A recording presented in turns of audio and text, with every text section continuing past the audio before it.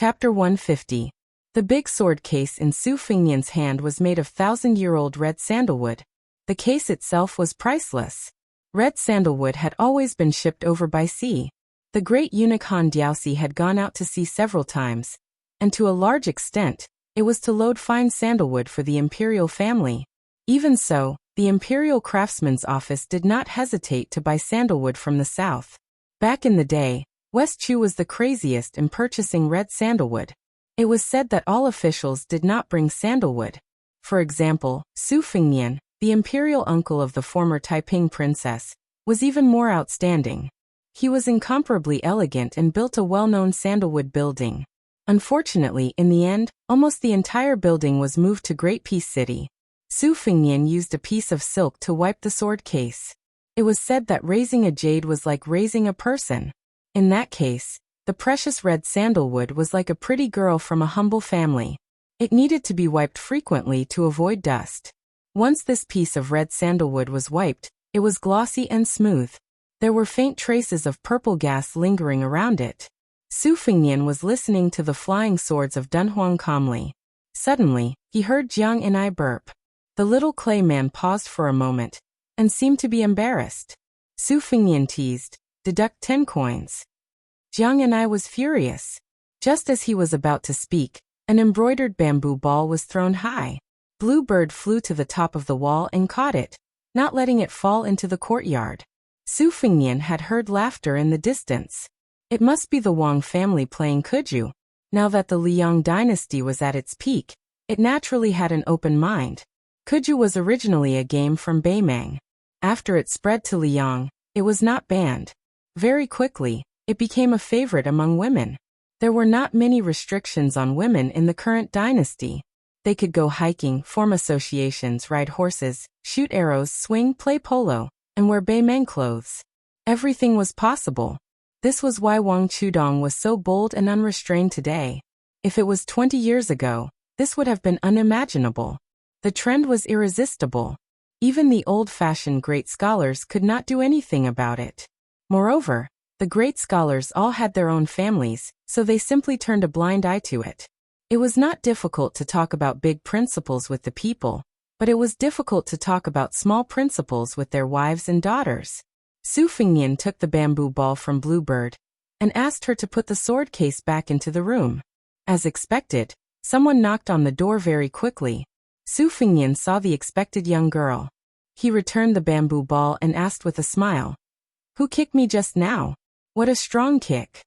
Wang Chudong stretched out her slender finger and tapped her nose. She was very pleased with herself. She had a lively personality and was not good at painting, but she was very good at swings, kuju and polo. However, during the banquet, Wang Lingquan seemed to be very proud of his youngest daughter's poetry. Su Fengnian really could not see how this little girl could be so good at writing. Moreover, with his second sister Su Weisheng and the female scholar Yin Dongwu in front of him, even the little clay figurine wrote the majestic, Daijing horn swearing to kill post. Su Fengnian did not think that any girl could enter his eyes in terms of poetry, calligraphy and painting. At this time, Wang Chudong had changed her clothes. She was wearing a narrow-sleeved robe, black boots and breeches, and a belt around her waist. Su Fengnian looked much more comfortable. A young girl who was imitating a married woman revealed half of her breasts. She was putting the cart before the horse. Where did the charm come from? That dress was more suitable for Shuxiu to wear. Wang Chudong asked tentatively, "Let's play Kuju together?" Su Fengnian shook his head and said, "No, I have to go to the market." Wang Chudong was excited when she heard this. She vowed solemnly, "Let's go together. I will bargain." Su Fengnian dismissed it with a smile. He let Bluebird call Yu Yue and the others. He then threw a glance at Jiang and I. The latter hesitated for a moment, but still decided to follow. She was unfamiliar with the place and the people. The main thing was that she did not have any concept of money. She really did not know what 1 silver could do.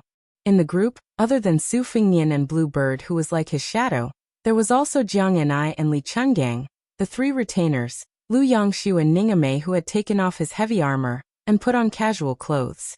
The bow-shaped iron halberd was also placed on the boat. Wang Chudong was kicking the bamboo ball along the way. Her movements were skillful and nimble. Her figure was like a swallow. It was very beautiful. When they arrived at the slightly deserted market, Su Fingnian did not expect that there would be a Qingfu silk shop on Laoshan Island. It was just nice to buy some clothes for Yu Yue, and some dispensable rouge and face powder. Su Fingnian was generous and did not give Wang Chudong a chance to bargain. The little girl was unhappy. There was a lakeside tea house in the market with an excellent view. The water vapor of the spring god lake was rising, and the fog was lingering. It was originally an excellent place to produce good tea, but it was only in recent years that the spring god tea became a tribute. Su Fingnian and Wang Chudong went to the top floor. Jiang and I and Old Man Li were still wandering around the market. Yu Yue and Xu Xiu were shopping together. In the end, only he and the Wang family's daughter were seated. Ning Mei, Lu Qiantang and Yang Qingfeng formed a triangle.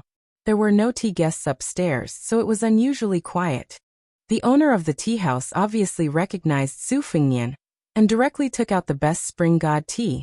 Wang Chudong volunteered to make tea for Su Fingnian. Her technique was mysterious, and her every movement was full of the style of a master. This made Su Fingnian have a whole new level of respect for her. The tea leaves that were picked before the Qingming festival curled up like a green conch or a sparrow's tongue.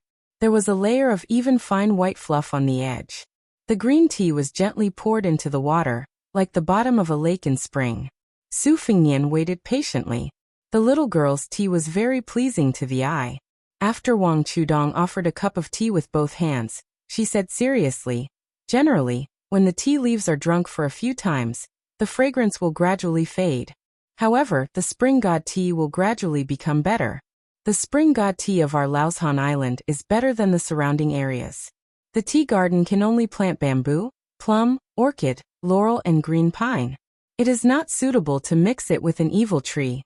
Therefore, the spring god tea of Laoshan Island has a long fragrance, but it doesn't have the fertile soil and green leaves." Chapter 151. Su Fingnian took a sip, but he couldn't tell what it was. He had never been interested in drinking tea, but now that he was at the spring god lake, he couldn't explain why he didn't drink the spring god tea. He thought of a poem. It was this poem that turned the spring god tea, which was kept in the house, into a tribute.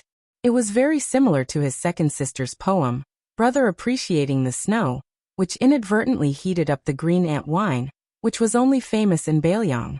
He subconsciously recited, "Since ancient times, those who know of this tea are few and far between. When a May 15 plucked, a snow-breasted green jade steamed." Wang Chudong blinked and asked with a face full of expectation, "Is this poem good?" Su Fingnian casually said, "It's pretty good. I've always admired heroes who can write poems. But it would be even better if I could see a young girl plucking the tea with my own eyes. Snow-breasted green jade steamed, listen, it's so poetic." Wang Chudong's face turned slightly red. Su Fingnian was confused and asked, "What's wrong?" Wang Chudong's ears were completely red. She didn't say anything and only lowered her head to drink her tea. A few young men and women came to the top floor of the restaurant. They were all dressed in brocade, and each one was more arrogant than the other. The leader of the group was a young official with an official's aura. When he saw Wang Chudong, his expression changed and he walked straight over. Just as he was about to strike up a conversation, he was stopped by Lu Qiantang. Wang Chudong frowned and whispered, "This person is Lieutenant Zhao's son. He's idle and uneducated. He's very domineering and annoying." Su Fingnian didn't suppress his voice. He squinted his eyes and smiled. "Lieutenant? What rank is he? Is he a third-rank official?" Wang Chudong couldn't help but smile. Her eyes were full of spirit. The gloominess and irritation she felt were swept away. She cooperated and said, not really. He's only a fourth-rank official." However, she was still a descendant of a rich family who grew up in the dangerous bureaucracy. She wasn't ignorant of the ways of the world. She quietly reminded, "This guy's sister is married to the prefecture overseer as a concubine. The people around him are all sons of Qingzhou's big families. Let's just ignore them." The fourth-rank general's son had always admired the Wang family's youngest daughter. Her father, Wang Lingquan, was the richest man in Qingzhou. He was known as the Hall of Gold and Jade. Half of Mount Lao was the Wang family's private property. They were also involved in the most profitable salt and iron business. Wang Lingquan especially doted on his daughter. He hated that he couldn't pick the moon for her. Back then, when he was competing with others to show off his wealth, Wang Lingquan covered the pond in Mount Lao's residence with a glass mirror that was worth 10 gold. He invited Qingzhou's high officials and dignitaries to admire the moon together. He and his father were present at the scene and were stunned. Furthermore, Wang Chudong, this little girl, wasn't simple. When she was young, there were several eminent monks and Taoist masters who read her fortune.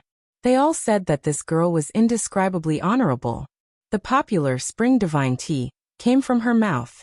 It was said that even the imperial concubines in the palace were full of praise and personally told His Majesty the Emperor. Thus, the spring divine tea became a tribute. The dandy surnamed Zhao, who relied on his elder sister to enter the Dragon Gate, and was able to do whatever he wanted in Qingzhou, saw LV Qiantong's evil dog blocking his way. Although this young master who was used to wearing fine clothes and riding a horse had a sword at his waist, the sword was only for decoration.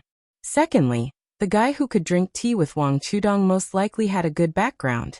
He was not stupid enough to draw his sword at a disagreement. If dandy were to kill each other indiscriminately like this, the world would be in chaos. Thus he squeezed out a smile and prepared to test the waters. He pretended to be familiar and said with a smile, "Chudong, who is this friend?" Who knew that Wang Chudong bluntly said, "Who are you to call Chudong? I'm not familiar with you." Su Fingnian, who wished for the world to be in chaos, nodded his head and said, "Yes, Chudong is only familiar with me." The two looked at each other and smiled. This tacit understanding was too much of a slap in the face. The dandy surnamed Zhao said gloomily, "Wang Chudong, don't think that I can't touch your father." Wang Chudong clenched her teeth. Just as she was about to poke this fox borrowing the tiger's might, Su Fengnian frowned and said, "You are the son of the king of Jing'an, Zhao Heng?" Everyone was dumbfounded. What was this? Why did it involve the king of Jing'an? The dandy of Qingzhou couldn't help but look at each other. The dandy surnamed Zhao, who had the same surname as the 6 kings, but had no relationship with them, laughed and said, "You dare to call the king of Jing'an by his name?" Su Fengnian wasn't interested in drinking tea. He just wanted to sit here and enjoy the scenery. He didn't expect to meet these idiots who ruined the scenery. He looked at Lu Qiantang indifferently. The latter didn't say anything and kicked the dandy surnamed Zhao to the wall. The people who only bullied others and had never been bullied hurriedly helped their accomplices and left the tea house. What else could they do? They could only call the servants to gang up on them. If they couldn't beat them, they could only use their parents' family. How could Su Fengnian, who was cursed as the leader of Bailiang, be unfamiliar with this? Wang Chudong slightly opened her mouth. The sparrow tongue in her mouth was more delicate than the one in the cup. Su Fengnian smiled and said, "Drink tea, drink tea." Wang Chudong, in turn, comforted Su Fengnian. She raised a bright and carefree smile and said softly, "It's okay. Even if the sky falls, my father will hold it up." The little girl seemed to have forgotten that her father had knelt in front of the dandy in front of her. Su Fengnian drank a mouthful of tea. Wang Chudong moved her little head closer and said mysteriously, "I'll take you to the lake, but you can't go back and tell my father." Su Fengnian agreed, and was pulled downstairs by Wang Chudong. They went to a secluded place by the lake. The little girl stood on a rock and whistled a series of times. Su Fengnian waited and waited. After waiting for half a cup of tea's time, he still didn't see any movement. Wang Chudong was a little embarrassed. She blushed and said, "Maybe it's still napping. It's the same as me. It loves to sleep." Chapter 152. Su Fengnian saw that Wang Chudong's cheeks were swollen and red, but she still did not give up. She looked very cute.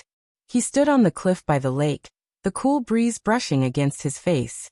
He was wearing a white robe with wide sleeves, and there was a red sandalwood hairpin in his hair bun. He stood with his hand on the knife, looking even more handsome. Wang Chudong carefully stole a few glances, but she always felt that she could not see enough. This girl was probably going to have her first awakening of love. She was born in a rich family where pearls were as valuable as earth, gold, and iron. Since she was young, she was the moon surrounded by stars.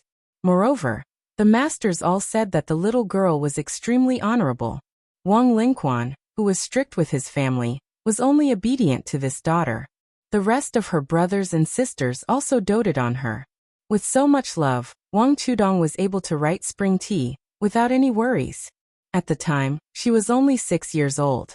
When she was 14, she wrote the first Snow in the East Wing that made countless daughters of noble families shed tears. Scholars praise this poignant novel as the first Snow in the East Wing, especially at the end of the story where a girl said that she hoped all the lovers in the world would be married. Just this sentence alone was better than 1,000 books. Although it was wantonly criticized by the great scholars of Jiangnan for not conforming to etiquette and misleading children, and there were also people who suspected that this novel was written by Wang Lingquan. The 10-year-old girl who did not leave the spring god lake was always so maverick. She always liked to sleep and play. When she was tired from playing on the swing, she was in a good mood, so she wrote a few hundred words of the epilogue of the East Wing. It was rumored that as long as Wang Chushue started writing, no matter how many words she wrote, they had to be sent to the palace on horseback to be handed over to the concubines who were obsessed with the East Wing. There was also a secret rumor that after Wang Chushue wrote to the death of the beauty who said the famous sentence, a concubine in the palace wrote to her with tears in her eyes, begging her to be merciful and not be so heartless. However, little Wang Chushue was not soft-hearted and firmly did not change a single word. When the Eastern Wing was finally published, it was the festive spring festival, so much so that none of the young ladies and madams in Qingzhou smiled that year. Many envious scholars, who had studied the books of the sages for decades, but could not make a name for themselves, called it a once-in-a-hundred-years strange event in the literary world. A scholar who was good at writing erotic poems in the boudoir did not hesitate to consider himself half a descendant of Wang Dongxiang. He highly praised the book, Dongxiang, and said that this book described the love between men and women, and did not leave any room for future generations. That poet was in his 50s, yet he was bowing and scraping to a girl who was not even 18 yet. Naturally, he had a mixed reputation. But after such a commotion, his originally mediocre reputation did indeed grow with the help of Wang Dongxiang. It was Su Fingyan who did not understand this. Otherwise, with his temperament of buying poems at a high price, how could he look down on this innocent and unaffected little girl standing next to him? It must be known that the person standing next to him was a contemporary female literary giant. Perhaps His Royal Highness would shamelessly ask for a few good poems. Since they were familiar with each other, he could ask for a friendship price. Su Fingyan saw that Wang Chushue finally did not have the strength to whistle anymore. She lightly patted her cheeks, as if she wanted to persevere. Su Fingyan could not help but joke, "Your friend lives in the water?" Wang Chudong nodded and said seriously, "On the day I was born, it woke up from the bottom of the lake and crawled to my door. Father said that it would be my lifespan. When I grow up around Qingming, I will find it to play." Su Fingyan curiously asked, "A turtle? Or is it a flood dragon?" Wang Chudong blushed and said, "How could a flood dragon crawl to my house? It is a big turtle with a wordless tablet on its back. It looks like a big turtle and is very stupid. The expert said that it was the divine beast that guarded the sea when you the Great was controlling the flood. When I was young, I sat on its back and swam up the spring god lake. When it was happy, it would dive into the water and almost drown me." Su Fingyan was shocked and said, "Wang Chushue, not bad. I didn't know that you were so talented. I used to know a Taoist priest who rode a green ox on Mount Wudong. You are even better. You are already riding a big turtle." Wang Chudong smiled and revealed a pair of small canine teeth. She was obviously very proud, but pretended to be modest and said, "It's just SSO." The waves suddenly splashed and a huge monster appeared on the lake. Its shell was 20 feet wide and it carried a big tablet. In Shuowenjiezi, it was recorded that the turtle was the biggest of the beetles. Su Fingyan carefully read a brief introduction to the scenery of Shenzhou and Tianlushiyu, because of the snow-white spear falcon. The latter's dragon breeding chapter had a detailed description of the turtle. Turtles like to sleep, especially the kuei turtle. They did not come out of the water unless it was in a chaotic time. Now with the kuei turtle that was chopping the waves, Su Fingyan had 6 Fingyan and a pair of young kuei. As for the divine creatures that he had heard of, The top one was the red-crowned crane left by the sword immortal Lu Zhu on Mount Wudong, and the black tiger that listened to Qi Xuanzhen's scriptures for more than 10 years. Su Fengnian hugged Wang Chushua's slender waist and floated down the cliff to the turtle's back. The little girl could swing up to 3 stories high. The onlookers were all shocked, so of course they were not afraid. Su Fengnian stood on the turtle's back and thought it was ridiculous. He looked at the tablet and found it was really blank. The turtle's ancestor was so huge that it was like a small boat. Su Fengnian estimated that it would be fine even if a dozen strong men stood on it. Tianlu Shiyu mentioned that riding the Kuei turtle with a tablet could lead to the celestial mountain on the sea. The emperors of the past dynasties had spared no effort to find its trace in the rivers and lakes. The leader of the eunuchs, Han Diaoxi, went to the sea to buy sandalwood. He might have the intention to find the celestial mountain. Wang Chushua squatted on the turtle's back and patted its head affectionately. She said, "Big Black, let's go play in the middle of the lake. Remember not to be seen." The turtle slowly swam in the lake, as steady as Mount Tai. Su Fengnian said softly, "Chushua, you shouldn't let other people know that you can attract the camel tablet turtle. Otherwise, it will cause trouble." Wang Chushua, who was hitting the turtle's head, turned her head and said, "You are not an outsider." Su Fengnian smiled and said, "We just met for the first time. How can I not be an outsider? I really wonder why you haven't been abducted by others until now." Wang Chushua made a face and said, "I know you are His Royal Highness Su Fengnian. Other than the ancestors of heaven and earth, only the Great Pillar State can make my father kneel. The last one is you. I'm not stupid." Su Fengnian was relieved. He always felt uneasy when someone was trying to please him for no reason. No matter how handsome he was, it was unlikely that a young girl would fall in love with him at first sight. If it was because Wang Lingquan had been beating around the bush for more than 10 years, it would make sense. With Su Fengnian's temperament, he must have made up his mind to stay with Wang Chushua and leave Ningamei and the others aside. Su Fengnian had a headache and said, "Then you dressed like that at the ferry in the morning. Did you want to prove whether that infamous His Royal Highness is really greedy for women's plump bodies?" Wang Chushua didn't hide it. She nodded with a smile and said, "It's okay. Your eyes are just a little strange. You don't look like a lot of good-for-nothings who come to Mount Lao to play. Those silk dresses, thin blouses, and silk underwear were all borrowed from my big sister. I thought I would look good in them. Alas." Su Fengnian bent down and rubbed the little girl's head. He comforted her and said, "They are ugly, but when you grow up, you will look good in them." Wang Chushua, who was squatting, said with a bitter face, "I won't grow tall." Su Fengnian laughed and took 2 steps back. He leaned against the stone tablet and felt a chill on his back. He placed the embroidered winter-spring thunder on his knees and looked at the night view of the lake. The 800-mile-long spring god lake seemed peaceful now, but it was hard to imagine that it was full of smoke and fire in the past. Some people were heroic with their feathered fans and silk headscarves, while some were dejected and defeated dogs. One could reach the ghost town of Xiangfan by boat on the lake. Who was the 36,050 grand ritual of the cycle for? The court only heard of the king laughing when he won, and never heard of the defeated crying. Take the girl's father, Wang Lingquan, for example. If he didn't have a treasure bowl in his hand, no one would have bothered to find out that Wang Lingquan was the one who led Su Zhao's horse. It was interesting to say that few people in the Bailiang army had a good ending, but those who led the horse for the butcher were mostly rich and powerful. While Su Fengnian was lost in his reverie, Wang Chushua had finished fooling around with the big turtle, so she sat facing His Highness in a daze. They sat opposite each other. He had a pair of knives on his knees, and she, who was only 28 years old, wrote First Snow in the Eastern Wing, with a brush and a knife. Su Fengnian, who lived in northern Liang and had never heard of the Eastern Wing, and the Little Prince's Eastern Wing, naturally didn't know that the character of the desolate woman in the book was the girl in front of him. Su Fengnian suddenly asked, "Wang Chushua, since you are friends with the big turtle, why didn't you hold back when you were eating the black chicken stewed with turtle? I saw that you ate the most happily at the table." Chapter 153.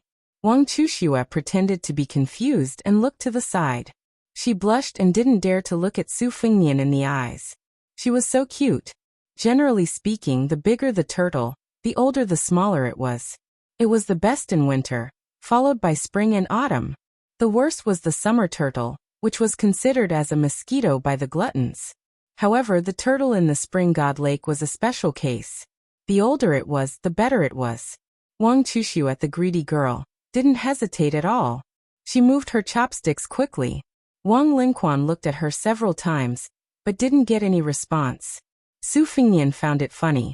He was disgusted by her dress, but after the meal, he liked her a lot. Women were straightforward, innocent, and beautiful. No matter how beautiful a woman was, if she acted coquettishly, it would be a death sentence in Su Fingnian's eyes. Wang Chushue seemed to want to change the topic. She didn't hesitate to use her trump card.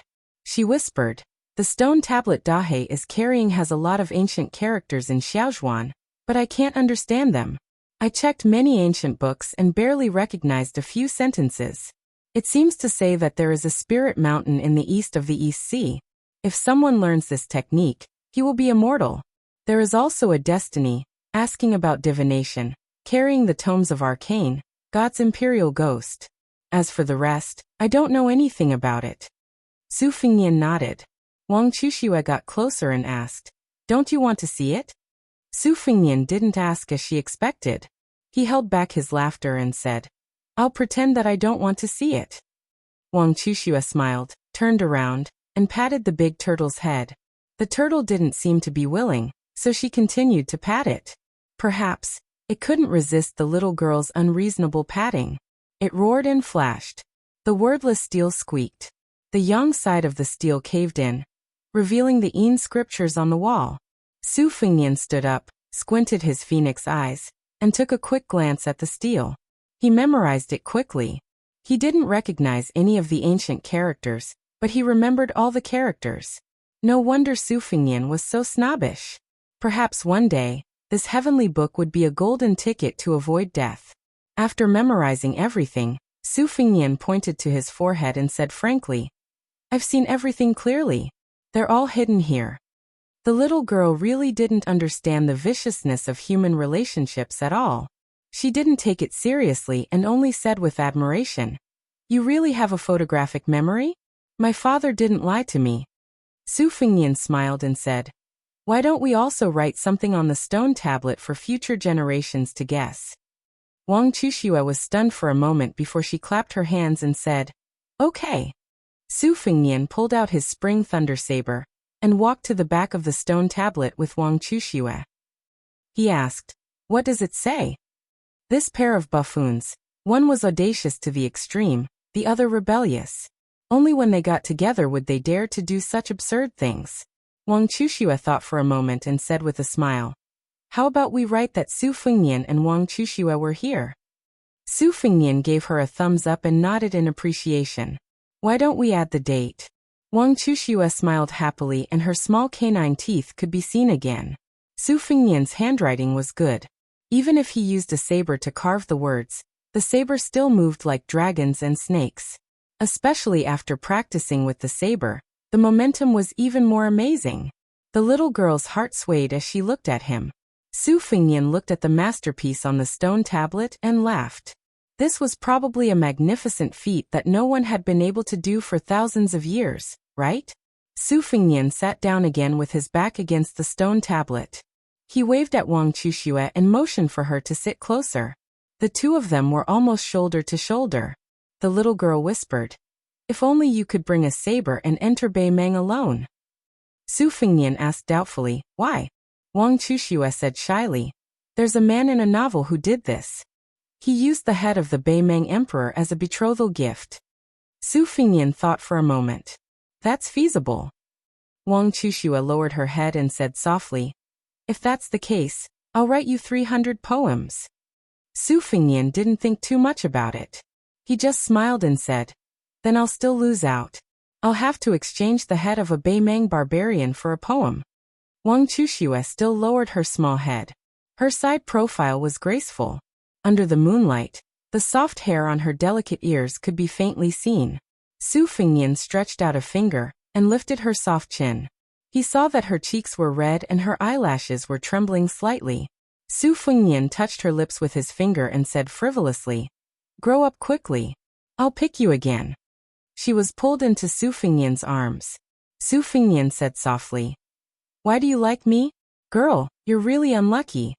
Wang Chuxue played with her fingers. Her eyes were absent-minded. "I've known you since I can remember. Father said that you'll definitely be the most amazing man in the world. I've been listening and watching from Mount Lao.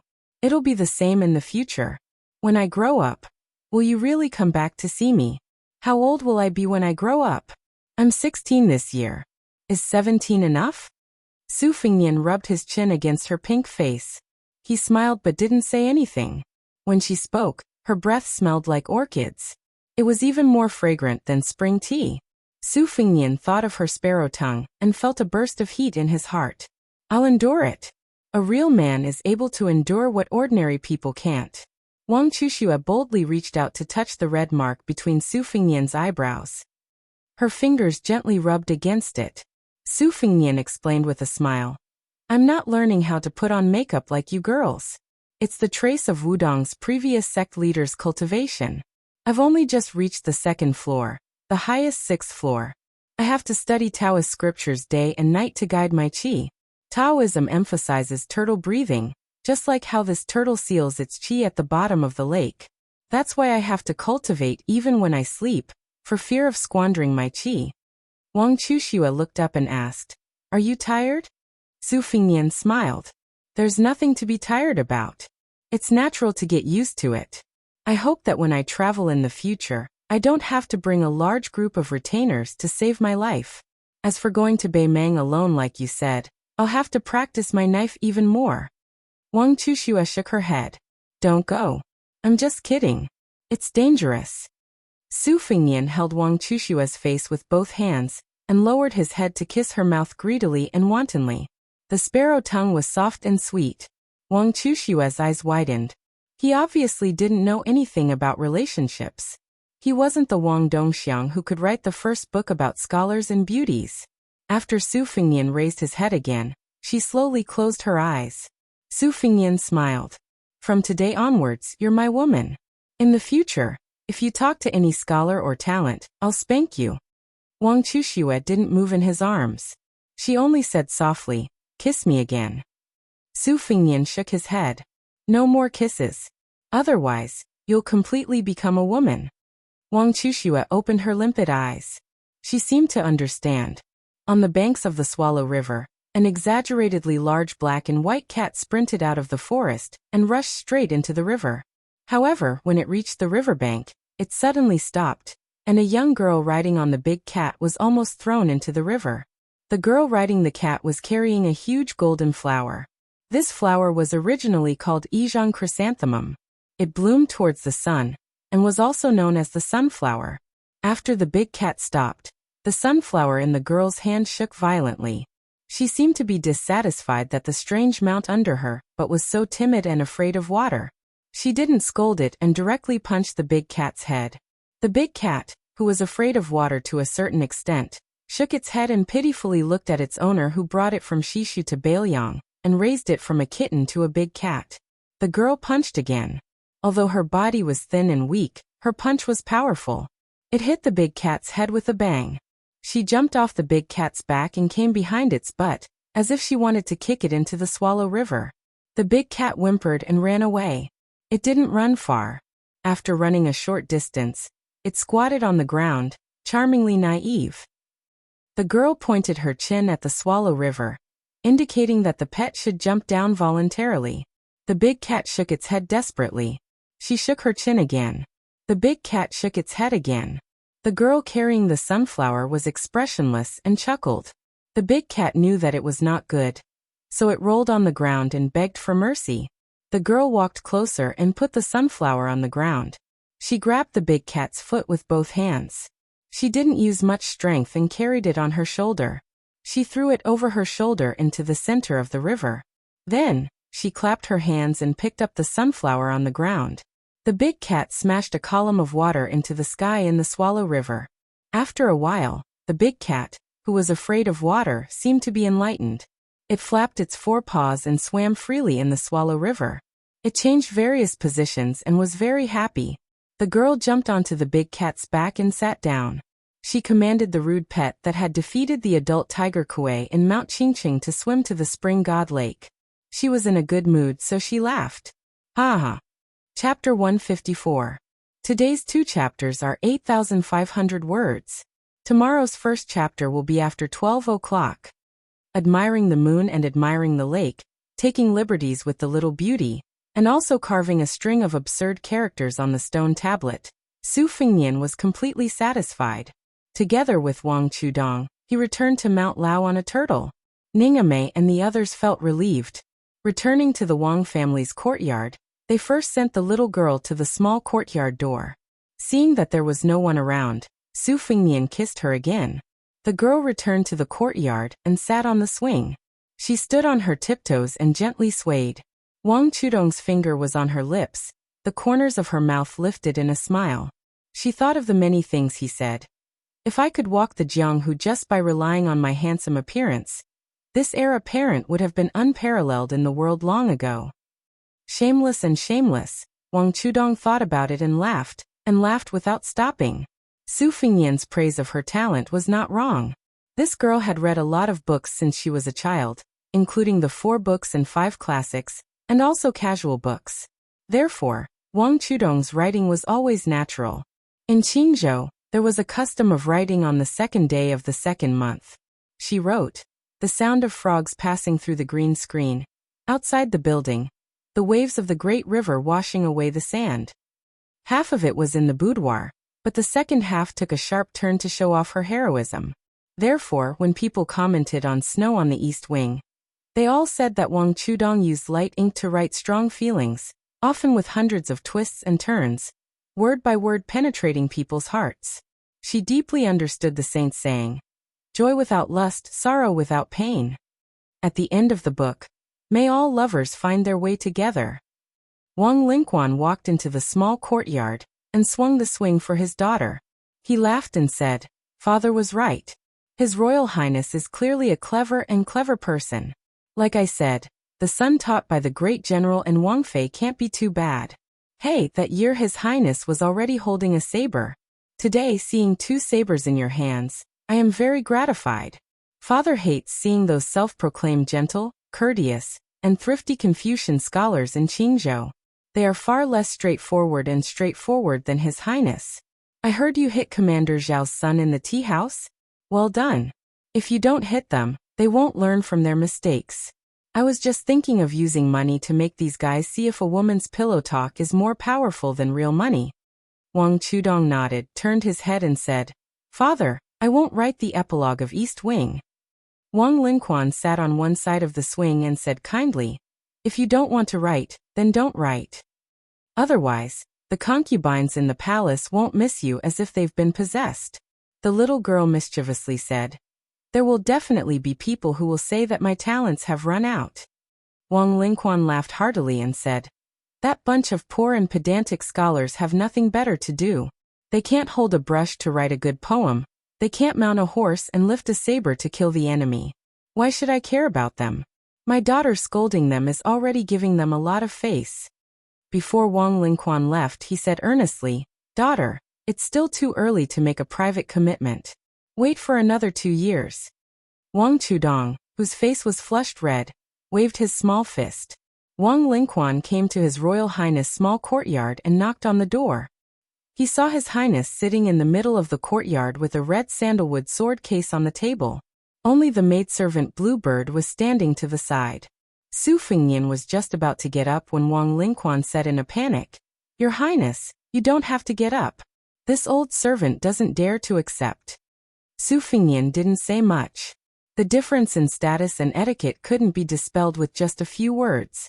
After Wang Lingquan sat down, he carefully looked at the sword case that he didn't dare to forget for so many years. After all the old soldiers left the Bailiang army, there were a few things that they couldn't forget. When he was in the barracks, there was an invincible Su flag. Wang Lingquan was a real soldier of Su Shao and was fortunate enough to see and remember more things. One of them was the sword case on the table. The sword case was hidden in the sword case. In Wang Fei's hands, It could be described as 10,000 li grieving wind, one cold sword. It was worthy of being called the first sword in the world. There was a poem in the previous generation that said, "One sword light 30 provinces, Gang Chi shooting bull." It was enough to show Wang Fei's peerless talent. Wang Linxuan's eyes filled with hot tears as he looked at the sword case. These years he was stained with the stench of money. But in the dead of the night, every time he thought about the general's ferocious army, and throwing 100,000 horse whips into the river, he would be extremely excited. It was this spirit that supported Wang Lingquan until today. Su Fengnian slowly closed his eyes and brushed 2 fingers across the sword case. There were 18 words engraved on the sword case. It was his mother who had personally written them. His mother was the previous sword crown of the Wu family.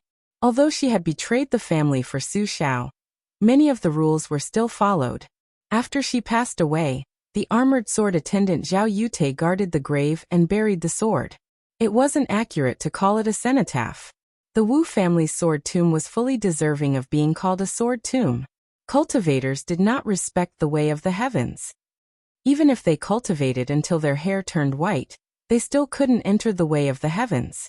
So on and so forth. If a swordsman didn't respect or feel close to his sword, most likely his realm wouldn't be very high. Although Dong Tai, who had carried the great cauldron of swordsmanship for Li Chungang, casually carried a peach blossom branch and seemed unrestrained and not proper as an expert, Dong Tai had already made it clear that it wasn't that he disdained to carry a sword. It was just that there were very few opponents in the world who were worthy of him using a sword. Wang Xianji was one of them, and Chao Guanzi and the like were only half a match. Su Fengnian's journey this time wasn't simply to vent the resentment he'd held in for 3 years. Other than secretly drawing the geography of several thousand li, it was also to connect with Wang Lingquan and the other former Beiliang subordinates. These weren't imparted to him by Su Xiao, who was publicly acknowledged in the dynasty as a lovable father who never nagged Fengnian about how to act and how to conduct himself. Ren Tu only allowed His Royal Highness to cause trouble, and then happily cleaned up his son's mess. His Royal Highness had groups of retainers and death warriors under his command. Why did he have to practice the blade alone? He didn't really want to simply be a fierce general who charged and broke through enemy lines. For this kind of thing, he had a younger brother, Huang Manor, who was born with divine strength. In the future, Su Longxiang would carry the blade. Who could compete with him? No matter what, it wouldn't be Su Fengnian's turn. Was it for old Huang's sake? Did he want to retrieve the sword case at the top of Martial Emperor's city for the old servant who had lost his front teeth? Part of the reason was, but the most secretive was the most difficult thing for the Su family to let go of. Chapter 155. Before the Su family rushed to Beiliang, the Wang Fei had gone to the palace alone. At the time, there were more than a dozen first-level aces present, half of them from the inner court and half of them from Jianghu. This was a taboo that those who knew about it kept quiet out of fear. It was a secret that had been covered in the dust of history in a short 20 years. Su Fengnian knew what the old emperor was planning. If Su Xiao did not have a son, so what if he was also the king of Beiliang? Su Fengnian didn't even need to be reminded of such a clumsy emperor scheme. The 300,000 steel cavalrymen would eventually become the property of the imperial family in the future. As for the hidden aces of Jianghu, most of them had their families destroyed when the Su family rode their horses into Jianghu. Or they were the ancestors of the 10 great clans who wanted to avenge their country and family. They had dealt a fatal blow to Su Xiao when he was at his peak. Was there a better way to vent their hatred? However, they had not expected that the pregnant Wang Fei would go from being a sword in the mortal world to being a sword in the mortal world. When a martial artist surpassed heavenly phenomenon and became a swordsman on land, he could no longer be measured by common sense. In the long run, both sides had suffered great losses in that battle. There was no winner. The Beiliang cavalry, who had been loyal to the dynasty, had formed an irreparable gap with the court. The Wang Fei had fallen ill and died young. Su Fengnian had a book of life and death. It recorded the names of the dozen people who had appeared in the palace that day. 1/3 of them had died suddenly, none of them from old age. Su Fengnian was already 30 years old. In the future, he would want to kill these people with his own hands. Even if he could not do it in his lifetime, It was better than doing nothing. Su Xiao had not hesitated to become enemies with the entire Jianghu for the sake of the court's 100 years of prosperity. Su Fengnian wanted to flatten this Jianghu even more than Su Xiao. There were always some things that did not need to be explained. Su Xiao could bring him 20 years of stability. When he went out, he would be escorted by armored cavalry, and there were even death warriors in the open and in the dark. However, Su Xiao would also grow old one day. Su Xiao's heart was built by fighting for the country. Su Fengnian wanted to fight for the Su family and take over the Bailiang cavalry. This was not a small matter. Bailiang valued military service and revered martial arts. If he really listened to his second sister Su Weisheng and wholeheartedly took over the army, Su Fengnian did not have the confidence. Su Fengnian had been asking himself all these years, without Su Xiao, what was he? Su Fengnian subconsciously tightened his grip on his swords and exhaled a long breath. Wang Lingquan recalled the past and said with emotion, when the great general pacified Western Shu, military advisor Zhao was only 10 li away from the imperial city of Western Shu. Unfortunately, he died of illness. The great general led the army to break the river to comfort military advisor Zhao's soul in heaven, who in Western Shu would not be afraid. Su Fengnian said in a low voice, the Bailiang cavalry can only fight to the death. Wang Lingquan nodded. Only fight to the death. The art of war was deceitful, but Su Xiao did the opposite. No matter how aggressive his army was, the Bailiang cavalry could only fight to the death. Su Fengnian smiled. Su Xiao's visit to the capital to meet the emperor will most likely create a mess in the capital. Wang Lingquan kept quiet and did not dare to speak. Su Fengnian did not mind telling this old soldier some family matters that would cause a huge uproar. Wang Lingquan dared to kneel and cry at the dock in front of countless eyes. If Su Fengnian did not even have this much magnanimity, he would not be able to take over Su Xiao's horsewhip in the future. He did not even need to wander around Jianghu. It would be better for him to go back and hide in Bailiang Palace. He signaled Blue Bird to bring some wine and said, Uncle Wang, we are all family. Let's not talk about being strangers. When I came to Mount Lao this time, you openly displayed the attitude of an old subordinate of Bailiang. You are destined to be targeted by many people in Qingzhou and even the imperial court. I will tell Chu Lushan to keep an eye out for you. If things really get out of hand, I will let Su Xiao speak. I don't believe that the king of Jing and Zhao Heng, who was whacked by Su Xiao on the head with a horsewhip, will dare to offend him. As for Su Xiao coming to the capital, I guess he is going to ask for a clear result of my hereditary succession, to ensure that in the future I will be able to wear a large yellow satin boa robe that will not lose to his court robes. Hereditary succession. When Wang Lingquan, who usually looked old and dim-sighted, heard this, his eyes immediately lit up.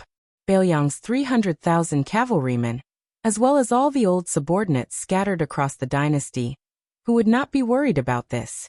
The meaning of the word hereditary was clear. It meant that one would inherit one's father's title, salary and land.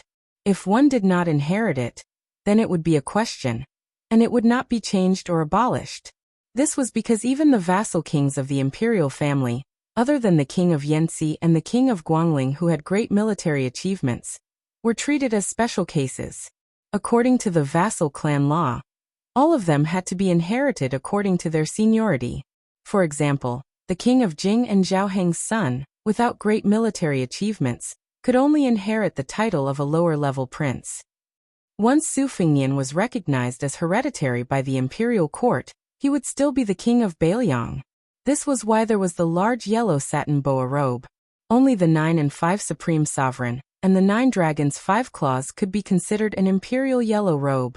Su Fengnian did not mind wearing the boa robe to trample the Jianghu. He just wanted to anger, scare, and beat those bastards to death. Wang Lingquan only felt satisfied. At this moment, Blue Bird brought over some good wine. The old man drank a cup and wiped his mouth with a smile. Now, no one in Bailiang will dare to be dissatisfied.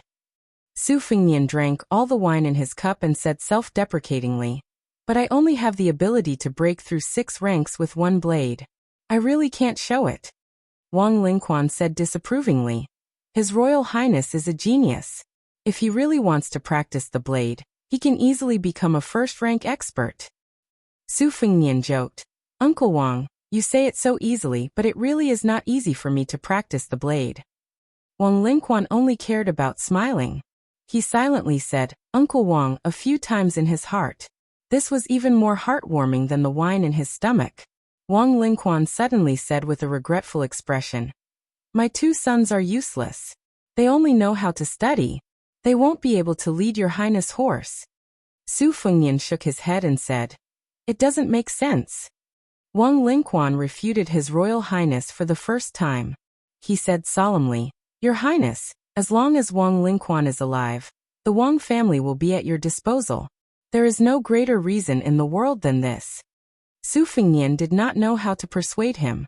He raised his cup and drank the wine in the glass again. He said softly, I just don't know if the imperial court will take away Su Zhao's title as the pillar of the nation. Wang Lingquan was silent. The 2 drank a pot of wine. Wang Lingquan respectfully knelt on the ground again before he got up and left. Su Fengnian turned his head to look at the sword case. He looked at the 18 words. This sword calms the injustices of the world. This sword does not let down the world. Chapter 156. Su Fengnian drank jug after jug, 3 jugs of wine in a row, and then fell asleep directly on the stone table. Blue Bird covered his royal highness with a mink coat and sat quietly on the side. Su Fengnian woke up early in the morning and saw Blue Bird sitting upright and still. He smiled apologetically, while Blue Bird smiled. Su Fengnian pulled out his xiudong and practiced his saber in the courtyard for 2 hours. He began to try to select the most exquisite sword moves from the compendium of 1,000 swords Materia Medica, whale-killing sword, flying swords of Dunhuang, Green Water Pavilion sword practice record, and other secret manuals. He then integrated them into his saber art. Using the mental cultivation method of riding an ox as a foundation, he strived to merge them all into one. However, it was easier said than done to reach the pinnacle of the 50 moves that Aunt Zhao had suggested. At this moment, Su Fengnian's saber practice inevitably failed to draw a tiger, and ended up looking like a dog. His saber movements were rather stagnant. Practicing like this would only yield half the result with twice the effort. However, Su Fengnian had an advantage that no one paid attention to, which was that he had cultivated an extraordinary willpower since childhood. As a child, he had copied books. As a teenager, he had played chess, and he had traveled for 3 years in 6,000 li. As His Royal Highness, he had an impetuous temperament. Otherwise, with his family's numerous lackeys and his background of owning an arsenal, how could he calm down and practice his saber? Until now he had only broken 6 with 1 saber move. If it were other arrogant sons of aristocratic families, they would have stomped their feet and cursed. After sweating all over, he returned to his room and changed into the clean new clothes that Blue Bird had bought at Qingfu Satin Shop yesterday. His whole body felt comfortable. Just as he was about to eat breakfast, he saw that Wang Chudong, who slept the most in the world, was up early for the first time. She stood at the entrance of the courtyard and pinched the corner of her clothes. Su Fengnian waved his hand and they ate together. Wang Chudong ate in a carefree manner. Su Fengnian wiped away the remaining food from the corner of her mouth several times. Today, Su Fengnian was going to leave Mount Lao to go to Xiangfan, which was said to be the second Fengdu. As the breakfast neared the end, Wang Chudong's expression became more and more miserable. Even with her shrewdness, she couldn't hide it. Su Fengnian also didn't try to persuade her. After eating, he took the little girl to the White Jade Guanyin. When Su Fengnian told her not to see him off later, Wang Chudong was completely heartbroken. She sobbed and wiped her face like a kitten. She said vaguely, "When I grow up, remember to come back and see me." Su Fengnian flicked Wang Chudong's nose and teased, "Look, your face is covered in tears. No wonder they say that a grown girl can't be kept at home. Your father loved you for nothing." Wang Chudong, who won first place in the world, wrote in the book that the woman who loved him died. At that time, she also hid and cried secretly. However, after she was addicted to sleep, eat, and play, her tears faded. However, she didn't know that when Wang Chudong was no longer Wang Chudong, and was only a young queen in the beginning of winter, not to mention parting with death. Even if they were fated to meet again, it was also so heart-wrenching. She wanted to tell Su Fengnian that she might not like to sleep in the future. She wanted to ask what she should do if she missed him but couldn't see him. However, She could only cry and couldn't say anything. Su Fingyan couldn't bear to see a woman cry. He couldn't bear to hear her sobbing. He raised his voice and told her not to cry. She immediately closed her mouth obediently. Su Fingyan didn't know whether to laugh or cry. He stretched out his hands and pinched her red face. He lowered his head and touched the tip of her nose. He said softly, "Don't worry. On the way to the southeast, there will be a lot of gossip about me in Qingzhou. Just wait, there will be a surprise." Wang Chudong nodded and squeezed out a smile. "I will write a poem for you." Su Fingyan didn't take it seriously. He also promised the little girl that he would write a poem for a Beimeng's head. If there really was such a day, wouldn't she be busy to death? Su Fingyan suddenly felt a little annoyed that he was too careless in leaving a mark in her heart. He remembered that Yu Yue once sang a poem, "When you're ignorant, you don't miss. Only when you miss, will you miss." Wasn't it talking about the young girl in front of him? His Royal Highness, even in the Wutong Yuan of the prince's mansion, other than Bluebird and Sweet Potato, he didn't dare to have any feelings for the other maids. He didn't overdo it for more than 10 years. What he was afraid of was those unpredictable natural and man-made disasters. If a woman close to him withered away, Su Fingyan didn't want to bear this pain. Su Fingyan didn't know that this poem of lovesickness happened to come from Qingzhou's Wang Dongxiang's first snow. It could be said that Wang Chudong's words came true. The group of people arrived at the dock. Su Fingyan boarded the boat and sailed further and further away from Mount Lao. Yu Yue walked forward and whispered, "You don't know Wang Dongxiang?" Su Fingyan was baffled and asked, "Who?" Yu Yue smiled playfully and said, "You haven't read First Snow in the East Wing?" Su Fingyan frowned and said, "When I heard Li Hanlin say that the ending was completely dead, I didn't want to flip through it. Last time when my eldest sister returned to Liangzhou, she brought a copy of East Wing with her and forced me to read it to her. It wasn't easy for me to escape." Yu Yue lowered her head and stroked the white cat Wu Meinyang. She said softly, "That Wang family's youngest daughter is Wang Dongxiang, from First Snow. I wish all the lovers in the world will find their way together." This sentence is even familiar to Beimeng. Su Fingyan whispered, "No wonder." Yu Yue raised her head and said, "Wang Dongxiang can not only write graceful poems. Although she has never traveled to the border, she can even write frontier poems with a special charm. I came to Liangzhou and didn't recite poems. Turns out Liangzhou is a magnificent literary work. Even the Great Pillar State praised this poem before." Chapter 157. Su Fingyan laughed and scolded. Su Xiao doesn't know anything about poetry. However, His Royal Highness added softly, "But the little girl's poem is indeed a little interesting." Yu Yue smiled. Wu Meinyang, who was getting fatter, stretched lazily in her arms. In the ghost town of Xiangfan, there was one of the 6 feudal lords. The king of Jing and Zhao Heng was one of the few princes in the imperial family who was good at both civil and martial arts, but he was neither high nor low. His literary talent was not as good as his younger brother, the king of Huainan, and his martial arts were not as good as his 2 brothers, the king of Yinlu and Guangling.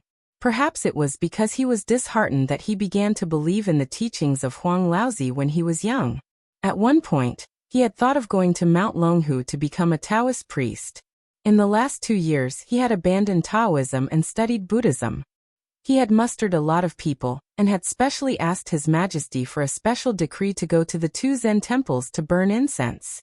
He had even taken the initiative to become a disciple of the black-clothed monk, Yang Taisui. Unfortunately, the sickly old monk had turned a deaf ear to him, and had never paid him any attention. Zhao Heng was now studying the Western sect. He had 108 luan beads in his hands all year round. He was as melancholic and fickle as a woman. Su Xiao had said that Zhao Heng was as gloomy as a jealous woman. He prayed to Buddhism because he had committed too many sins in his early years. He wanted to have peace of mind. Among the 6 feudal lords, he was the least manly one. The 3 ships had not gone far from Mount Mao when 2 ships from the Spring God Lake approached them. Compared to the ship Su Fingyan was standing on, it paled in comparison. Su Fingyan squinted his eyes and looked over. The Bailiang cavalry had destroyed cities and destroyed countries with irresistible force during the Spring and Autumn War. It could be said that they were invincible. However, they were not good at naval warfare. Therefore, Su Fengnian had done a lot of research on the navies of various countries during the Spring and Autumn War. There were more than 40 types of warships of different sizes on the Spring and Autumn War, and he had dabbled in many of them. The ship in front of him was called the Yellow Dragon.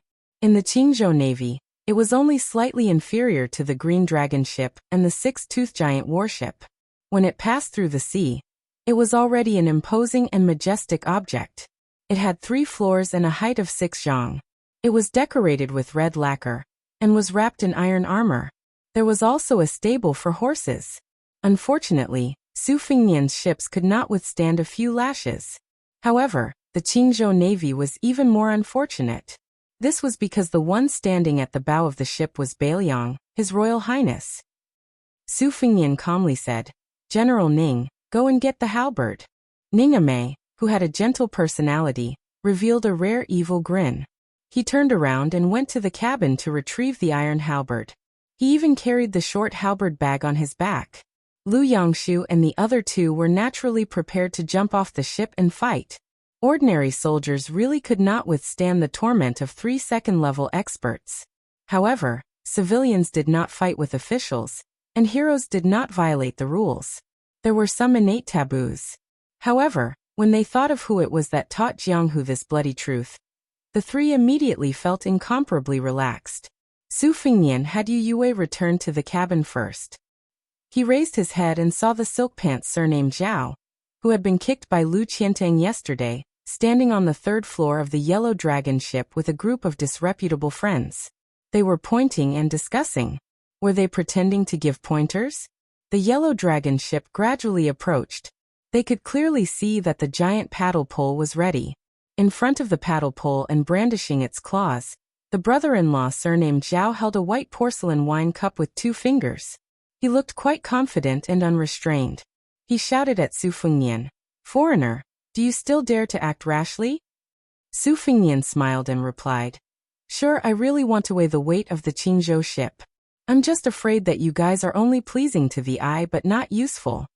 The man surnamed Zhao subconsciously glanced at the young master surnamed Zhao from the corner of his eye. This person of the same age had an elegant appearance, but his actions were low-key and restrained. Even when interacting with them, he did not put on any airs. He had an excellent reputation in Qingzhou. The son of the governor looked down from above and asked, "Do you dare to repeat what you said yesterday?" Su Fengnian knew that this was a trap that could be seen through at a glance, but he still smiled indifferently and said, "The name of the king of Jing'an? What harm is there in saying it? The son of the vassal king Zhaoheng is standing here. I can still beat him to the point that when he returns home, even Zhaoheng won't be able to recognize him." The man surnamed Zhao was overjoyed. He glanced at the refined young man beside him, who no one in Qingzhou dared to call himself a young master of a noble family in front of, and revealed a hint of gloominess that was hard to see. The fair-skinned young master with a jade-like complexion took a step forward. As soon as he stepped forward, the foppish Zhao immediately retreated. The young master looked straight at Su Fengnian and said calmly, "Don't regret it." Su Fengnian raised his hand. The 100 Phoenix Battalion soldiers on the 3 ships all came out of their cabins. They stood with crossbows in their hands, and the moment they unsheathed their standard Bailiang blades that were as clear as snow. As a result, it was the Qingzhou Navy that was in a difficult position. Was there really going to be a battle on the water today? The commander of the Phoenix Battalion, Yuan Meng, was even more fearless. He repeatedly made hand signals to supervise the battle. The Phoenix Battalion was originally the cream of the crop among Bailiang's light cavalry. They were among the best in horse battles, foot battles, and night battles. The boatman at the helm had long been controlled. The 3 ships instantly drew an arc, forming a triangle. Although the Bailiang army was not good at water battles, that was only in comparison to horse battles. What about the Qingzhou Navy? Back when the Bailiang cavalry surrounded Xiangfan, the Navy soldiers on these 2 ships were still sucking on their mother's milk, right?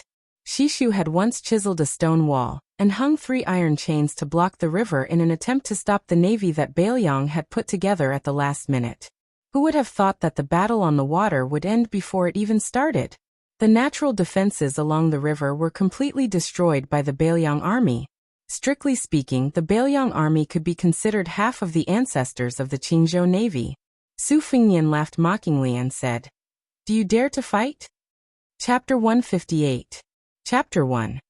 Since the spring god lake had stopped burning after the spring and autumn war, could it be that the 3 merchant ships were going to give the Qingzhou navy a taste of meat?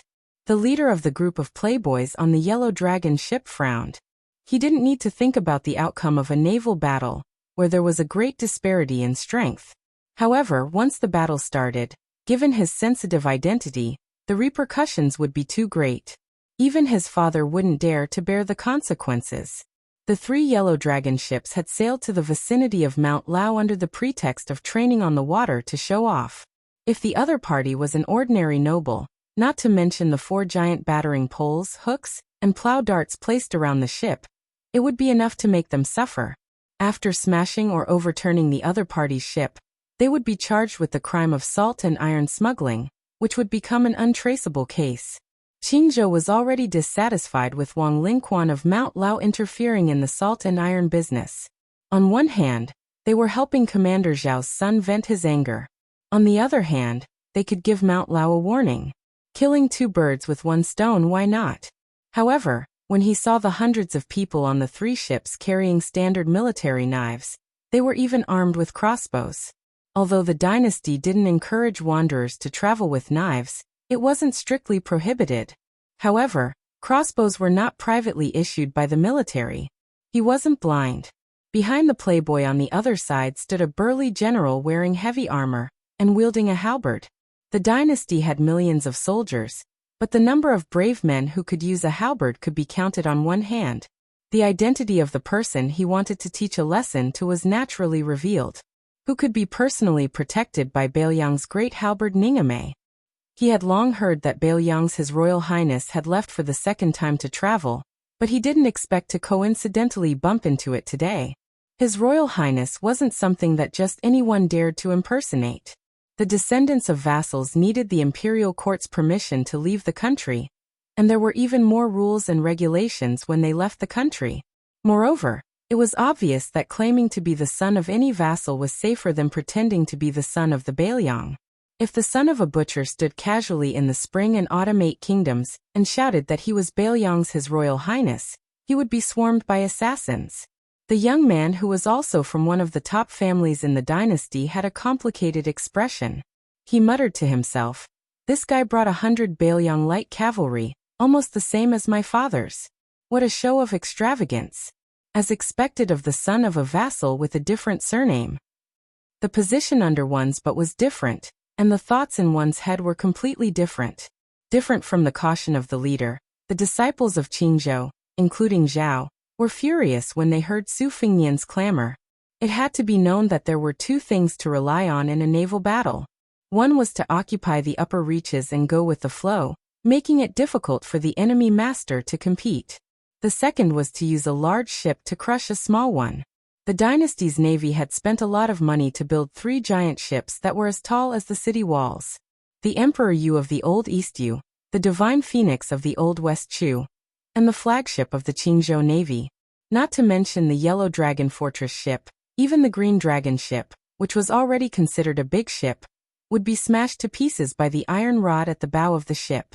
The difference between the Yellow Dragon and the 3 giant ships was undoubtedly the difference between the merchant ship and the Yellow Dragon. Where did this guy get the courage to say, "Do you dare to fight?" How much courage did he have to eat to be able to do this? Other than the leader, there were 2 people with the most radical and impetuous personalities. Other than the leader, Zhao, whose father was a lieutenant, and Wei Wei, whose father was the head of the Qingzhou Navy. Wei Wei had always been secretly cursed by the people of Qingzhou as an evil dragon. Relying on his father's power, he liked to forcefully kidnap girls and take them to the lake to do whatever he wanted. After the deed, he would either bury them as corpses or strip them naked and force them off the ship. Most of the latter could not bear the humiliation and wanted to commit suicide by jumping into the water. The most outrageous thing about Wei Wei was his ability to draw a 3-stone bow. Once a girl fell into the water, she would be shot to death by his bow. His father was known as the Dragon King of Qingzhou. Wei Wei, this birdman, was illiterate. Normally, he would act like a hawk or a dog on the street. Whenever he saw a scholar dressed like a scholar, he would beat them up. He had learned 70 to 80% of his ruthlessness from his father. In his life, he admired Li Hanlin, one of the four evils of Liangzhou, the one who set up the beast cage. He often said that if he had the chance, he would definitely become sworn brothers with Li Hanlin. Wei Wei immediately flew into a rage. In his life, there were two things he hated the most: the refined scholar and the more domineering young master. The guy standing at the bow of the ship was complete. No matter how he looked at him, he did not find him pleasing to the eye. Daring to spout nonsense in his territory, he was tired of living. Turning his head, he angrily shouted at a distant servant, "Go get the bow for me." The servant hurriedly ran to get the large bow that was stained with blood. The two Yellow Dragon cruise ships had a total of 400 people on board. In the five elements, earth prevailed water, which was yellow in color. Therefore, the soldiers on board the ship wore yellow clothes and yellow hats. They were called Huang Tulang. Each Yellow Dragon cruise ship was equipped with 10 spears, hook axes, 32 crossbows, 3,300 arrows and 40 armors, according to the military book controlling the enemy on water. Among the Huang Tulang, those who were good at fighting were given the title of Chiomansi. The Yellow Dragon cruise ship had more than a dozen Chiomansi. Moreover, the two Yellow Dragon cruise ships were fighting with the wind. No matter how you looked at it, they were far superior to the enemy's 100 crossbows. Victory was in their grasp.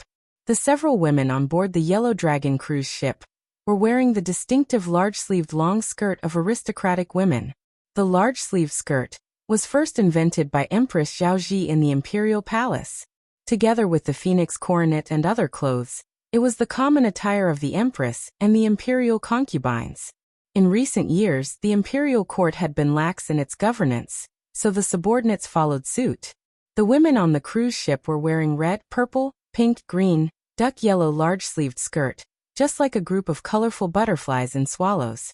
They were wearing luxurious clothes, so their mentality was slightly different from the young master brothers on the same ship. They did not have any strong hostility toward the man with the twin sabers. In their eyes, they only thought that he was a distinguished and elegant man. One saber was long, the other was short. The long saber was beautiful, the short saber was simple and unadorned. The style was completely different. Standing at the bow of the ship facing the 400 Qingzhou ship soldiers, he did not show the slightest bit of fear. Even more so, the man's graceful bearing was like a jade tree facing the wind. Let's not talk about whether he was an embroidered pillow or not. Just based on his bold attitude, it made their hearts palpitate. They did not care about the two armies confronting each other with swords drawn and bows bent. Two of the bolder daughters of Qingzhou's powerful families had already quietly cast flirtatious glances.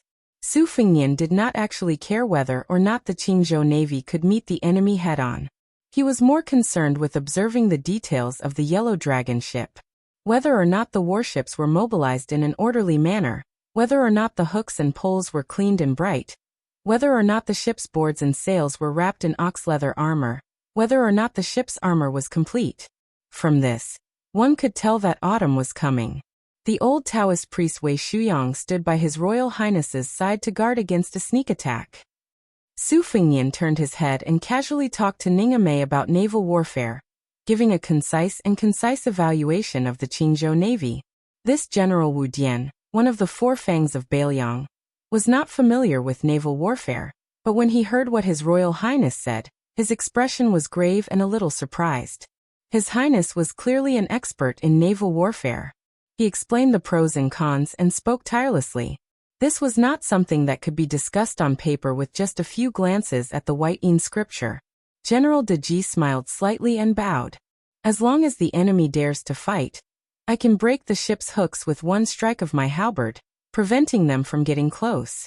As for archery, the Yellow Dragon is 108,000 li away from our Bailiang soldiers. I earnestly request Your Highness to allow me to lead the troops to gain the upper hand by a show of strength. I must let the Qingzhou Navy experience what is called valiance in battle. Chapter 159. Su Fengnian shook his head, saying teasingly, General Ning, we agreed to a battle. Whether we fight or not is still up to those people on the other side to decide. If you make the first move, His Royal Highness, whose reputation has always been terrible, isn't afraid. At most, Su Xiao will get into a heated argument with Grand Secretary Zhang and the other Grand Secretaries in the royal court. But be careful. You might not even be able to become a martial honor general. Look at that tower ship general over there who is at the same rank as you. He's so proud of himself. I reckon he'll get promoted and become rich if he helps out with this matter. General Ning is already suffering by following behind me. If you can't get promoted, then that's fine, but if you get demoted as well, my reputation will really be ruined in all 30 provinces. In the future, who will dare follow this heartless His Royal Highness around? The heavily armored and dignified Ningame roughly understood His Royal Highness' temperament. With a knowing laugh he said, "That makes sense. It seems like tomorrow, I'll have to beg your Highness and Great General to give this general the title of Thousand Martial Ox General. It's not easy for me to leave home this time, so I have to give your Highness some face." Su Fingnian laughed loudly and said, "I just have to."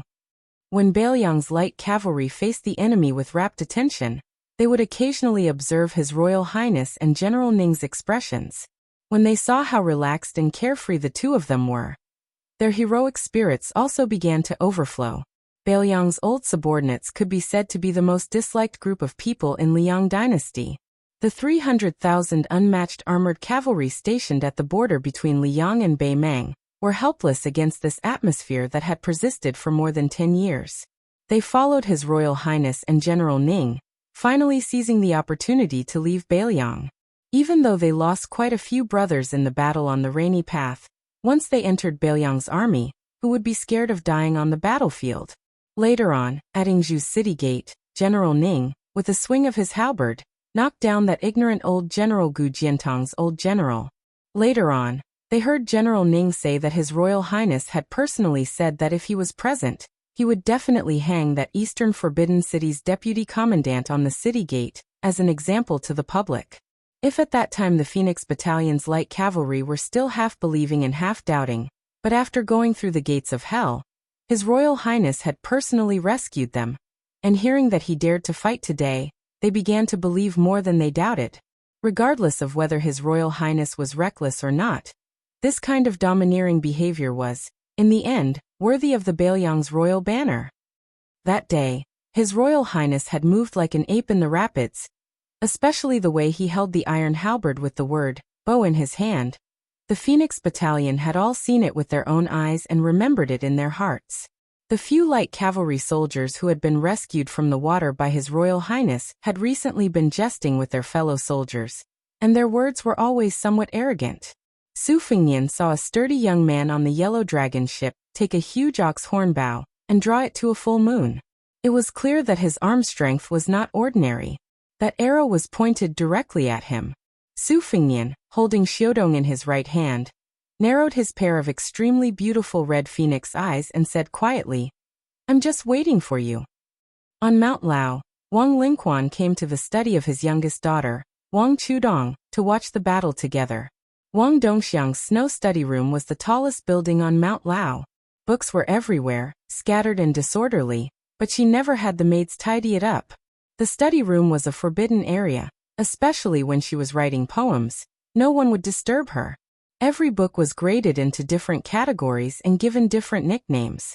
When she was bored, she would lie down in the pile of books on the floor and let the different categories of books fight each other. She would talk to herself and entertain herself, so she was never lonely. Therefore, the personal maids standing outside the study room could always hear such things as, "Ah, the classics have won over the art of war. I punish you all by not being able to read the 46 military books for half a day.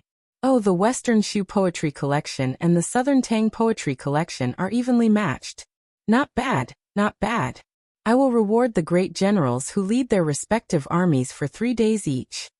The maids were already accustomed to their young mistress's unconstrained thoughts, and felt that they were lucky to have such a happy and carefree master. When their young mistress was bored of writing books, she would play polo with them. In particular, some of the maids had appeared in the first snow in the East Wing. This was too magical. Scholars all over the world knew about them. So much so that many of Qingzhou's gentry came to marry a girl from the East Wing. Together with the old man who claimed to be a descendant of the East Wing, they were the two wonders of the literary world of Qingzhou. Wang Chudong stood on her tiptoes and looked at the confrontation of the boats on the lake. She asked worriedly, "Father, can we win?" In the end, the older the ginger, the spicier the ginger, Wang Lingquan had a card up his sleeve. The Qingzhou Navy seems to have a lot of ships, but in reality, it's all for show. Qingzhou hasn't had any wars in the past 10 years. So this bunch of Huang Tulang is just putting on a show. His Highness' personal guards are different. They're 1 in 100, and they're proficient in horseback archery. 100 strong and valiant soldiers against 400 useless people who don't know how to fight. In the time it takes to drink a cup of tea, the Huang Tulang will throw away their armor. However, His Highness has to be wary of the political maneuvering in the imperial court, and cannot defeat the enemy first. The Qingzhou Navy also does not dare to say that they are lawless. After His Highness has revealed his identity, they still dare to fight on the water.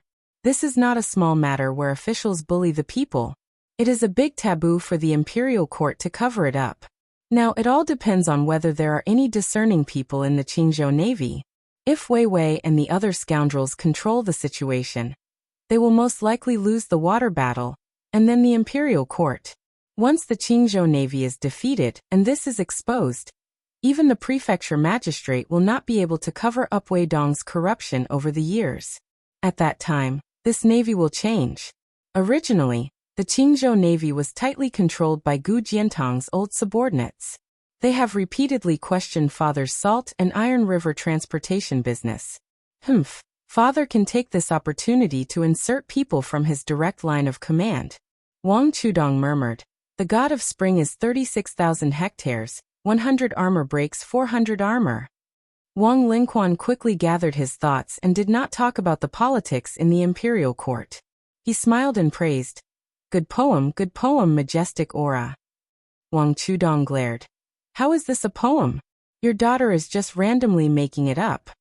Wang Lingquan shamelessly boasted, "My early winter relies on a horse to speak 10,000 words into a chapter. It is not a poem, but it is better than a poem."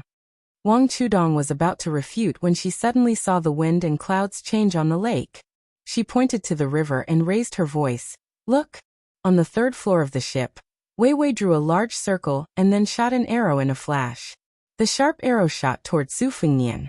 Earlier on, the great halberd Ningame had seen someone pull the bow, wanting to block this arrow for His Highness the heir. However, the old Taoist priest of Judami, Wei Shuyang, signaled with his eyes that there was no need to do anything. In the blink of an eye, Su Fengnian drew his saber. Everyone on the ship, as well as the 400 yellow-haired men, only saw a dazzling white light flashing in an arc. When they looked again, they saw that the astonishing arrow that had pierced through the air had been cut in half. They didn't know how, but half of the arrowhead was in that person's hand. Not giving Wei Wei, who was waiting for her opponent to die, any time to regain her senses, Su Fengnian lightly tossed the other half of the arrow and flicked it with his finger. The arrow's momentum was innumerable. This attack wasn't aimed at Wei Wei, but rather at the leading noble family's son. This young master had long retreated behind the scenes. It was obvious that he wanted to sit on the mountain and watch the tigers fight. Su Fengnian was determined not to let him have his way. Since he was fishing, how could he not fish for a big whale? This fellow was most likely a descendant of Prince Jinggan, Zhao Heng. Before entering Xiangfan City, he wanted to let Prince Jinggan know that back then, Su Fengnian didn't dare to make a sound after being whipped by Su Xiao dozens of times with a horsewhip. Today, this heir apparent was going to personally beat up your son, and see who was the real tiger father and dog son. That nobleman had an expert bodyguard by his side. He used his sleeve to block half of the arrow, but that nobleman was clearly startled. He retreated a few steps and accidentally bumped into the chest of a Qingzhou noble lady, provoking a particularly ear-piercing pout. Su Fengnian slowly withdrew his saber. He still had that extremely arrogant expression that deserved a beating. In a clear voice he asked, "Do you dare to fight?" Ningame slammed the iron halberd in his hand against the deck of the ship, causing a loud bang. His appearance was originally that of a leopard with round eyes, a swallow jaw, and a tiger's beard. At this moment, He angrily glared at the yellow dragon ship. He was incomparably ferocious and valiant. He shouted, "Phoenix Battalion! Fight to the death!" Yuan Meng and the 100 Phoenix Battalion Light Cavalry immediately shouted in unison, "Fight to the death!" The sound of thunder rushed to the heavens. The people on the two opposite ships could not help but feel their hearts tremble. They looked at each other in dismay. They could see the deep fear in each other's eyes. The 400 men's hands and feet were trembling. They could no longer hold the weapons in their hands. Chapter 160. Chapter 2. Officials fight against officials. Have you ever seen the big shots throw away all pretenses and roll up their sleeves to fight in the government office? Don't they all talk about hiding a dagger in a smile and stabbing people in the back? This group of hedonistic daughters came to play this time, more to join in the fun, to support the one surnamed Zhao. They wanted to see with their own eyes the rare scene of the Yellow Dragon warship smashing a big ship. Who would have thought that this outsider who was on good terms with Wang Lingquan was such a tough nut to crack? He brought along 100 soldiers and bodyguards without saying anything, and even dared to take the initiative to challenge. Oh my, the opponent of the challenge was not a group of family servants, but the two large ships of the Qingzhou Navy. In the eyes of the people of Qingzhou, the Yellow Dragon warship was already an invincible giant warship.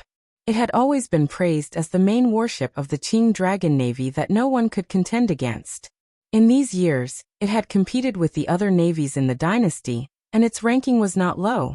Because of this, Wei Dong's official rank was not too high, but within the borders of Qingzhou, he dared to blow his beard and glare at the officials who were one or even several ranks higher than him. Even the prefecture overseers and county governors were very amiable to Wei Longwang, and fought to rope him in. If he did not have the special power of the Qingzhou Navy, Wei Dong would not be able to raise such a lawless son like Wei Wei. In the state, there was a beloved daughter who was an imperial censor in the capital who returned home. Unfortunately, she was raped by Wei Jiao and then shot to death. That imperial censor who did not have a high rank, but was able to influence the public opinion, was unable to obtain the innocence of his daughter. Wei Longwang only lost the right to command the giant warship, and Wei Wei, who caused the big trouble, was only grounded for half a year before he came out again. It was enough to see how Qingzhou, which was full of officials in the capital, advanced and retreated together with the independent Qing party in the imperial court. It was rumored that the unlucky Qing Lu imperial censor wrote a blood-sobbing poem before his death, ridiculing that the imperial censor had lost all his strength of character. One of the lines was even more heart-wrenching. "I said that the imperial censor is not as good as a dog. Even a dog's bark is as good as a rooster's crow." Su Fengnian once again pointed the spearhead at the son of the most prominent aristocratic family. In order to make the king of Jing'an, Zhao Heng, refrain from shooting at the rat for fear of breaking the vases. The bigger the involvement, the bigger the fish that Su Fengnian could fish in troubled waters. The law that put heavy shackles on the vassal kings, to a prince with a different surname, Su Shao, the imprisonment was very small. Even the powerful prince of Guangling had to go to the Zhou overseer mansion 3 times in 10 days to draw up a report. If he did not reach the deadline, according to the law, he would be detained and sent to the court. The weak prince of Huainan, Zhao Ying, had many young and strong children who could not get a name and could not get married. However, the king of Beiliang, who carried a blade to court, had not visited Liangzhou's Zhou overseer mansion once in more than 10 years. Every time Su Shao returned, it would always be the previous Zhou overseer, Yan Jieshi, who eagerly went to the prince's mansion to pay his respects. Presumably, Yan Jieshi, who defected from Beiliang, was stifled with resentment. No wonder after arriving in the capital, he became the most fiercely critical and loyal minister of Beiliang's military.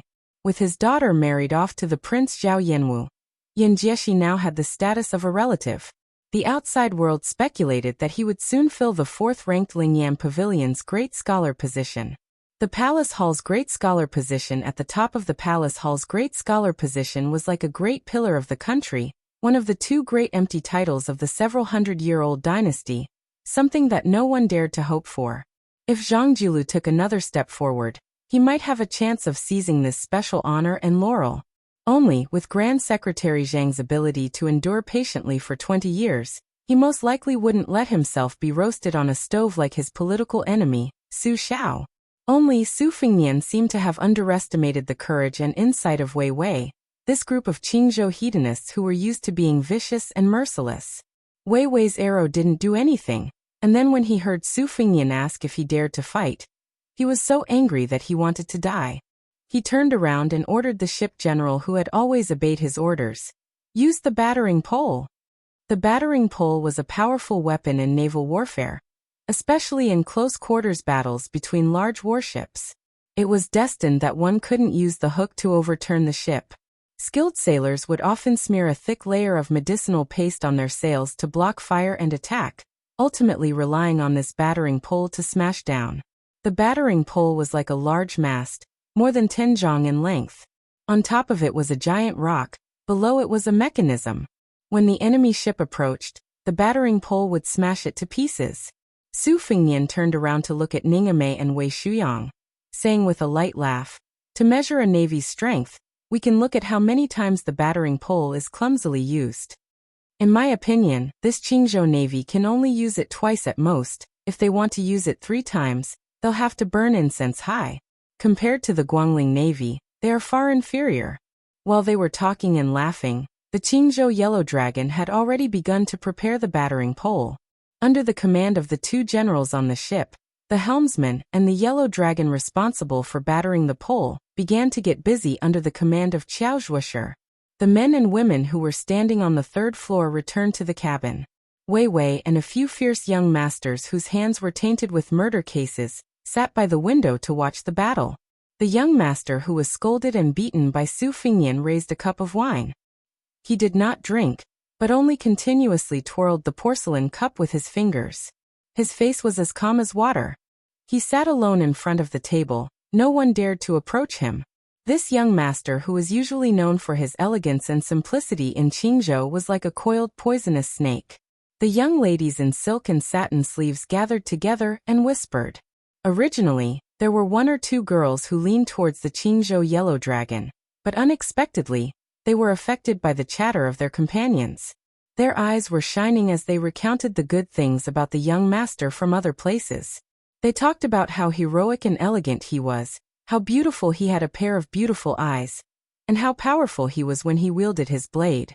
Those who were not firm in their stance immediately changed sides, and could not wait to run out and cheer for the unknown white-robed young master. When the young ladies who were born in a rich family, but lived a peaceful life, gathered together, what they talked about the most was the interesting men they met. Apart from that outstanding young master, their family backgrounds were not inferior to Wei Wei and the others, so they naturally didn't need to care about their faces. Qingzhou, where interests were intertwined, was quite xenophobic. As a result, when Wei Wei shot the imperial censor's daughter to death, the Green Party in the court pinched their noses and helped clean up his mess. Moreover, Qingzhou's internal friction was very small. Therefore, no matter how rude and violent Wei Wei was, he could still be considered kind to the women on the ship. He didn't even mind being mocked by them about some embarrassing things. The common people said that he was an evil flood dragon on the river, but they were more than happy to tease him that he was not a dragon, but a worm. Wei Wei did not get angry and accepted it gladly. The Green Party being able to have its current status, able to compete for power with Grand Secretary Zhang's bloodline, Great General Gu's army, and various old and new noble factions, was inseparable from the blind unity of Qingzhou's rich and powerful young masters. This was the foundation of the Green Party, whose scholarship was not prominent and governance was more mediocre. Wei Dong understood this well, and so did the province overseer Huang Fusang. The old foxes in high positions in the court were even more unswerving. Otherwise, why would they try to push for the marriage between Princess Sui Zhu and Huang Fusang's eldest son, Huang Fujia? Originally, there was no sign of anything happening, yet the Green Party's big shots were racking their brains to forcefully draw 2 lines. Bringing armored soldiers when traveling, who is this person? A young lady wearing a pair of pointed lotus root bow shoes asked in a low voice. This question had reached the crux of the matter. Chapter 161. Who else could it be? The Crown Prince of Prince Liang. The lady in yellow chuckled. She glanced at her fellow cabin mate who was in a daze and lowered her voice. In the past, I only heard that His Royal Highness was arrogant in Baelyang. Now that I've seen it, I truly believe it. If it was our prince who went to Baelyang, would he dare to be so arrogant in front of Su Zhugua's descendants? No way. Our king of Jing can't compare to the king of Baelyang. Now the king of Baelyang is going to the capital to meet the emperor. I heard from my father that he is going to ask His Royal Highness for an official robe. The other vassal kings don't even have a chance to enter the capital. That Su Zhugua is more powerful. The lady with the oval-shaped face laughed. I heard that the king of Baelyang dotes on the women he fancies very much. Spending a lot of money to buy a smile is an understatement. When my second sister married to Baelyang, she sent me a letter saying that all the women in Liangzhou would be proud to be brought back to the palace by His Royal Highness.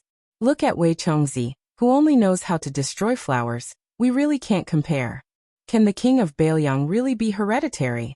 The lady with small feet asked in surprise. Who said that a woman's virtue was if she had no talent? If she wanted to marry into a good family of equal social status, she would not be able to take care of her husband and children if she did not have talent. Even if the wives and concubines in the noble families fought, she would suffer. There was once a Yinji vice commentator who talked about the women of the world. She said that the women of northern Liang could rein in horses. The women of eastern Yu were graceful and talented. The women of western Chu were loyal, and the women of Qingzhou were the most attractive. This was not without reason. Qingzhou women could always gain a foothold in their husband's family after marrying out of the country. They could hold the position of the first wife and make the concubines suffer. Of course, this was inseparable from the power of the Green Party. The women of Qingzhou always had a naturally keen sense of the intrigues of the imperial court and the deceit of the Jianghu. The aristocratic families of other provinces who had ambitions for their official career naturally liked to marry a Qingzhou daughter-in-law to manage the household. It's hard to say. According to common sense, the imperial court is unwilling to admit that Baelyang can be overthrown. Otherwise, why does the law of vassal clans only mention that the king of Baelyang can be overthrown, but not the king of Baelyang with a different surname? Isn't it because they are worried that Baelyang is the Baelyang of the pillar state, and not the Baelyang of the dynasty? The oval-faced socialite whose second sister was married to Baelyang was very passionate about the secrets of Baelyang's military and political affairs. This was considered a secret conversation in the boudoir. Whoever leaked it out would be breaking the rules of Qingzhou and would be seen as a traitor, implicating the entire family. She was not worried about this and could speak without restraint. She rested her chin on her hand and looked out the window, quietly waiting for the battle to heat up. In the imperial court, Grand Secretary Zhang, General Gu Jiantang, and especially that group of people who hate the pillar state to the extreme. They are led by a loyal old minister of West Chu, Sun Shiji. This old grand preceptor originally wanted to die, but when he thought about the fact that the pillar state still stands, he took up the position of an official. He clearly said that he only wanted to see the king of Baelyang's miserable end with his own eyes. As for our Qingzhou ancestors and the king of Jing and Hehe, I don't need to say more. Would they look on helplessly as the Baelyang was passed down for generations? Yinzi, then tell us about the Baelyang and His Royal Highness. You know a lot about this matter. The voluptuous young lady curiously asked her oval-faced close friend with a face full of expectation. She was the most excited among the group of orioles and swallows. When she saw Su Fingyan break an arrow with a blade, she would have cheered loudly if her companions hadn't held her back. In the past, because of her family and the culture of Qingzhou, she snorted disdainfully at the pillar state and the infamous Baelyang heir. Today, she saw with her own eyes His Highness standing proudly at the bow of the ship. She was completely bewitched. She only felt that she should marry Su Fingyan. The more domineering the children of Qingzhou were, and the more she saw the insufferably arrogant children of Qingzhou, the more she felt that the Baelyang heir was superior. He even dared to provoke the heir of a vassal state, Zhao Sun, and threatened to beat the king of Jing, and until he couldn't recognize him. Wasn't that guy with the surname Su and the name Fingyan enough heroic spirit? All the men of Baelyang are scolding him, especially the group of young masters who would be considered insects in Qingzhou. They are even more reverent and jealous to the point that their teeth itch. Among the women, there are half praise and half blame. My second sister once saw the actions of the Baelyang heir from afar, and felt that it was quite interesting. Second brother-in-law often quarreled with my sister about this matter, saying that my sister was possessed by a ghost. Do you know what ruthless words my second sister said to shut brother-in-law's mouth? She kept them in suspense and smiled brightly. Among the women of Qingzhou, she was famous for being witty and eccentric. Since she was young, she was very good at teasing Wei Wei and the others. What did she say? The group of young ladies asked in unison. My second sister said, "Husband, if you quarrel with me about this matter again, be careful that the next time I do boudoir, I will call His Royal Highness." She was the first to hold her belly and laugh. These words were really ruthless. The other women were also stunned at first, and then they all laughed until tears came out. They could leisurely and carefreely talk about boudoir and the ups and downs of being an official at the same time. But Wei Wei's group of young masters who were strung together by a thread had serious expressions. Earlier, when they wanted to use the baton pole to smash the boat, it was because they felt that the opponent was not important enough and treated it as a gathering on the lake to liven things up. Now, as long as they were not idiots, they could guess the identity of the opponent. It was the standard Baelyang blade that had once led a trend throughout the dynasty. That sentence of a battle to the death that shook one's soul. Wei Wei considered himself as the son of a noble family in Qingzhou, and was proud of himself. He made a mistake and staked everything on one throw, and made another mistake after another. He ordered the Yellow Dragon ship to batten the pole to resist the enemy. He even dared to humiliate the daughter of an imperial censor in the capital to death, so he did not mind being absurd one more time. Did he really think that Wei Wei was an idiot in the bureaucracy? Regardless of the result of this battle, as long as he did not kill the heir of Baelyang, Wei Wei's reputation of defeating the Baelyang army would be spread all over the country. Even the imperial palace would hear a thing or two about it. Who would not give a thumbs up and praise Wei Wei for being loyal and righteous, even though he did not study? That year, his father was implicated by him, and was unable to command the giant ship Crimson Banner. His father had been regretting it all these years. Today's feat might be able to smoothly push his father, Dragon King Wei, to the highest position in Qingzhou. That white-robed heir of Baelyang with a blade was undoubtedly the best stepping stone.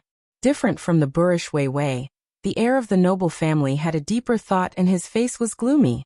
That person in the imperial palace had always liked to see the vassal kings fighting openly and secretly. Otherwise there would not be the imperial clan law that two kings could not meet. This time, instead of saying that the fight with Su Fengnian was a grudge between the two heirs, it might as well be seen as the continuation of the fight between his father and Su Rintu, two enemies for 20 years. His father had been seeking Taoism and Buddhism for so many years. He vaguely remembered that when his father went to Mount Longhu to request for imperial edicts, he was rejected several times. His Majesty even did not care about his face and severely criticized his father. One of his younger brothers was even demoted to a commoner and sent to the inner circle of the high walls of Fengyang with 60 people. If it were not for the good words of a concubine from Qingzhou in the imperial palace, forget about going to Mount Longhu to burn incense. Even his future as a hereditary prince would be a problem. Today's battle on the water, regardless of victory or defeat, what would happen to him and his father? His Majesty the Emperor's thoughts were profound. Since he ascended the throne, he was the best at balancing vassal kings and regions, civil officials and military generals, and parties. He really did not have the confidence to guess the Emperor's thoughts. Should he take advantage of the situation and behead Su Fengnian? As this shocking thought flashed through his mind, the heir of the king of Jing'an finally lowered his head and drank a mouthful of wine to hide the strange expression on his face. Chapter 162. Chapter 3. A total of 11,600 words, gathering for the sake of benefits. It was easy to share the same bed but have different dreams. Wei Wei was currently thinking about how to make a name for herself in one battle, but her bottom line was that she wouldn't allow Huang Tulang to kill that person surnamed Su. Meanwhile, Prince Jing'an's heir began to consider whether or not he could ruthlessly kill him and abandon the group of Qingzhou's children, including Wei Wei. Wealth comes from danger. The life and death of other people were more important than the title of nobility.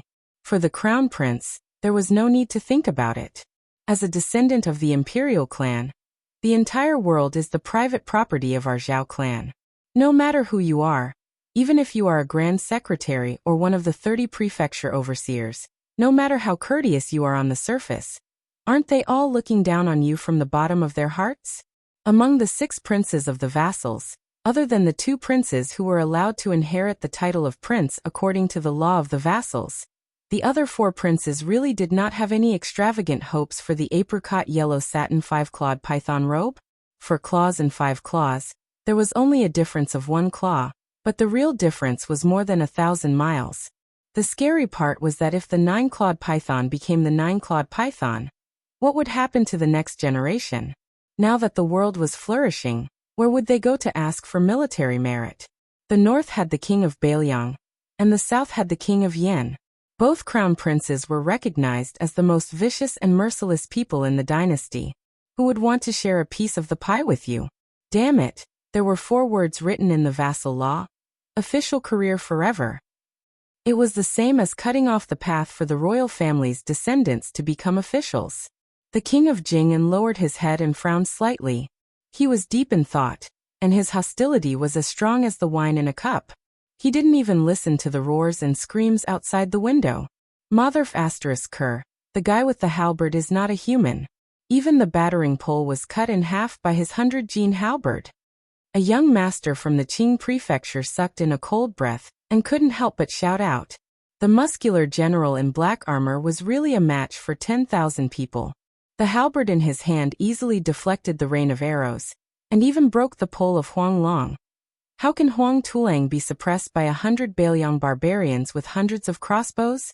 They're hiding behind the arrows and not even raising their heads. They've all turned into cowards. Another debauchee, who had carefully poked his head out and then retracted his head, was shocked. How could he not know that he was no different from Huang Tulang? Those Huang Tulang that he scolded could at least be considered as brave soldiers of northern Liang. What was he? Outside the window, the close-range slaughter had already become close-to-close combat. Even if the refined northern Liang crossbows had a longer range, there was no advantage to speak of. However, this did not stop Huang Tulang, who had a storage of 6,000 arrows, from shooting out a rain of arrows. After a wave of arrows, the northern Liang light cavalry did not suffer many casualties. On the other hand, a wave of arrows accurately killed dozens of people. Everyone on the ship could clearly feel the vibrations caused by the northern Liang crossbows. This was the complete opposite of what the people on the ship had expected, where they would be able to overwhelm the enemy with numbers. That guy isn't afraid of death. He's only using his blade to deflect the arrows. The second son of the Shujian County chief of Qingzhou clicked his tongue in wonder. Birds of a feather flocked together. Those who could be brothers with Wei Wei, the evil dragon, were not easy to deal with. They were definitely not from an ordinary rich family. If anyone present casually flipped through the family tree, who wouldn't be able to find a few old ancestors whose names would go down in history? For thousands of years, the throne had been occupied by different people. The longest was 400 years, and the shortest was a few years. The only thing that didn't change was the aristocratic families.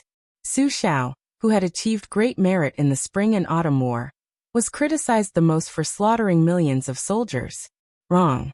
Those who could criticize the Pillar Country wouldn't bother to criticize Su Shao for being heartless. Instead, they lamented the fact that there were no aristocrats after the Spring and Autumn War. More than half of the 10 aristocratic families that had been passed down for dozens of generations were destroyed. The seeds of learning were gone, and morality and etiquette were broken. This was Su Zhao's great injustice. To the sons of this old man, who thought they were responsible for the world's etiquette, this was Su Zhao's heinous crime that could not be redeemed even if he died 100 times. There were no scholars behind the Western Wall. How many ministers of a fallen country cried tears of sorrow and cursed Su Shao for being unrighteous even before they died. Unfortunately, cursing could not kill. Therefore, His Royal Highness Su Fengnian found it hard to believe in the so-called loyalty and righteousness. He knew that it definitely existed, but he couldn't blindly believe it. The only thing he could rely on was the knife in his hand. Imagine Su Shao, who was well-read and spoke of benevolence, righteousness, and morality. How could he have the hearts of the 300,000 iron cavalry today? Zhao Guangling and Li Yishan were already peerless scholars.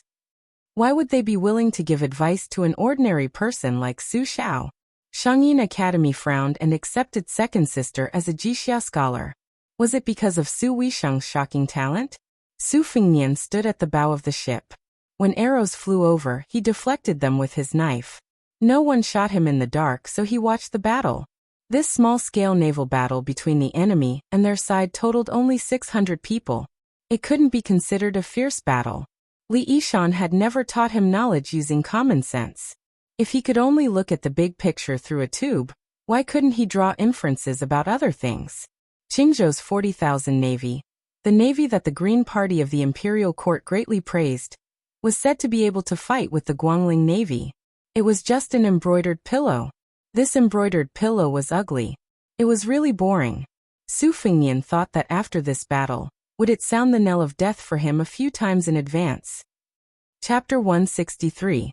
Wei Wei glared angrily at Su Fengnian. She was angry at her father's navy for not fighting well.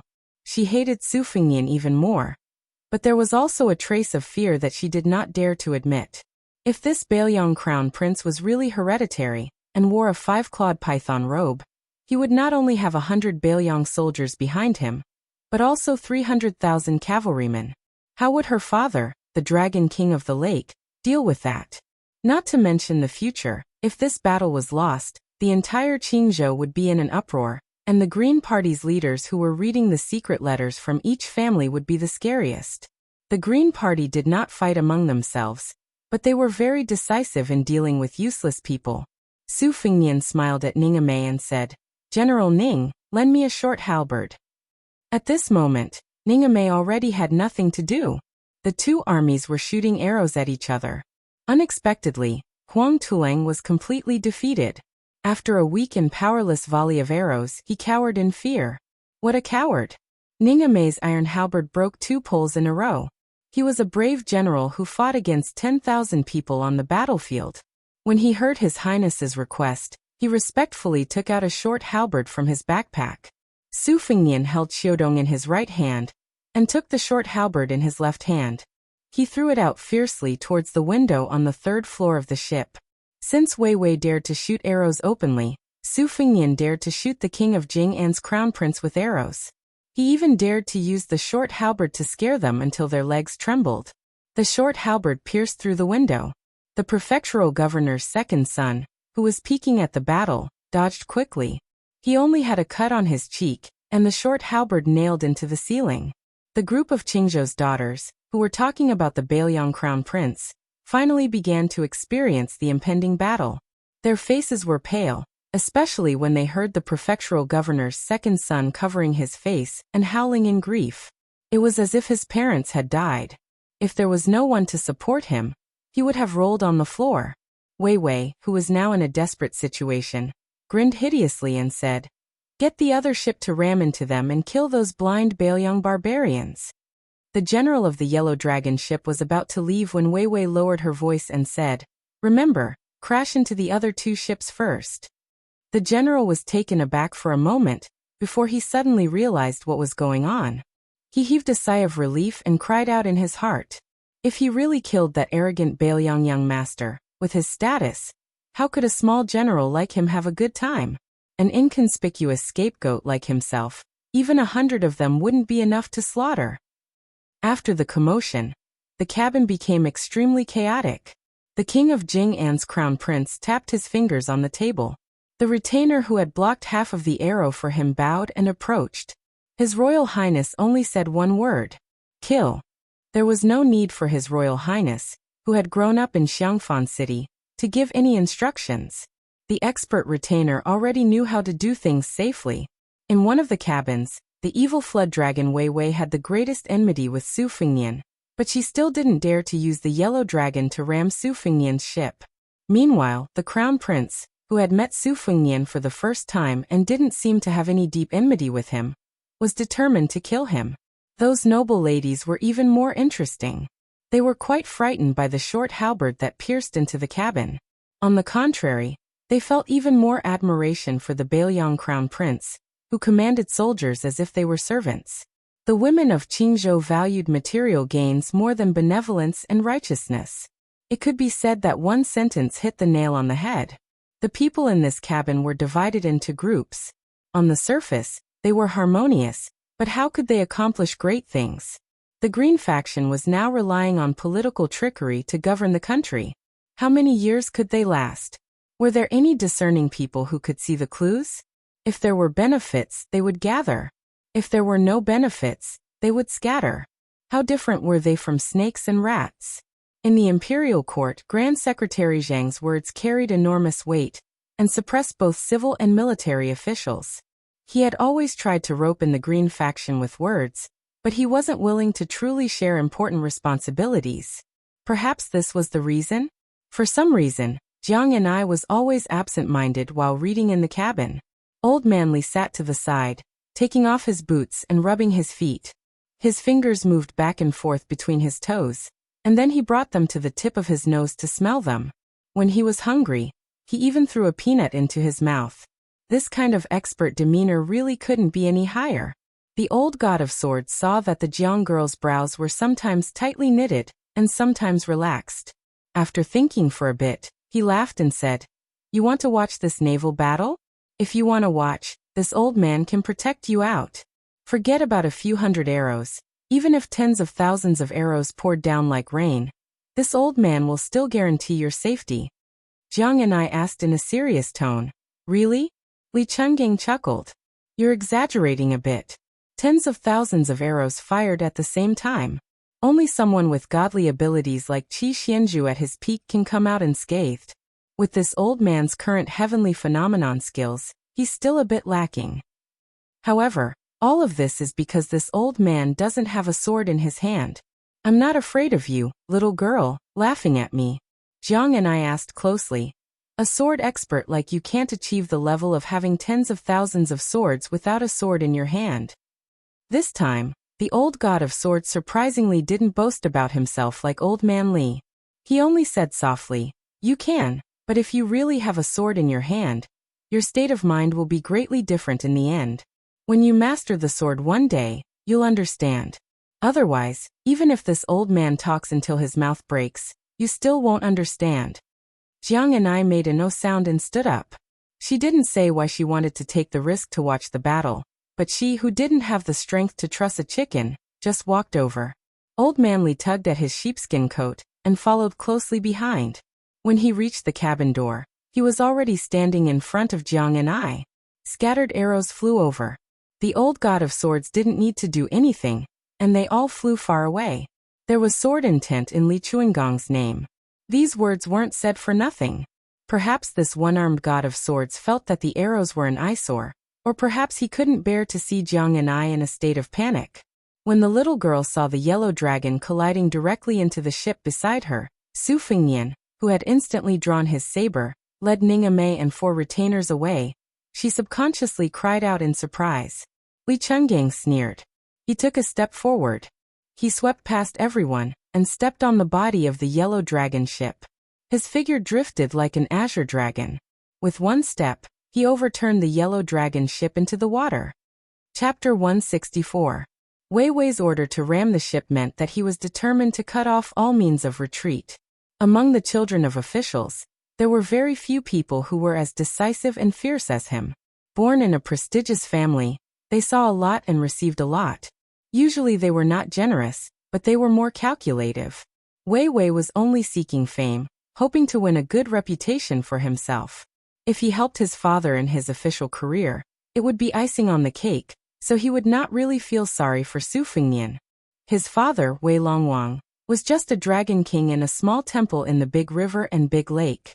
He was far from Su Shao, a dragon who could turn the world upside down. He heard that this big pillar of the country was staying in the capital at this time. If Su Fengnian met with misfortune, this kind of thunderous shock, second only to the anger of the emperor, Wei Wei knew how powerful it was.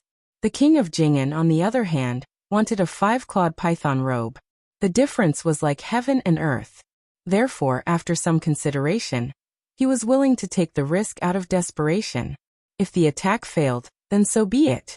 On the Battle of Spring God Lake, Who would pay attention to the hidden 10 steps 1 kill? Wei Wei stood by the window, expecting the yellow dragon to ram the enemy's ship. Instead, he saw an inconspicuous old man wearing a sheepskin coat leaping out of the deck. He saw the old man's toes lightly touch the hull of the yellow dragon, and the big yellow dragon, which could run amok on Spring God Lake, capsized? It really capsized. Wei Wei was dumbstruck. His hands tightly gripped the windowsill. The dragon claw hand master reared in Jing'an Palace turned back as soon as he left the cabin. He shook his head at His Royal Highness with a calm face.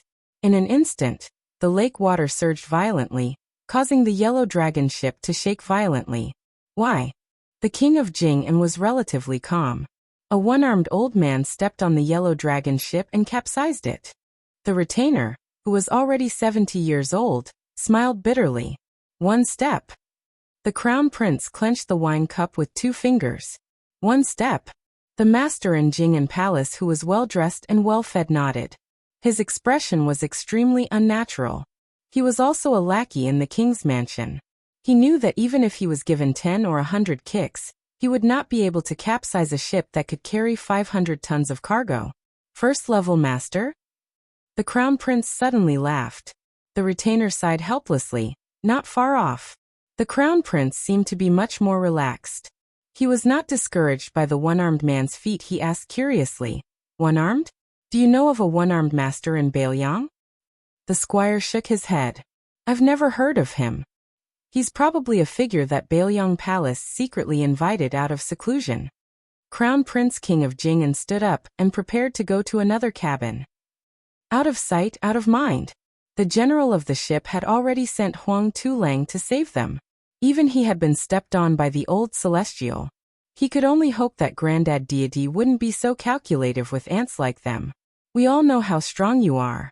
Rest well and don't kick us a second time." Wei Wei knew that the situation was hopeless. It was over. His face was ashen. This evil flood dragon, who had never failed on the Spring God Lake, turned around and slumped back into his chair. Beside him was his best friend, whose face had been scratched by the halberd. He was crying bitterly. Wei Wei couldn't understand how 100 Bailiang soldiers could suppress 400 Huang Tulang to the point that they didn't even dare to breathe. He also couldn't understand how someone could beat the yellow dragon with the strength of a leg. Was the main warship of the Qingzhou Navy just a small boat? Su Fengnian didn't expect the old god of swords to make such a move. However, since he had created such a scene, he used the momentum to jump onto the yellow dragon ship. The Huang Tulang, who were busy trying to salvage the people who had fallen into the water, all ran away in fear. The old Taoist Wei Shuyang, the halberd Ningame, and Lu Yangshu all followed His Royal Highness and jumped onto the yellow dragon. They went up to the 3rd floor, which was originally used as a lookout.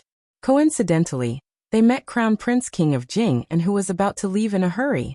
Su Fengnian used the winter-embroidered scabbard to press against the Crown Prince's chest.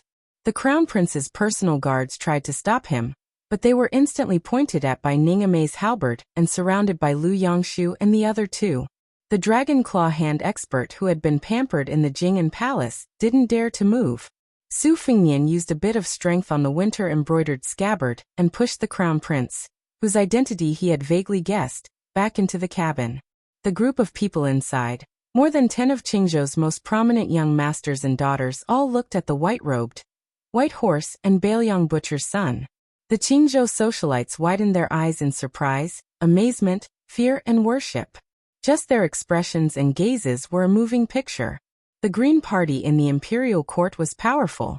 Who outside the borders would dare to challenge the tightly knit Qingzhou children? Not to mention that the King of Jing'an and His Royal Highness were standing in the circle. Su Fengnian smiled and asked, "Kid, you want to slip away? This yellow dragon ship is only so big. Where can you hide from this Crown Prince?" On the surface, the King of Jing'an's Crown Prince appeared to be extremely cultured. Obviously, he had received the teachings of the King of Jing'an, Zhao Heng. Even with Su Fengnian's scabbard pressed against his chest, he still had a look of indifference on his face. Indifferently, he said, "I'm going out to get some fresh air. While I'm at it, I'm going to experience His Royal Highness's elegant demeanor." Su Fengnian slightly retracted the winter-embroidered scabbard, but he didn't put it back on his waist. Instead, he raised it and lightly slapped the face of the guy in front of him. This action was extremely humiliating. Su Fengnian's mouth was even more mocking as he said, "Don't think that this crown prince doesn't know who you are. Surname Zhao, given name Sun, the eldest son of the king of Jing'an, Zhao Heng. How can there be such a big gap between you and my crown prince?" Zhao Sun, whose cheeks were red from the slap, looked straight at Su Fengnian and calmly said, "The king of Beiliang's martial arts are unparalleled for thousands of years. My royal father is wholeheartedly devoted to Buddhism. Naturally, we can't compare." Zhao Sun's words had a hidden meaning, but it wasn't too big. Everyone could tell that the king of Jing'an's crown prince was simply saying that Su Fengnian's current glory was all because of his father, who carried the world's infamy as a butcher. It had nothing to do with his royal highness. Su Fengnian's winter-embroidered scabbard was especially forceful this time. King of Jing'an's crown prince Zhao Sun seeped out a trace of blood from the corner of his mouth. Su Fengnian smiled and said, "Well said, you deserve a reward. This crown prince will reward you handsomely with a winter-embroidered scabbard." Zhao Sun was still forcing a smile. Jing'an Palace's retainers were already prepared to risk their lives to save their crown prince. But Su Fengnian had already brushed past Zhao Sun and said softly, "I'll accept the Yellow Dragon cruise ship. I'll have to trouble you to jump off the ship and swim back to Xiangfan. Tell Zhao Heng that when the time comes, the father and son will go out of the city to welcome the crown prince." Zhao Sun didn't even bother to wipe the scarlet blood from the corner of his mouth. He walked straight out of the cabin and slowly said, "Xiangfan City will definitely welcome the crown prince." Su Fengnian didn't pay any attention to the king of Jing'an's crown prince, who was about to become a drowning dog. He first gave a warm smile to the group of dumbfounded young ladies, then turned his head to look at the capital's son, hedonist Zhao, who was cowering in the corner, as well as the fearful evil flood dragon Wei Wei. He pointed at the two with his winter-embroidered scabbard and smiled. "One of you is the son of a fourth-ranked official. You formed a clique and made Zhao Sun deliver himself to your doorstep. Good job. The other is the son of Qingzhou's Dragon King. He dares to pull the bow and shoot arrows, and dares to ram the Yellow Dragon cruise ship. He's even more of a hero." Jiang and I, who had followed the old god of swords to the third floor of the cabin, had a strange expression on her face when she saw this scene. Could it be that Su Fengnian was so domineering and rude to outsiders? Previously in Beiliang Palace, she only heard that he made a move on the maids in the residence. After leaving Beiliang, he tormented Jean Lanting in the county town. When he arrived in Qingzhou, he wantonly played with the Qingzhou Navy. She originally thought that he only knew how to bully weak women.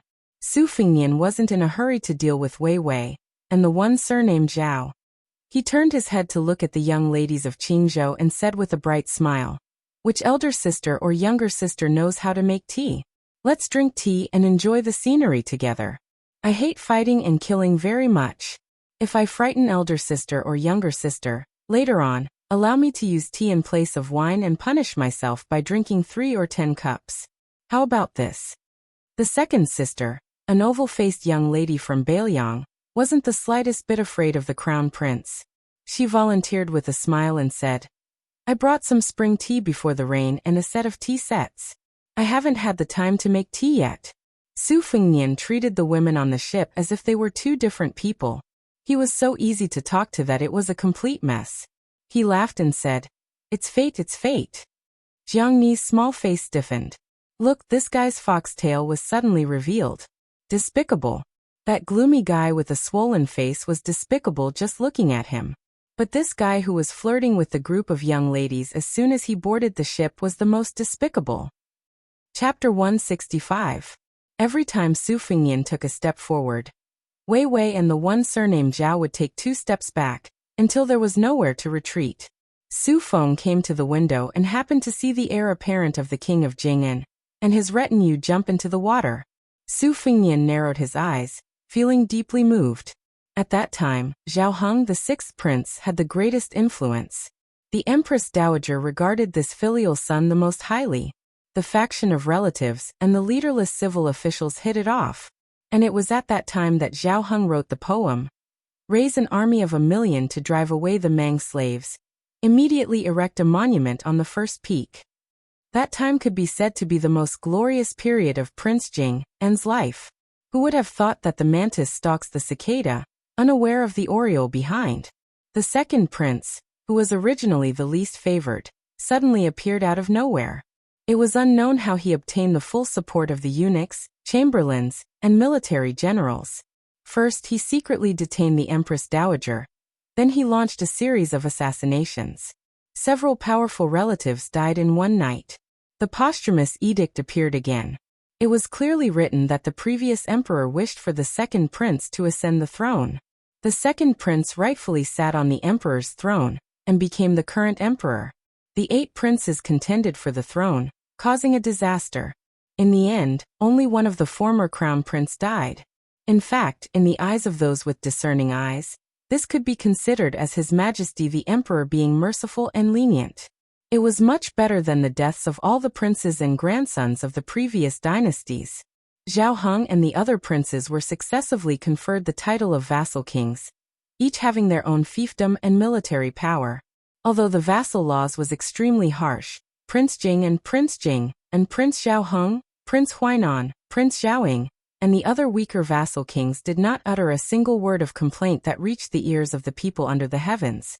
Although the vassal laws was extremely harsh, Prince Jing and Prince Zhao Heng, Prince Huainan, Prince Zhaoying, and the other weaker vassal kings did not complain at all. As for how the master and servant would go to Xiangfan, this was not Su Fengnian's concern. After thinking for a while, he turned to Ningame and said, "Kick the Huang Tulang who fell into the water again. One ship cannot carry so many people. Let the general of the ship take them to Mount Lao. Wang Lingquan will be in charge of receiving them.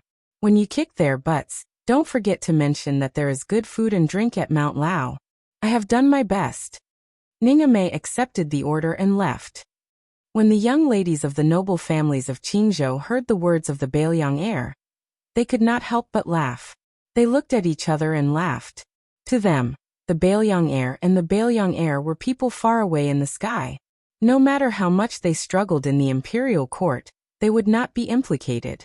The Green Party had never participated in direct battles with the vassal kings. The Green Party was known as the best in the imperial court. If not for this, why was the Green Party the only one in 30 provinces?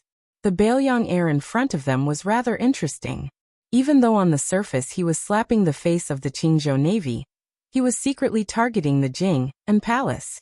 As a result, the Green Party, who kept a clear distance from the king of Jing and Zhao Heng, felt much more at ease. They guessed that the ancestors would not be angry. It was true that the noble families of Qingzhou were united, but it was obvious that Wei Chang's family was going to be abandoned. Rather than being dragged into the water, it was better to drink tea and enjoy the scenery on the side. To be on the same boat as the Bailiang, His Royal Highness, and enjoy the scenery, how big of a gimmick would it be if word got out?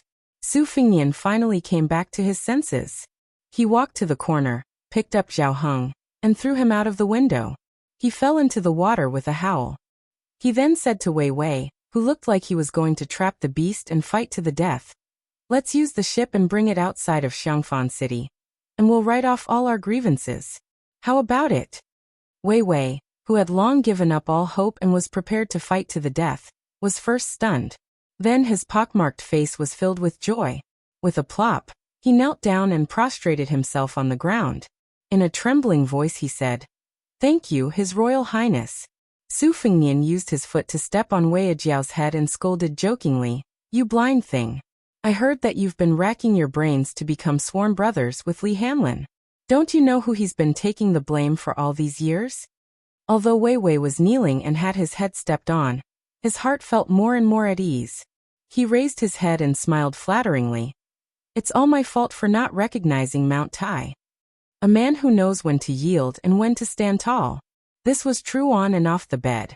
Even if it was someone like Wei Wei who only knew how to be an unscrupulous hedonist, there were masters in all 3 professions. Most of them were able to do something of their own.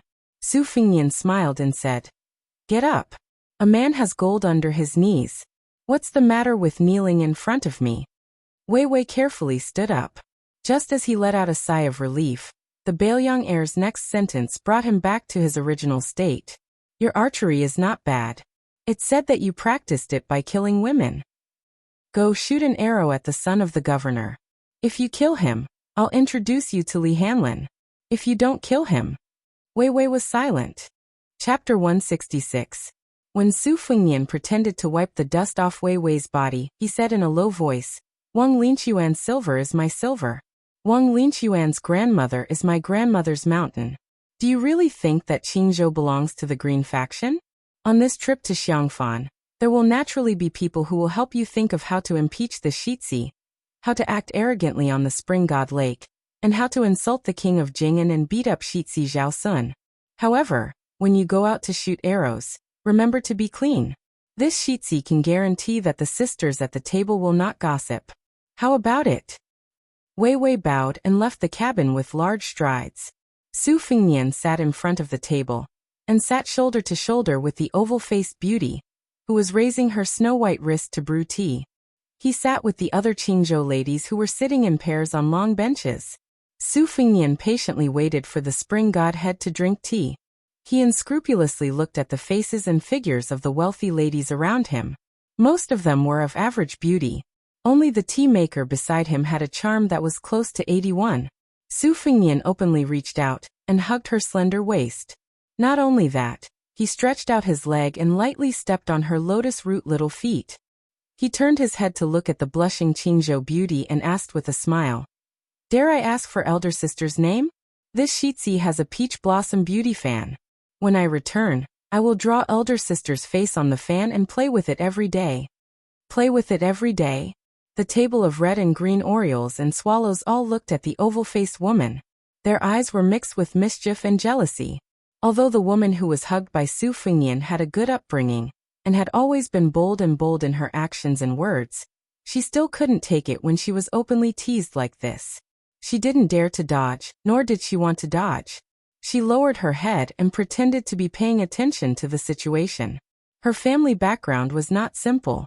Among the 4 pillars of the Liang dynasty, the Green faction was the smallest, but its voice was not weak. Among the 12 pillars of the dynasty and the Shang pillar, the Green faction had 4 seats. The ancestor of this woman's family was one of the Shang pillars. In the past 30 years, he had moved between the Ministry of War, Ministry of Revenue, and Ministry of Appointments. He had countless disciples, and was known as the roly-poly of 2 dynasties. Someone once joked that the number of times this roly-poly personally witnessed was only slightly less than the old Grand Secretary. Su Fengnian finally drank the tea. He drank it was as if it was wine. He smiled and said, At night, if elder sisters and sisters feel that the blankets are not warm, just tell me and I will personally bring the thick brocade blankets. Naturally, there was another wave of bashfulness and coquettishness that could only be understood.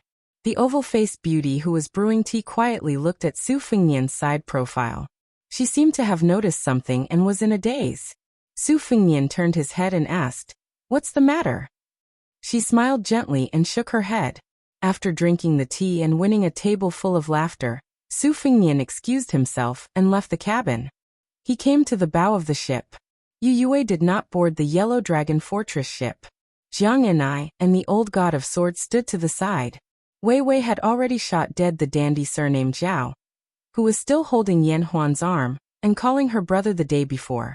She sat on the deck at the stern of the ship, holding her big bow in a daze. Su Fengnian opened his mouth and asked with a smile, Not seasick anymore? Jiang and I smiled coldly and said, Isn't this tea delicious? Su Fengnian pulled out a Baoyang arrow that was shot into the hull of the ship and held it in his hand. His body lazily leaned against the railing of the ship and looked at the vast lake. He said softly, There's no taste. It's far from the spring god tea that I drank on Mount Lao. Jiang and I asked expressionlessly, Are we really going to Xiangfan? Su Fengnian nodded. Jiang and I frowned and said, Are you not afraid that the king of Jing'an, Zhao Heng, will bring out thousands of men and horses to crush you into powder? Su Fengnian laughed involuntarily and said, The king of Baoyang, His Royal Highness, died in Xiangfan. Zhao Heng cannot bear this crime. If he was really ruthless and not so indecisive, the world would be his. Zhao Heng, this vassal king's luck was not bad, but he always felt that everything he did would be in vain. He had ambition, Otherwise he would not have said such a thing. If he wanted to benefit the world, his ability was not bad. When Xiangfan was destroyed, there were only 20,000 people left. After changing the flag on the city, these 20,000 people went crazy and wanted to crawl out of Xiangfan. The city became an empty city, a dead city. But under Zhao Heng's rule, he implemented Huang Lao's theory of non-interference. Today, the population of Xiangfan has recovered to a few 100,000 people. The title of being the most important city in the world is true to its name. King of Jing'an, this vassal king title was given very well. Zhao Heng's reputation among the people of Qingzhou is very good. He can be considered the best of the 7 vassal kings. This kind of person cherishes his reputation the most. What do I have to be afraid of? Maybe Zhao Heng will be worried that someone will frame him and will want to send troops to protect me. Little mud man, do you believe me? Jiang and I said with a face of disbelief. Are you talking nonsense? The old god of swords smiled faintly. Little Su is not talking nonsense. Su Fingnian bent the Baoyang standard arrow with both hands and suddenly smiled. I heard that there are still 100,000 wandering ghosts in Xiangfan that are not willing to leave the city. Little mud man, you have to be careful when the time comes. Jiang Ni's face turned snow white and he said with a strong front. The one who is afraid of retribution is you. What does it have to do with me? Back then, if the Pillar State hadn't been determined to besiege Xiangfan and refused to surrender, refusing to leave a life gate open, how could Xiangfan have become Fengdu? 10 years of being trapped in the city, the people in the city were sold like livestock. Kind mothers cut off their flesh to feed their children. Evil fathers threw their children into the cooking pot. The various states of the human world, good and evil, were all magnified in that ghost city. Every inch of wall was an inch of blood. Every inch of grass was an inch of sorrow. The Yin energy in Xiangfan was unimaginable. 10 years of attack and defense, under the strict orders of the imperial court, no scholars or historians were allowed to write about it. How tragic was the truth? Chapter 167. Su Fingnian joked. That makes sense. When you enter Xiangfan, remember to stay away from me. Otherwise, why would I cut down so many peach trees in Jean Lanting's residence? It's all because Grandpa Wei is a master of the way of 9 bushels of rice, so he carries a few more peachwood swords to slay demons. You better get close to him these days. Otherwise, you'll be haunted by countless ghosts. Women have a Yin body, so their yang energy is far inferior to men's. Even old sword godly won't be able to save you. Jiang Ni's face turned even paler. She stammered, wanting to refute and encourage herself, but she didn't know what to say. The little clay figurine's appearance had always been ranked in the top 3 beauties Su Fingnian had ever seen in his life. The first was, of course, the androgynous white fox's face. The second was a woman he had seen by the Luoshui River during his 3 years of travel. Until now, he could not tell whether she was a woman from a landowning household or the god of the Luoshui River. However, she was beautiful. She was a woman in her 20s, but her face was still like a pattern in the 19 chess books. No matter how delicate it was, it would not change much. However, the little clay figurine was different. She had been growing over the years. Her breasts, which were in line with the title of Princess Taiping in the past, were no longer Taiping. Instead, they were becoming more and more plump. Perhaps one day in the future, her face would quietly be comparable to White Fox's. Su Fingnian liked to tease her, bully her, and plot against her. Part of the reason was that it had become a habit. The old god of swords couldn't bear to see Jiang and I being deceived and frightened by this little scoundrel Su Xiaobei. He unhappily said, "Girl, this little bastard is deliberately deceiving you. Ghosts are like immortals. If you believe it, then there is nothing. This old man has traveled Jianghu and seen all kinds of strange people. When it comes to immortals, only old Taoist Qi can count. If Xiangfan really has 100,000 ghosts who don't want to be reincarnated, how can hundreds of thousands of people survive these years?" Su Fingnian chuckled. He didn't mind Li Chuangong's sarcastic way of addressing him. He didn't care much about face. It wasn't something that His Highness was born with. It was something that he was forced to do. He continued to play with the arrow in his hand, whistling leisurely. What made the old god of swords feel defeated was that Su Xiaoshuo's nonsense was obviously more lethal than his earnest and heartfelt advice. Little Zhang's beautiful little face was still pale, as if she was about to run to Wei Shuyang's side with the peachwood sword in his hand. She had not even reached Xiangfan yet. Jiang and I, who had a deep understanding of ghosts and gods, said fearfully, "Then I won't enter the city. I'll stay on the ship." Helpless, the elderly god of swords could only roll his eyes and sigh. He thought to himself, that little bastard is really little Zhang's nemesis. Su Fingyan laughed and said, "When we reach Xiangfan, we will have to abandon the ship and take the land route. What will you do then? Stay on the ship for the rest of your life? Let me tell you, there are countless water ghosts who died unjustly in the lake. Do you really think that the 10 years of war between Xiangfan and Xiangfan is just a simple siege? Only when the Xiangfan navy is wiped out would there be a siege. In the city, there's still the grand ritual of Zhou set up by the Taoist master of Mount Longhu. What's outside the city?" Jiang and I was speechless. She wanted to cry but had no tears. Old man Li couldn't bear to listen anymore. He rubbed his crotch and planned to walk around the yellow dragon ship. This pair of foes could do whatever they wanted, and he wasn't willing to get involved in their quarrel anymore. Jiang and I asked timidly, "The 36,500 grand ritual of Zhou set up by the Taoist master of Mount Longhu is very useful, right?" Su Fingyan glanced at Li Chuangong's back and said playfully, "Of course. The grand ritual of Zhou is the highest ritual in Taoism. Setting up 1,200 altars is already a grand scale. Generally speaking, it's only when something big happens in the emperor's family, or the ancestral court of Taoism. The word ritual means the ceremony of pouring wine. To put it simply, it's the Taoist master inviting the celestial beings to drink wine. The grand ritual of Zhou before this dynasty was only set up for the prince with 2,400 celestial beings to pray for blessings and disasters. There's also the 3,600 grand ritual of Zhou for the emperor to protect the country and its people. Xiangfan was founded by the Taoist master's residence. The 36,500 grand ritual of Zhou was unprecedented in history. It's equivalent to inviting all the celestial beings in the heavens. Back then, the Taoist master's residence spent 900,000 taels of silver. If that wasn't enough, the Taoist master's residence would have moved out of Mount Longhu long ago. Jiang and I nodded heavily and clenched his fists. His face relaxed a lot. Unexpectedly, Su Fingyan changed the topic and laughed sinisterly. "But don't forget, just like you said, if the king of Jing'an wanted to deal with me, he would have needed 2,000 to 3,000 soldiers. It's obvious that the more powerful the enemy is, the more extravagant the situation will be. If the ghost city of Xiangfan didn't have any evil spirits that were hard to subdue, why would the dynasty spend so much money?" Jiang and I was scared silly again. Su Fingyan threw the bow and arrow to a Bailiang light cavalry downstairs who was collecting arrows.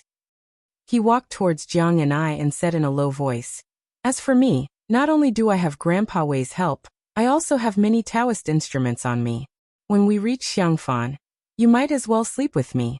It's best if we share the same bed, but even if we don't share the same bed, we have to share the same room." Chapter 168. Jiang and I kicked Su Fingyan's knee and angrily cried, "I'd rather be killed by the ghosts than live with you." Su Fingyan bent down and patted his expensive white satin robe.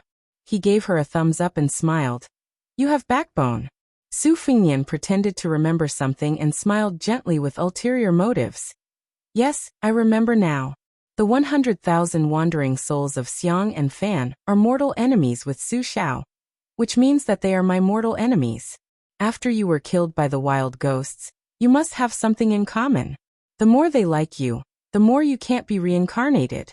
You can talk about my bad day and night together for 10 years, 100 years, 1,000 years. The little mudman stared at His Royal Highness, who was the most despicable, sinister, and scoundrel. She choked with sobs and cried until her eyes turned red. Su Fingyan sighed quietly and restrained his expression. He reached out to wipe the tears on the little girl's cheeks. But before Jiang and I turned around, he retracted his hand and said softly, "Little fool, you really believe my nonsense? Think about it, you want to use the talisman to assassinate me. How can the ghosts be willing to kill you? They want you to live a long life to avenge them, right? Jiang and I nodded blankly, sobbing as she nodded. Su Fengnian turned to look in the direction of Xiangfan. His hands were on his saber. A gentle breeze blew, brushing against his face and sleeves. The crown prince, who had a pair of red phoenix eyes and a red mark on his forehead, looked like an immortal.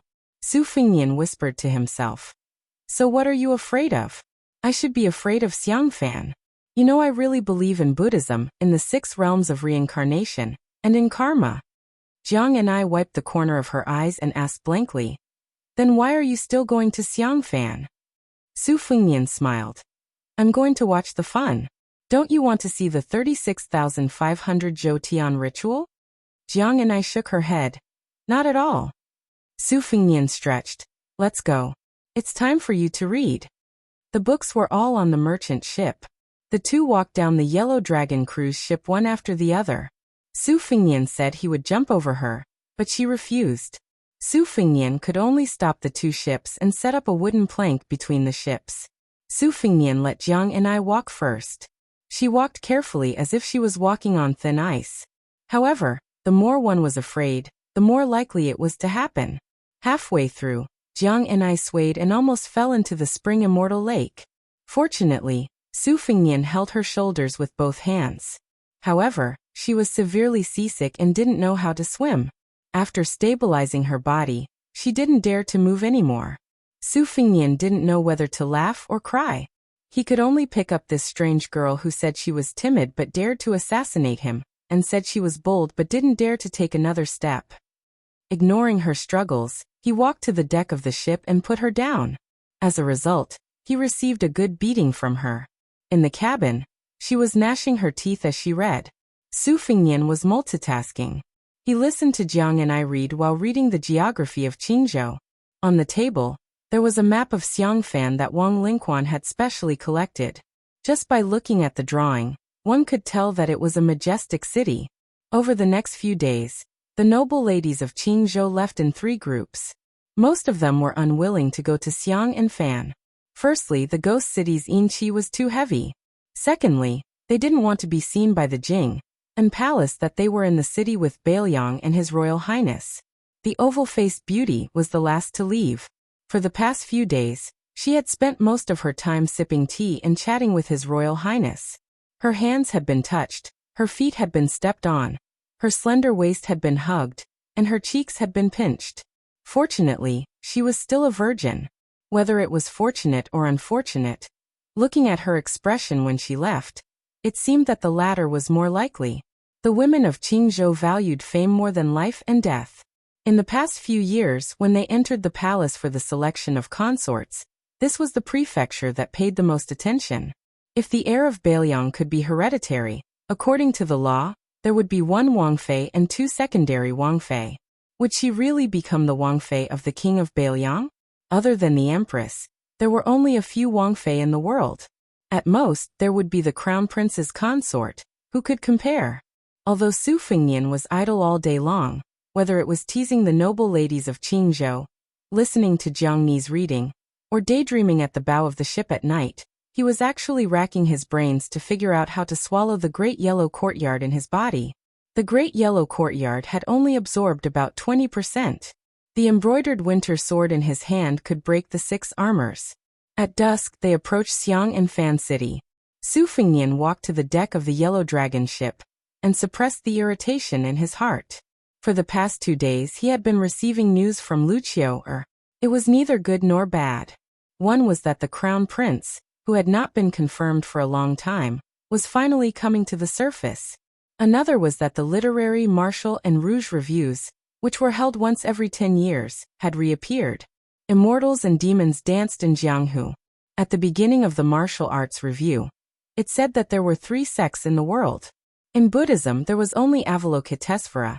In Celestial Way, there was only Ancestor Lu. In Shun Way, there was only Demon Rinsing Primogenitor.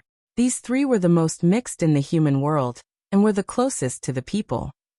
Therefore, it was evaluated that the great Guanyin of the western regions had entered the 1st rank, little Ancestor Lu of Dragon Tiger Mountain had entered the 1st rank, and the new chief of Wudong had entered the 1st rank. In the martial arts evaluation, there was a separate sword evaluation. Wudong sword maniac Wang Xiaoping and sword crown Wu Luding were listed. In the secret letter, Lu Qiu said that the great Guanyin had already left the western regions. Little ancestor Lu's little celestial master Qi had also left the mountain. Obviously, most of them were coming for Su Fengnian. The capital was in turmoil. All kinds of immortals and demons came one after another. What would Su Fengnian, who was unintentionally standing at the head of the tide, do? Chapter 169. When they arrived at Xiangfan, they could see the famous Diaoyu platform on the city wall. The Diaoyu platform had supported the wall for 10 years and a half. On the signboard of the Diaoyu Tower, there were 4 words: "Alone fishing in the Central Plains." Su Fengnian ignored Wei Wei and Huang Tulang and got off the boat. He rode his horse and galloped towards the ghost city in the twilight. He got off the horse when he was near the city gate. Jiang and I seemed to think that His Royal Highness had a Taoist instrument. He jumped off the carriage and trotted to Su Fengnian's side. Su Fengnian held back his laughter and pointed his embroidered winter knife at the top of the city wall. He squinted his eyes and said, "Do you see that? Back then, the #1 general in the world guarded there for 10 years. There are not many people who can make Su Xiao grit his teeth. That scholar from West Chu who really read the spring and autumn annals can be ranked in the top 3. Even if your capital of West Chu is destroyed after the Western Wall, even if the whole of Jiangnan falls, this city and this Diaoyu platform will not fall. Unfortunately, no matter how impregnable Xiangfan is, it can't affect the world." Jiang and I bit his lips. Su Fengnian led the horse and walked slowly. The grain in the city eats the horses. When the horses are exhausted, the sparrows and rats eat the people. Jiang and I was silent. Su Fengnian said softly, "The soldiers knew they would die. The soldiers guarding the city fought to the last man. No one survived. This is the war of the spring and autumn annals. These tragedies are unimaginable to the sharp-tongued people of Shangyin Academy. The walls were made of huge bricks that were specially made in the 3 continents. Each brick had the name of the place where it was made, the supervisor, and the person who made the bricks. When the bricks were laid, the slurry of glutinous rice juice and sorghum juice, as well as lime and tung oil, was poured into the gaps between the bricks. The master craftsman in charge of the construction of the Xiang and Fan cities held a sharp awl. If the awl penetrated even an inch, he would kill the person who built the city and continue the construction. Therefore, the city was as solid as iron. At that time, the historians all called it cruel and cruel. Su Fengnian stopped and did not look at Jiang Ni's face. He said coldly, "When Su Xiao attacked the city, Wang Mingyang defended the city. Both sides prepared for war. This scholar, who used to be a scholar in Jixia, strengthened the defense and moved all the food and materials into the city. Even the houses were demolished and the wood, bricks, and tiles were moved into the city. To prevent Su Xiao from digging a tunnel, he dug 100 wells along the foot of the city and placed large earthen jars covered with leather in the wells, so that those with good ears could listen. Not to mention the 50,000 soldiers, he also divided the 150,000 people into different classes. Monks, craftsmen, and paladins each had their own duties. The necessary materials for defending the city were divided into 2 categories: official and civilian. Then he selected Jianghu people who were good at fighting to patrol the city day and night to prevent spies from setting the city on fire. Wang Mingyang's military skills in the Shangyin Academy had been fully displayed in the past 10 years. Su Xiao once said that if everyone in Shangyin Academy was like this, he could even become a scholar in Jixia. Su Fengnian continued forward. To attack the city, one must first cross the river and cross the trench. Next is the most tragic climbing of the city. Climbing of the city is also known as climbing of ants. Looking at the top of the city, you can imagine the scene of thousands of people climbing up the ladder against arrows, boulders, wood, and oil. It was during this battle that the monks in the city invented the demon-subduing pestle, and the ox-nosed Taoist created the cauldron golden liquid that would fester the moment it touched the skin. In the alley battle after climbing the city, Xiangfan gathered a large number of Jianghu people and heroes who swore to defend this important city for the 3 countries of the Central Plains. It could be said that they were united against a common enemy. Before the alley battle, They had defeated the Bailiang army countless times. If it were not for them, Xiangfan would not have needed 10 years to break the city. 3 years would have been enough. People only knew that Bailiang's army was the best in the world, but they did not know that they were not bad at attacking the city on foot. In the Spring and Autumn War, they were unstoppable. Only in Xiangfan did they lose more than half of their elites, including 300 cave masters who were good at drilling. This attack and defense took 10 years. As for who was right and who was wrong, only heaven knows. However, it was in these 10 years that Su Xiao, who would seek revenge for the smallest grievance, had a real feud with Jianghu. The moat was unusually wide. The drawbridge on the river was not closed. Xiangfan was strictly guarded at night, but the drawbridge had been laid flat all these years. Even the main gate had not been closed for a single night. It seemed that according to the instructions of the celestial master of Mount Longhu, after setting up more than 30,000 great cycle ritual to expiate the sins of the 9 underworlds, the ghost gate was not closed and the wronged souls were allowed to leave Fengdu and Xiangfan. Legend has it that before the celestial master of Mount Longhu left the city, he personally went around the city to draw talismans. In the end, he even hung a Taoist talisman on the top floor of the Diaoyu Terrace. On it was written, "The heavenly spirits have returned to the heavenly spirits, the earthly spirits should return to the earth." He said that when the wandering souls of Xiangfan dissipated, this talisman would burn up. However, the heavenly talisman had been written for many years and still did not disappear. Without a doubt, it became a haze that could not be removed from the hearts of hundreds of thousands of people in Xiangfan. Su Fengnian led the horse forward. Under his feet were 2 young kuei. Beside him was Jiang and I, who had a complicated expression. Su Fengnian subconsciously looked at the Diaoyu Terrace on top of the city wall. The moon was bright and the stars were sparse. The tower was magnificent. Su Fengnian turned his head to the little mudman and said gently, "Don't be afraid." Jiang and I, whose palms were sweaty, lowered his head and grunted. His Royal Highness could not see the person in the tower when he raised his head, but the person in the tower could see Su Fengnian when he lowered his head. The person in the tower had a slender figure. He wore an ordinary Taoist robe and hemp shoes. He wore a Taoist bun with a wooden hairpin and held a horsetail whisk in his hand. The top floor of the Diaoyu Terrace was a forbidden area. There were several respected old Taoists of Mount Longhu guarding it. Even the king of Jing and was not allowed to enter. When the great celestial master left the city, he made it clear that only the Taoist master's mansion could set foot on it. If the little girl and the little monk went to the Taoist master's mansion to make trouble, they would recognize this Taoist master. He was the one who led them into the inner courtyard of the Taoist master's mansion. It was he who blocked the attack of the arrogant yellow-purple Taoist master's mansion with his white-tailed horsetail whisk. He also personally introduced him to Mr. White Lotus. This little celestial master of Mount Longhu was surnamed Qi. He had the same surname as the great immortal Qi Xuanjin, and the same appearance as one of the ancestors of Mount Longhu. He held a horsetail whisk in his hand, and was praised by the national master who ruled the world as Taigong sits in Kunlun. After he left Mount Longhu, all kinds of rumors snowballed as if the whole world was praising him. However, he was indifferent because he didn't care about these things. To him, these great principles that most people couldn't understand were not principles. In the world, brothers were blind, children were filial, and husband and wife were in love. These were the principles. The great knowledge was just knowledge in the pile of books and classics. They were not knowledge. The old farmers worked hard to farm, the hawkers bargained, and the merchants pursued profits day and night. These were knowledge. He admitted that his Taoist roots were shallow, so he did not seek the way of heaven.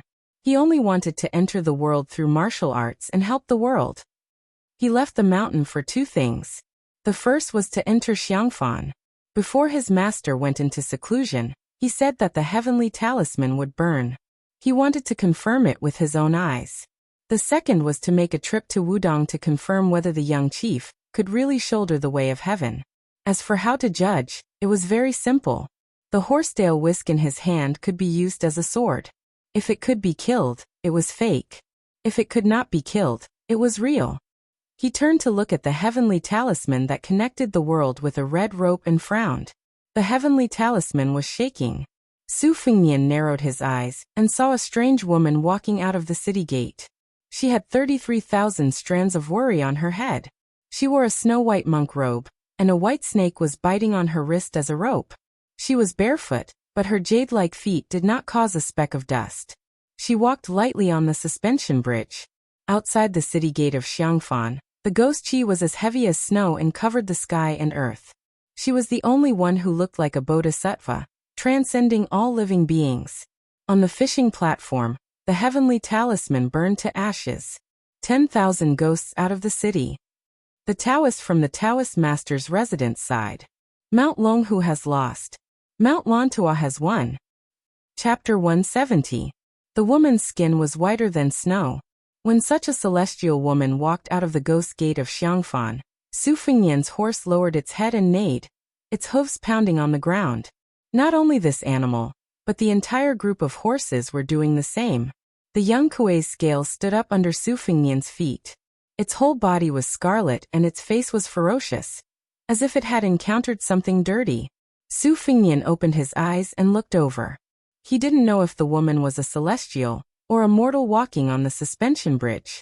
There was no one stepping on the moat, but in an instant, the water was turbulent and boiling, as if thousands of soldiers and horses were passing by. The old god of swords, Li Chungang, showed a serious expression for the first time after leaving Liangzhou. With light steps, he swept in front of Su Fengnian and Jiang Enai, standing at the end of the suspension bridge, and facing the woman from afar. The white-clothed Guanyin continued to walk forward until she reached the middle of the suspension bridge. The old god of swords stretched out his only arm and took off the dagger talisman. The two of them faced each other. No one saw her move on the suspension bridge, but the moat suddenly exploded. The mirror image of what everyone saw was distorted, and only the white-clothed Guanyin remained clear and independent. Su Fengnian finally saw the woman's beautiful face that seemed to be shrouded by thousands of snowy mountains. He was stunned. The woman was as beautiful as a painting, and he knew who she was. Monk Longshou, who claimed to be from Mount Lantua, said that he wanted to bring him to the western region. This monk in red robes and cassock was very otherworldly, so Su Fengnian specially went to the Tide Listening Pavilion to read the secret scriptures. The woman in front of him was the top Buddhist figure list, the master of the Red sect of Tantric Buddhism. She had a long list of titles such as Great Compassion Dharma King, Bodhisattva Mending Acupoint, Master of 6 Jewels.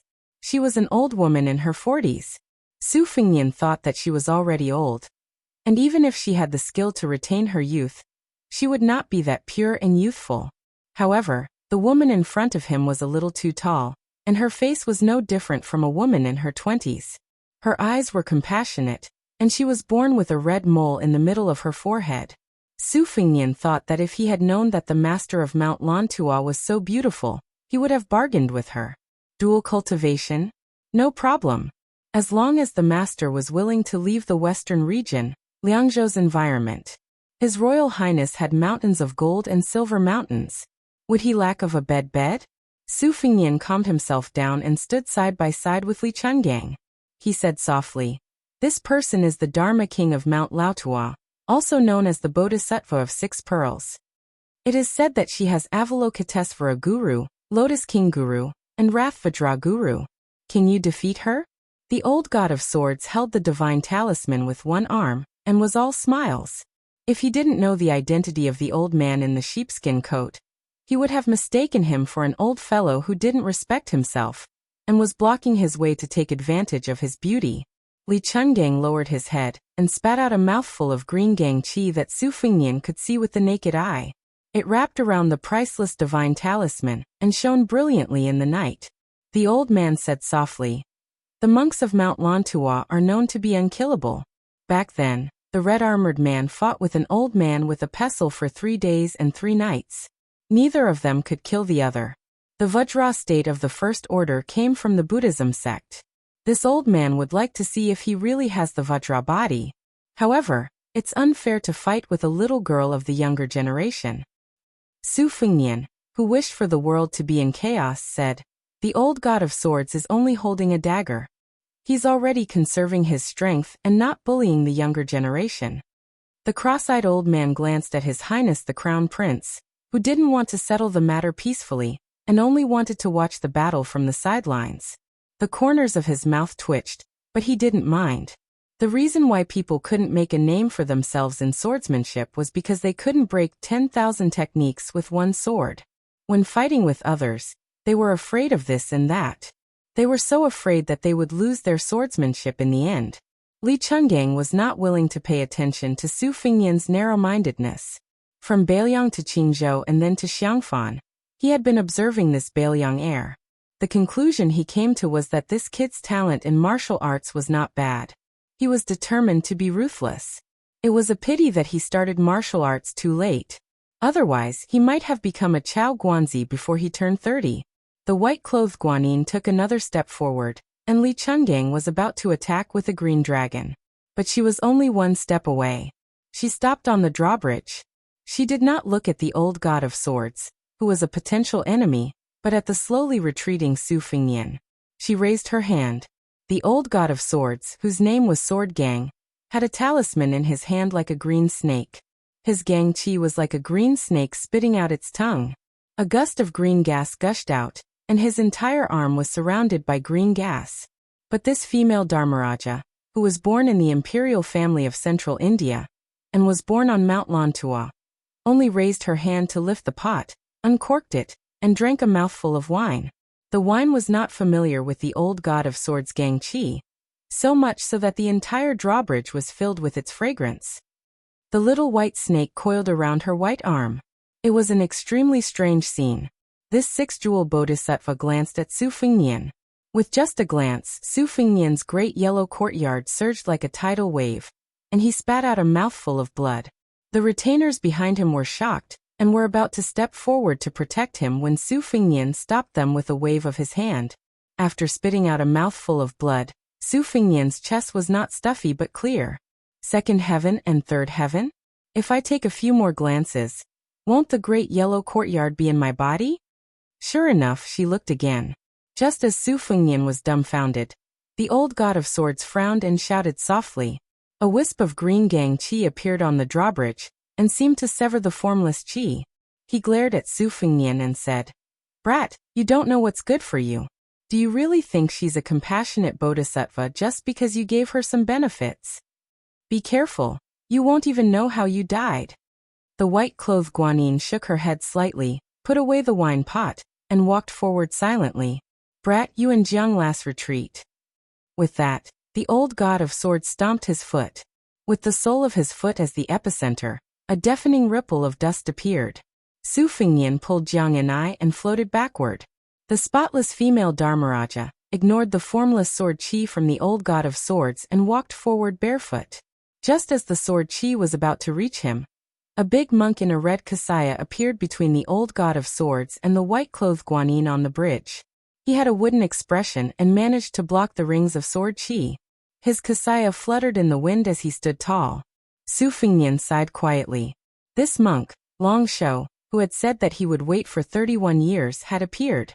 If it was just a six-jeweled Dharmaraja, Su Fengnian believed that with Li Chuangong's strength and the second-rank retainers behind him, it would not be impossible for them to trap this Guanyin of Mount Lantua, let alone kill her.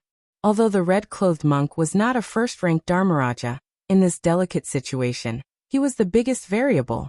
Moreover, Su Fengnian did not have any ill feelings towards the monk in front of him.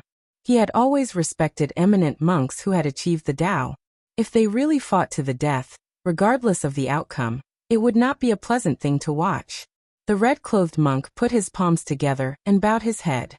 "My master has entered the world without any intention of fighting. I hope that His Royal Highness will not blame him. My master has come out of Xiangfan to release 100,000 evil spirits from purgatory. He has accumulated immeasurable merit for His Royal Highness." Su Fengnian felt that these words were preposterous, but he believed them without a doubt. Both Buddhism and Taoism had recorded that there were 100,000 evil spirits in Xiangfan who had been cooked by their relatives. Their resentment was so great that even the 36,500 grand ritual of the cycle could not eliminate them. Thus, the two sects made an unwritten bet that whoever won would enter Xiangfan, and whoever lost would leave Xiangfan. This would not change for 100 years. If Mount Longhu won, the two Zen temples and the monks of Mount Lantua would not be able to set foot in Xiangfan for 100 years. If they lost, Mount Longhu would have to withdraw the grand ritual of the cycle and move out of their Taoist temples. They would not be able to preach in the city. The disputes between the three sects and the sects for fame and fortune were actually childish and unreasonable. Jiang and I muttered, "She's so beautiful. She looks like Goddess Guanyin." Su Fengnian smiled bitterly. Goddess Guanyin observes the sounds of all living beings in the world. Ordinary people can be liberated by listening to her sounds. The goddess Guanyin in the eyes of the little clay figurine first brushed past Li Chungang at the bridgehead. She then brushed past His Royal Highness and said softly in Sanskrit, "I'm Guanyin. You're uncomfortable. You're not worthy of dual cultivation." Su Fengnian did not know why, but he laughed and said, "Since I'm uncomfortable, may I ask Bodhisattva to be at ease?" Tomorrow update as the title. Recommended a few books and cartoons. Crossing the South and Returning to the North.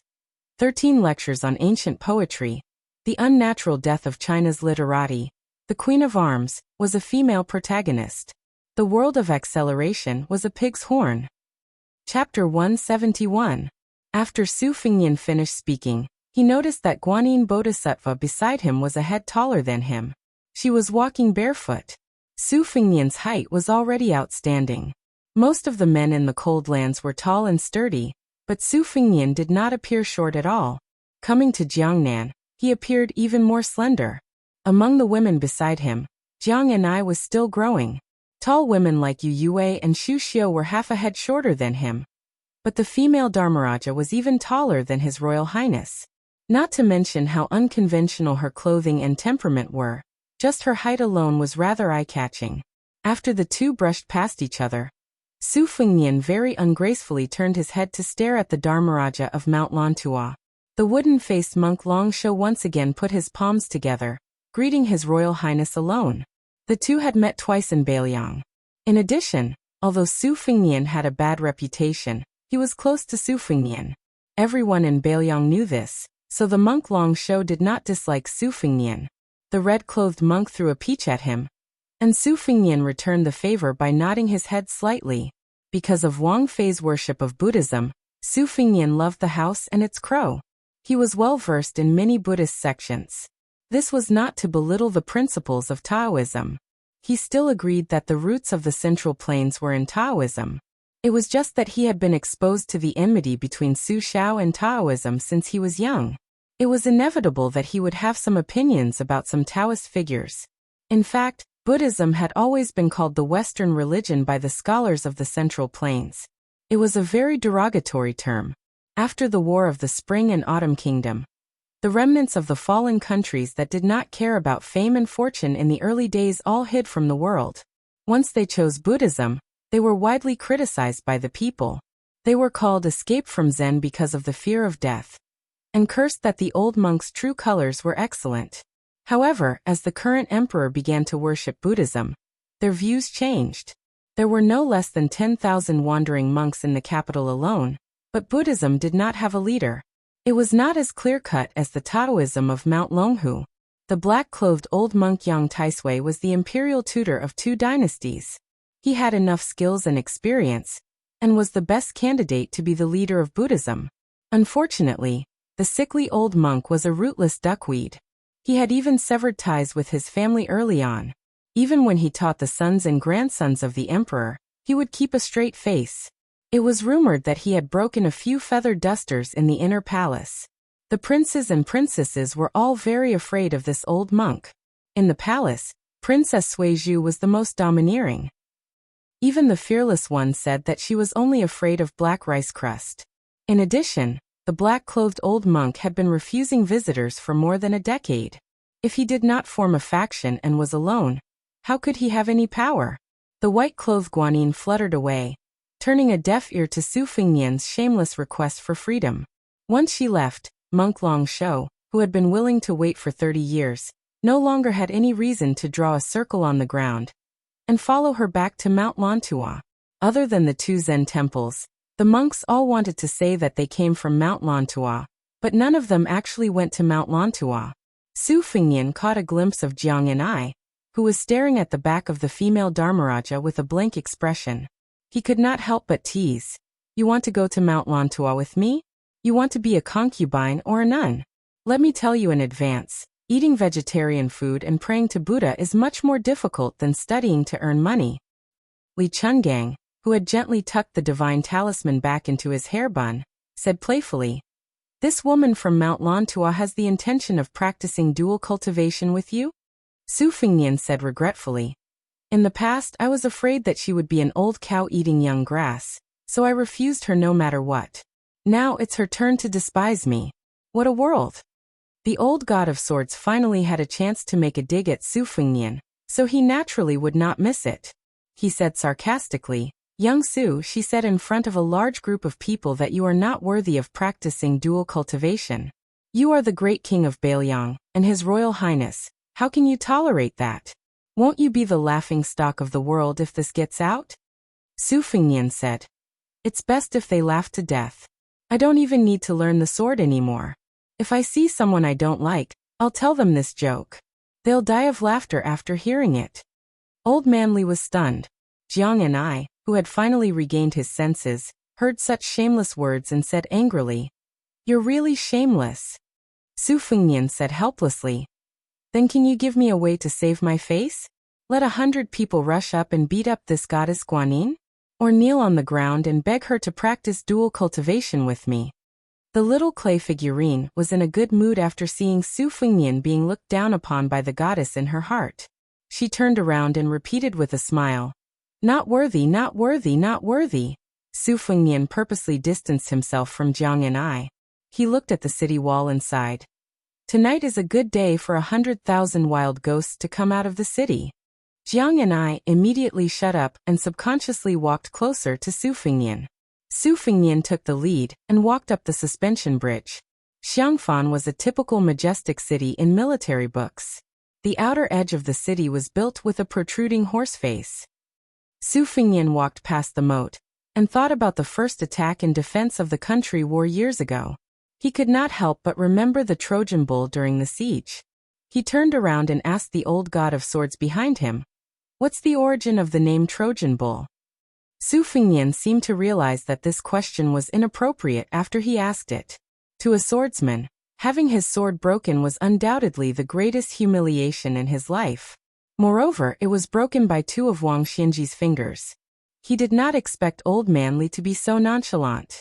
He only nodded calmly and said, The name Trojan bull indeed came from the siege weapon that you guessed.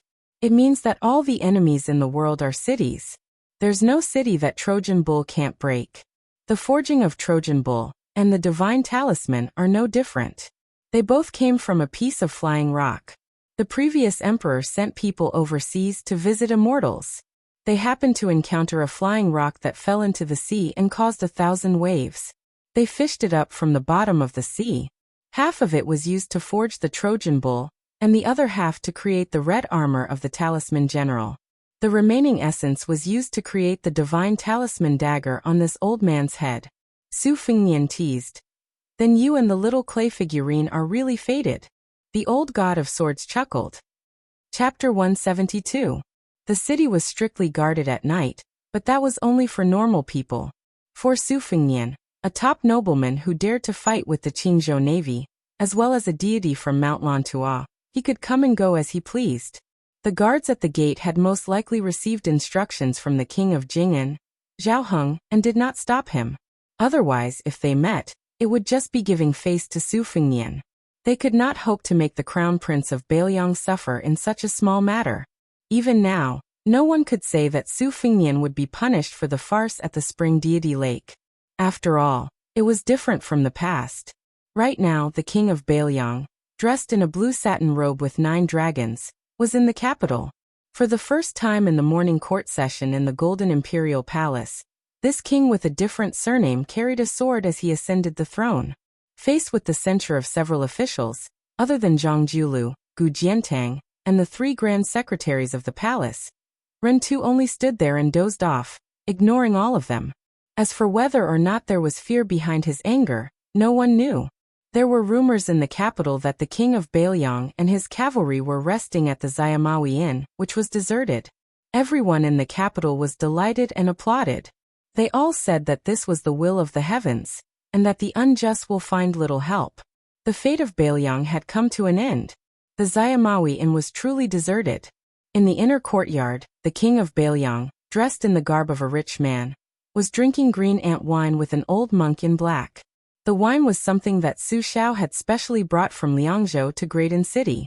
The old man in front of him, nicknamed the Sickly Tiger, had been forcefully dragged over by Su Xiao. In fact, over the years, the green ant wine had been sold in the capital because of his second daughter, Su Weisheng's brother, appreciating the snow. However, the king of Bailiang had personally brought the strong wine for thousands of li. The gift was light, but the affection was great. This could be considered a way for Su Xiao to express his attitude to an old friend in a foreign land. You, young Taisui, did not treat me as a friend. Even when I entered the city, you had to keep an eye on me for the emperor. However, Su Xiao still treated you, old bald donkey, as a friend. That year, you treated me as a farewell. The spring chill in the capital had long been eliminated, and the chirping of cicadas did not stop. However, Su Xiao still seemed to be afraid of the cold. He raised his hand and exhaled. He sighed and said, "When I left the capital, I remembered that the dynasty had 1,864 post-house stations. Now that so many countries have been annexed, can there still be half left?" The black-robed old monk said calmly, Great Peace City, the world is at peace and stability. Why is there a need to recreate the scene of the past when there were so many posts and messages flying everywhere? Isn't that a good thing?" Everyone knew that Su Xiao had an inseparable feeling for the post house, because the Liang dynasty did not attach much importance to the construction of the post house back then. After Su Xiao took control of the military power, he proposed 10 policies. Among them, the post house and horse policy were developed to the greatest extent in his hands. There were also a few policies that had died midway before they could be popularized because of the end of the spring and autumn period. The elimination of the post house was just a miniature version. When the Liang dynasty was at its peak, it was like passing one relay station after another. The relay stations were like fish scales. Ride after ride, the relay horses were like shooting stars. Therefore, when the war of the country ended, almost all the emperors of the fallen countries were escorted to Great Peace City. During this time, when they saw a relay station 30 li away, they were all shocked by Su Xiao's methods. Many famous generals who only complained about the timing and location after losing the war were finally convinced. Because a small relay station involved many things such as the relay route, each of them was extremely troublesome. Just the planting and maintenance of the plants on both sides of the relay route alone cost the national treasury a lot of silver every year. At that time, the war was in full swing. Not to mention the incapable emperors. The wise emperors only focused on the training of armor. They wanted to spend money today so they could see results tomorrow. As an official, how could they be like Su Xiao and persuade the emperor to spend money on a 100-year plan? Su Xiao smiled. Of course it is a good thing in the short term. After 100 years, it will be hard to say if it will be a good thing. The old monk in black was a monk, but he also drank wine. He took a sip and said calmly, "You don't have to worry." Su Xiao laughed involuntarily. "I'm not a monk like you. If I don't worry, how can I face the heroes who fought with me in the past? Who won this world?" Yang Taisui frowned and said, "Zhang Julu will worry, Gu Jianteng will also worry. Also, so what if you helped the late emperor win the world? Without you, lame Su, there would be lame Li and lame Wang. You were proud of your achievements, but the late emperor didn't get rid of the hound after the rabbit was killed. He still allowed you to be the king of Bailiang. Isn't that enough?" Su Xiao said softly, "It's enough. That's why I didn't do anything after you pulled me to drink. The favor I owed you and him back then has been repaid." At this point, the old monk in black felt guilty and stopped talking. His expression was slightly lonely. When that woman first entered the world, the sword case only had 9 words carved on it. This sword pacifies the injustices of the world. When the late emperor learned of this, he smiled and said that without this sister-in-law, there would be no Su Xiao, and there wouldn't be his great country. The dragon sparrow sword of De Liang was worthy of these 9 words. That extraordinary woman only carved the last 9 words before she died. Every time the old monk in black thought of it, he felt guilty because he was the most guilty person in the world. The old monk asked, "Then why did you still invite me to drink?" Su Xiao snorted and said, "If it weren't for my wife persuading me all those years after I came to Beiliang, saying that a bald donkey like me had difficulties, I wouldn't have bothered with you no matter how magnanimous I am." Yang Taisui smiled bitterly. Su Xiao drank a mouthful of wine and sneered. In the next court assembly, if Gu Jianteng dares to instigate a bunch of bastards to use underhanded tricks, don't blame me for pulling out my blade and hacking him. Yang Taisui frowned and said, "Even if Gu Jianteng is empty-handed, you can't beat him. He's the #1 sword user in the world." Su Xiao asked in return, "If I hack him, he dares to retaliate. Back then, when I beheaded his direct descendant and hung him on the city wall, he dares to stop me? He didn't dare back then. And now that he's getting older and older, he dares even less." The old monk in black chuckled and said, "Seems like he doesn't dare." Su Xiao smiled and said, "Isn't that so? How was this the king of Beiliang wearing a 5-clawed python robe? He was clearly a scoundrel in the marketplace. No wonder he could raise such an unscrupulous son like Su Fengnian." Su Xiao smiled and asked, "If I really hack Gu Jianteng to death, what will you do this time?" Yang Taisui said calmly, "I've already repaid the loyalty and righteousness I owe back then. Since you can invite me to drink today, I can invite you to kill someone and leave the capital tomorrow." Su Xiao laughed and said, "You bald donkey, at least you still have some conscience." The old monk in black remained silent. No one in the world was more trustworthy than this sickly tiger. The pot of green ants was quickly emptied. The old monk said softly, "You've caused the princess to live uncomfortably in the past, and now you've implicated your children, especially that Su Fengnian. Don't you feel any guilt?" Su Xiao smiled calmly and said, "We're not a family. Once you enter a family, you won't eat a family meal. What's there to live uncomfortably? It's all fate." The old monk sighed. Su Xiao asked, "Do you know about the 6 jewels guru of Mount Lantua?" The old monk nodded and said, "When this person first started cultivating, he didn't talk to the outside world, unlike the rest of the world. He achieved the great moksha state of motion and stillness early on. He's a great sage in Buddhism. He leaped into the 8 jewels realm at the same time as the new chief of Mount Wudong. They're both rare bodhisattvas of flesh." Su Xiao nodded and frowned. The old monk asked, "I heard that this red sex Dharma king went to Xiangfan. Aren't you worried?" Su Xiao muttered, "How can I not be worried? She's dual cultivating with Fengnian. I'm worried, but not dual cultivating. I'm even more worried." Chapter 173. It had already been 10 days since the king of Beiliang, Su Xiao, had arrived in the capital. In these 10 days, Su Xiao had not paid a visit to anyone, nor had anyone come to the Damayai courier station to present their name. Logically speaking, as a king with a different surname, Su Xiao should not be restricted by the rules and regulations of the clan and vassal law. Of the tens of thousands of officials in the capital, it would be best for them to curry favor with those in power. Even on the day when the results were released, quite a few officials would use the pretense of being from the same hometown to get close to those new grand scholars. Why was it that when it came to Su Xiao's side, not a single one of them showed up? In truth, with just a bit of thought, it was clear.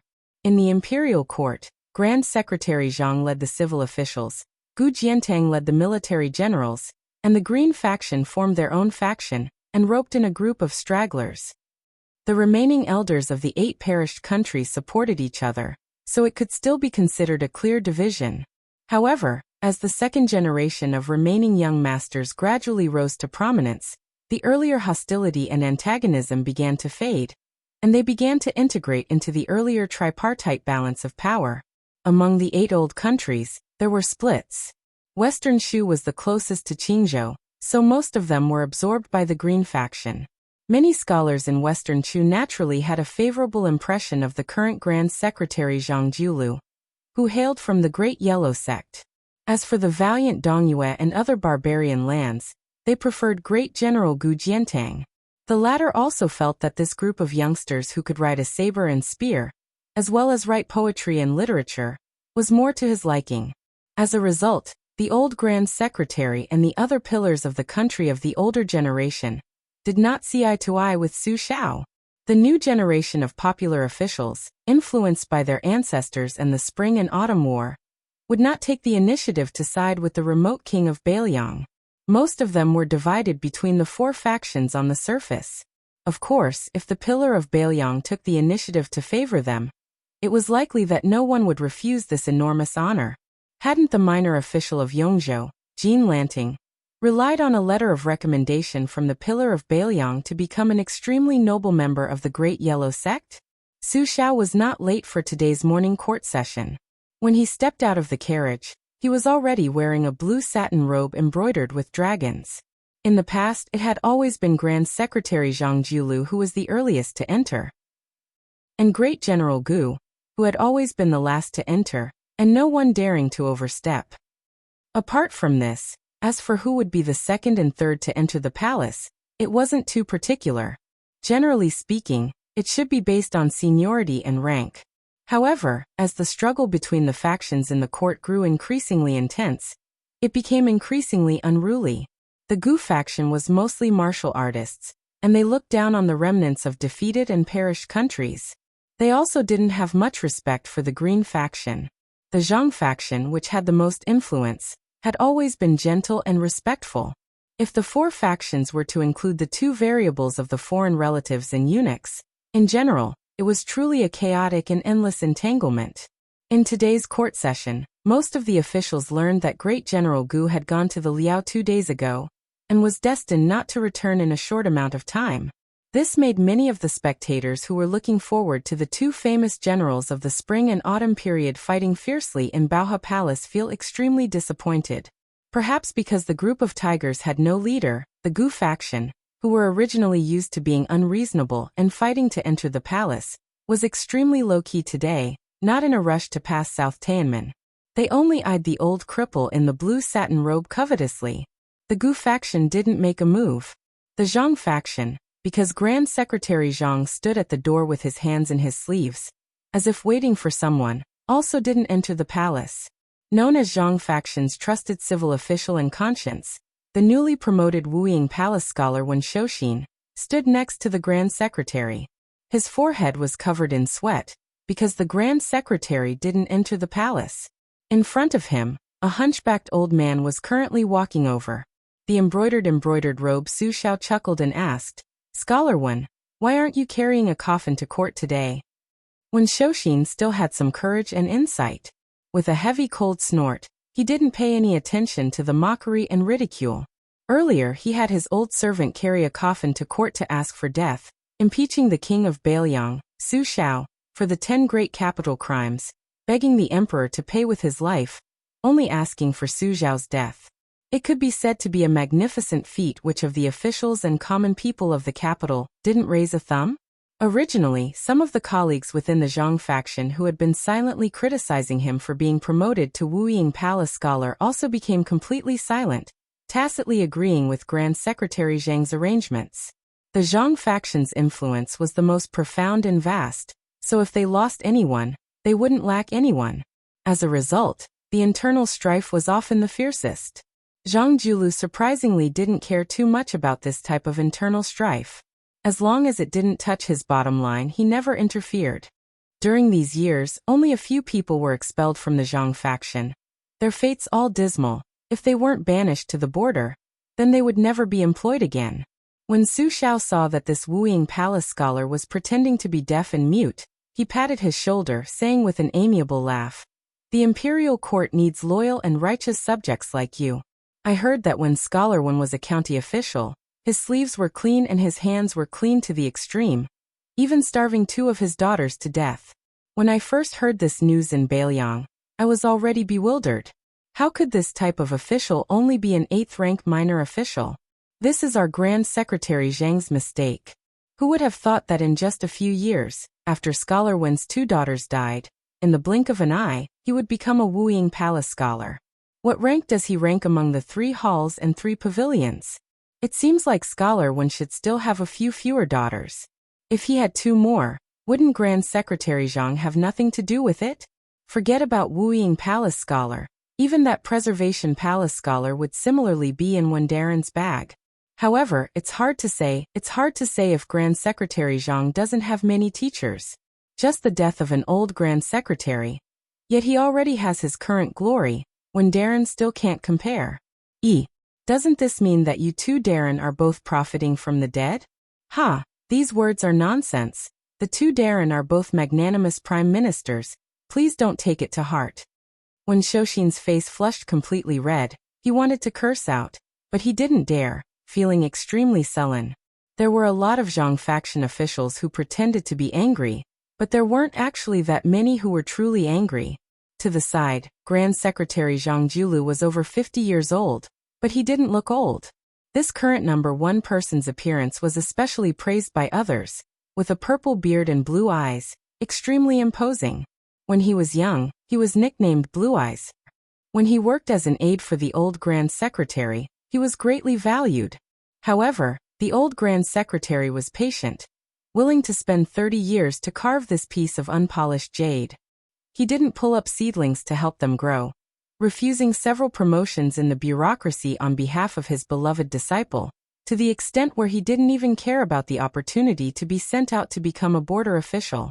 Meanwhile, Zhang Julu was even more patient, spending 30 years of his life in the imperial family, neither arrogant nor impetuous, always patiently watching the court's political affairs with the cold eye of a bystander. Only watching and listening, the only thing he didn't say. As soon as he left the imperial family, he became a dragon. Within 2 years after his respected teacher's death, he continuously rose 11 levels, taking over the old Grand Secretary's empty position, so much so that his position of authority even surpassed the old Grand Secretary's. Zhang Julu was ridiculed by Su Xiao, but he didn't show the slightest bit of abnormality. With an expressionless face he said, Yang Guosher once said that if you have Buddha in your heart, you will see everyone as Buddha. If you have feces in your heart, you will see everything as feces. It is said that De Zhuguo was also present when Yang Guosher said this. I don't know if De Zhuguo heard it in his ears or in his heart. Su Xiao laughed out loud and said, Whatever Yang Taisui said, no matter what you all think, except for the good things he said about me, I'll just treat it as bullshit. Zhang Julu dismissed it with a light laugh. The main buildings behind the imperial city's south gate were the 3 outer court halls, and the 9 inner court halls. Among the 3 halls, the Palace of Preserving Peace was the most expensive. The common people in the marketplace called it the Hall of Golden Imperial Audience. They thought that all court meetings were held there, but that wasn't the case. The Palace of Preserving Peace was usually used for all kinds of major ceremonies. His Majesty would usually hold court in the Tianqian Palace, or the Hall of Cultivation Spirit. It was probably to show his respect to the King of Bailiang, Su Xiao, that the 2 morning court meetings were held in the Palace of Preserving Peace. The roof of the Palace of Preserving Peace had a total of 18,000 dragon patterns. The roof of the Palace of Preserving Peace, the roof of the Palace of Preserving Peace, the roof of the Palace of Preserving Peace, the roof of the Palace of Preserving Peace. This was only the scale of the Palace of Preserving Peace. Spread out, the number of dragon patterns in the imperial city was innumerable. The huge platform of the Palace of Preserving Peace had the character, Earth facing the south. Starting from the south of the imperial city, the central axis of the Palace of Preserving Peace, the 3 halls were lined up in a row. Not a single tree was planted. To meet the Son of Heaven, the imperial road was long. The eunuchs and imperial bodyguards were hidden in the shadows of the strictly guarded buildings on both sides of the road. It was as if they were the only ones walking in the world. Therefore, when the blood-soaked Su Xiao met the emperor for the first time, he was counting the number of steps to dispel his fear. If Su Xiao was like this, it was needless to say that the other courtiers who attended court for the first time were trembling with fear. Accompanying the monarch was like accompanying a tiger. Especially since the 2 successive emperors of the dynasty were both heroes and great strategists. The monarch's scheming had reached the peak of perfection. No one dared to say that they were familiar with figuring out the emperor's will. This made the courtiers feel as if they were walking on thin ice. Today, the blue-eyed Zhang Jiulu intended to let Su Xiao be the first to attend court. Su Xiao also did not decline his responsibility, and took the lead to walk through the towering palace gate.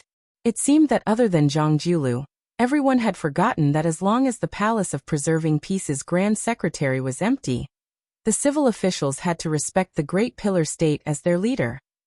Chapter 174. Ever since Wudong's old chief, Wang Zhongluo, passed away, the incense that was already not much had decreased by a bit. Fortunately, the close to 1,000 old Taoists, middle-aged chancellor, and Taoist children behind the memorial arch were used to living a poor life. When the house leaks, it will be repaired. When the clothes are old, it will be repaired. When the clothes are old, it will be repaired. When the house leaks, it will be repaired. When the clothes are old, it will be repaired. When the house leaks, it will be repaired. When the house leaks, it will be repaired. When the clothes are old, it will be repaired. At this time, a young Taoist was squatting behind the memorial arch of black tortoise Dongxing and sighing. Beside him were a few mischievous Taoist children from the nearby Taoist temple. Each and every one of them were fighting over this Taoist priest to tell them some love stories from the book. This story was much more interesting than the Taoist scriptures, but it was a bit too desolate. Why didn't the men and women in the story have a good ending? Listening to the storyteller beside him nearing the end of the story, he became more and more worried. Didn't they force themselves to be beaten by their master with a plank to escape from the Taoist lesson and sneak out? Grand Marshal Granduncle, why are there so many riddles, drinking games, and poems in this book? Don't tell me they were all thought up by one person.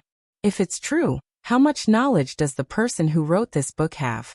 Isn't he almost comparable to Grand Marshal Granduncle? A little Taoist child who had only been on Wudong Mountain for less than 2 years asked timidly. The little Taoist child was born with red lips and white teeth. He was full of vigor. Propping his cheeks with both hands, he stared at his master's martial uncle. According to reason, he should be calling him chief. However, it seemed that everyone in the book did not like this Grand Marshal Granduncle, so he still called him chief according to seniority. Nonsense! How can the person who wrote this book be more knowledgeable than Grand Marshal Granduncle? A little Taoist child who had entered the mountain a little earlier slapped the little Taoist child with a stern expression. The little Taoist child who was scolded held his head and did not dare to refute. I'm not talking nonsense. If the person who wrote this book and I were to debate about Taoist principles, I reckon he would not be able to win. However, when it comes to love and affection, I am 108,000 li away. This is the principle of specialization. In the future, when you study scriptures with your masters and encounter problems, don't think that your masters are always right. If I still say that you are wrong and you are still unconvinced, you can go down the mountain to find out who is right and who is wrong. If one day you feel that you have found the answer, and that I and my masters were wrong, you can return to the mountain and tell us that we were really wrong. If you feel that you were wrong, don't feel ashamed. Remember that our Wudong Mountain Gate will never be closed. The young Taoist smiled and rubbed the head of the youngest Taoist. His smile was warm. Grand Marshal Granduncle, I think it's wrong for Master to hit us whenever he's unhappy. What do you think? The little Taoist asked innocently. The young Taoist laughed softly and said, When I was young, I was also hit a few times. However, now I know that most of the time, it was my own fault. After a while, I no longer care about it. Master and senior brothers are not saints without temper. It's inevitable that they will make some mistakes. In Wudong's 1,000 years of history, there are hundreds of thousands of recorded Taoists. However, there is only one statue of Xuanwu Tianzuan. We, including me, are all ordinary people. We have to allow others to make mistakes and allow ourselves to make mistakes. Don't be stubborn. Otherwise, we will not be happy. It's not easy for us to come to the world. If we are always angry, even if you are a high and mighty emperor, it will be boring. Moreover, we are born in the world. Glory, splendor, wealth and status are nothing more than passing clouds. The Tao is made of gold and the medicinal pill furnace is filled with spring. Wudong is my pillow and my pillow is Wudong. That is enough. A slightly older Taoist whispered, Marshal Granduncle, I heard that rich people eat meat every day. I am so greedy. When I am hungry and recite scriptures, I always drool when I think about it. The most handsome young Taoist with the highest seniority smiled and said, "Isn't eating meat every day the same as eating plain tea every day?"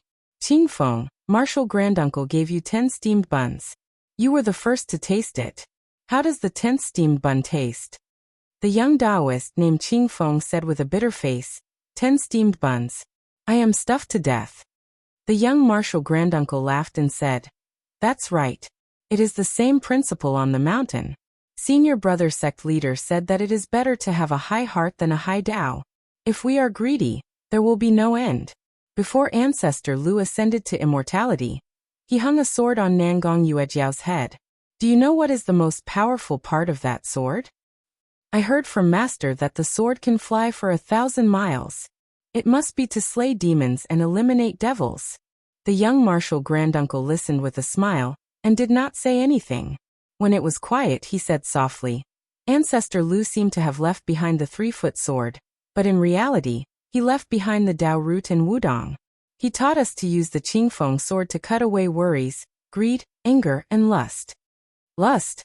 The youngest Taoist child was confused. The rest of the young Taoist priests who didn't know much were all chuckling. The book I read is called The First Snow in the East Wing. It skipped some things about men and women. The young Marshal Granduncle said with a smile, Does Grand Marshal Granduncle have lust? The little guy asked. Without waiting for the Marshal Granduncle to reply, the little guy was beaten up by the senior brothers and junior uncles. The young Marshal Granduncle rubbed his little head again and said softly, Yes. There was a burst of surprised gasps, but no one thought that the self-proclaimed Wudong Mountain's young ancestor, who claimed to have lust, was not lofty, learned, or amiable. The young Marshal Granduncle laughed and said, It is not a bad thing to know that you are not good. This is the same as us Taoists seeking the Tao of heaven. You know that it is not in my hands, so you want to seek the Tao. Marshal Granduncle, you still haven't sought the Tao? A young Taoist asked nervously. It is hard to say. The young Marshal Granduncle said honestly. At this time, a group of old pilgrims from Yongzhou finally walked more than 10 li of the divine path. Panting for breath, they arrived under the memorial arch. The young Taoist immediately stood up and called the young Taoist beside him to help carry the luggage. When they went up the mountain, the Taoist children skillfully introduced the scenery of Mount Wudong and the Taoist temple. The old pilgrims probably thought that the young Taoist children were amiable and cute, so they all showed a smile of vicissitudes. They walked and stopped, and their tiredness gradually disappeared. The young Marshal Granduncle knew that the younger generation would not be able to accompany them to the top of the mountain, so he let them go down the mountain first and picked up all the luggage alone. The old people felt apologetic, so the young Taoist, who did not speak much along the way, smiled and said it was nothing. The old pilgrim saw that he went up the mountain like moving clouds and flowing water, with an indescribable magical style. It really did not seem like he was pretending to be relaxed, so they felt a lot more relieved. Without the young Taoist children, the old pilgrims finally asked a slightly sensitive question, which could not be avoided from the old and new Wudong Mountain. The last time this group of old pilgrims from Yongzhou came to Wudong was more than 10 years ago. This time, it was almost the last time in their lives that they would climb the mountain to burn incense. Most of them did not have a bad impression of Wudong, but their families' descendants were more willing to go to Mount Longhu.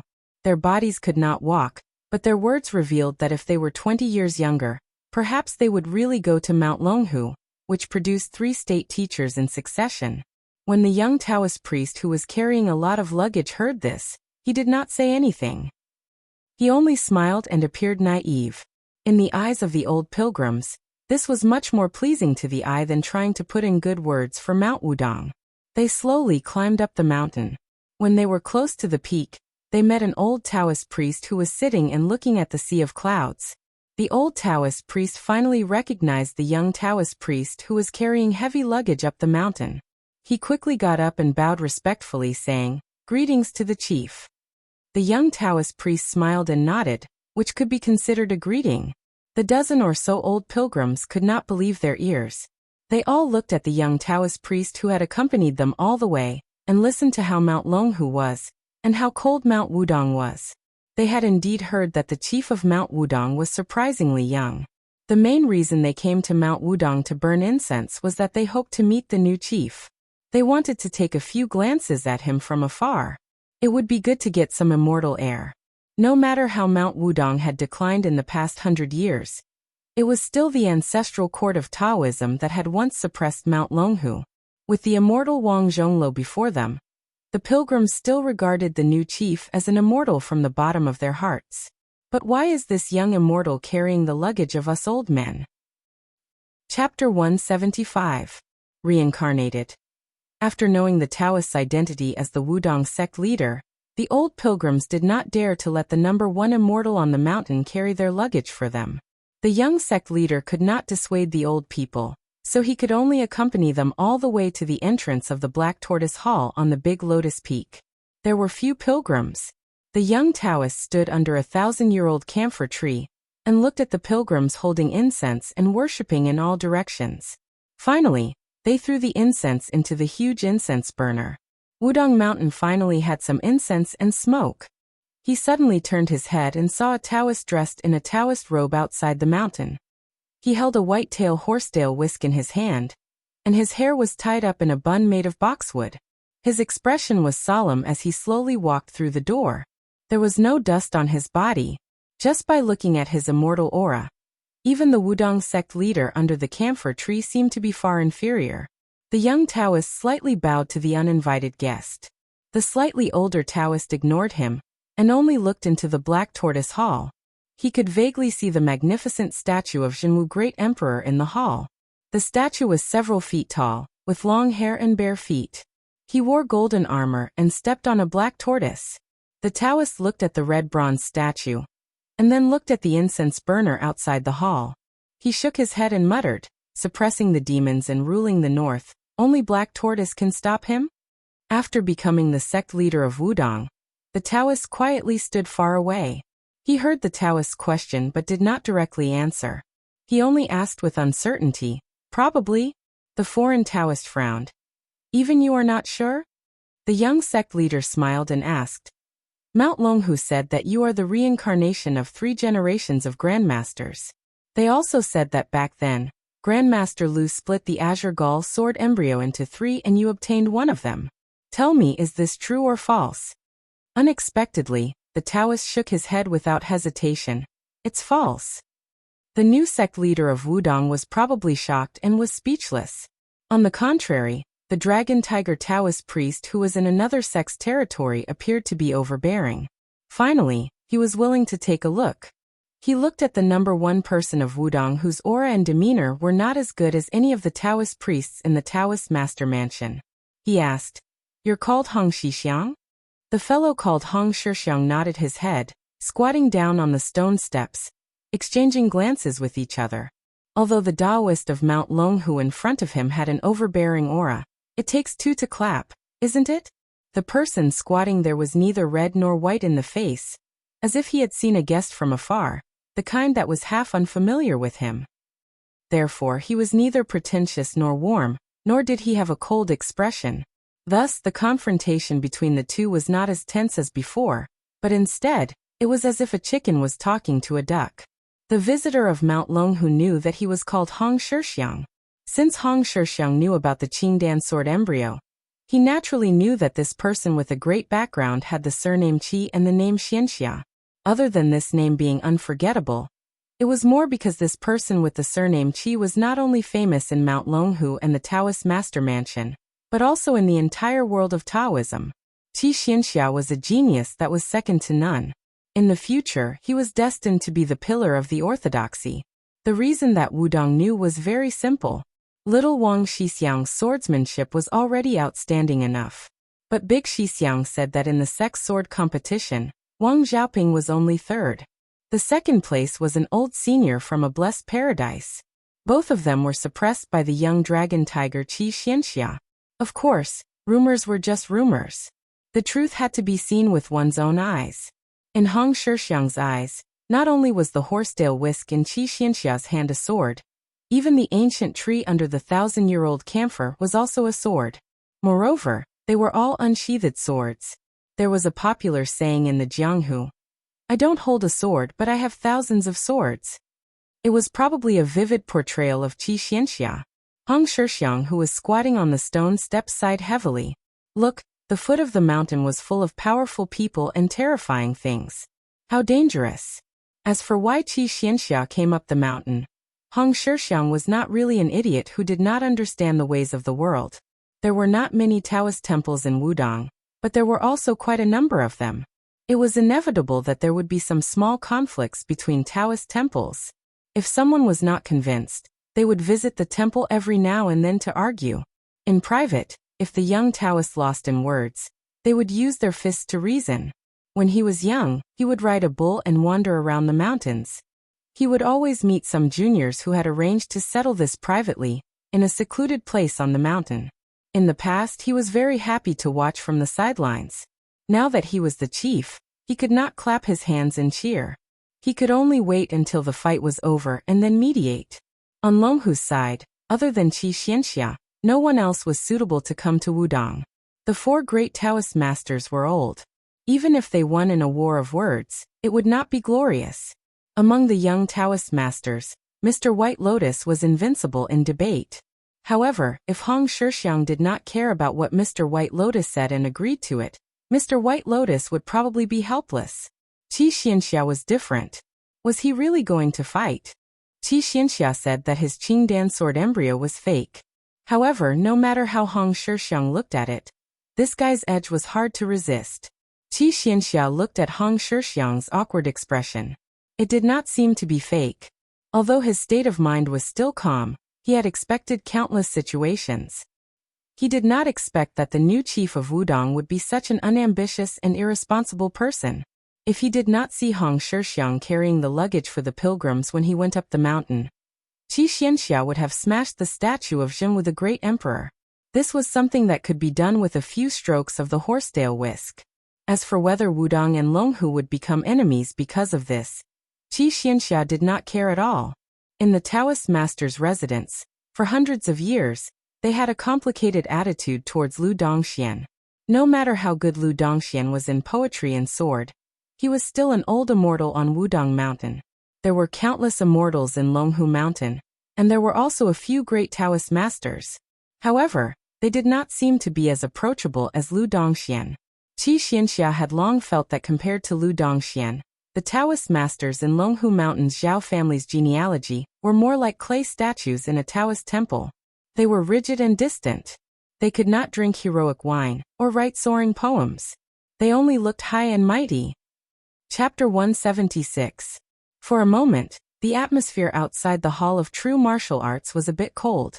The older Taoist priests kept their distance. Only a few naive and ignorant little Taoist children gathered together to criticize the foreign Taoist priests. In the eyes of these children, whether the young martial granduncle was the leader or not, he was still the number one in the world. Wasn't the king of Bailiang His Royal Highness domineering enough? Wasn't he still subdued by the martial granduncle? Of course, this was mostly because they hadn't seen the scene of Su Fengnian beating up Hong Shixiang. But then again, even if they had seen it, the little Taoist children would only think that the martial granduncle was magnanimous and didn't lower himself to the same level as ordinary people. Qi Xianxia took the initiative to ask, "Was the deed of thorough comprehension written by you?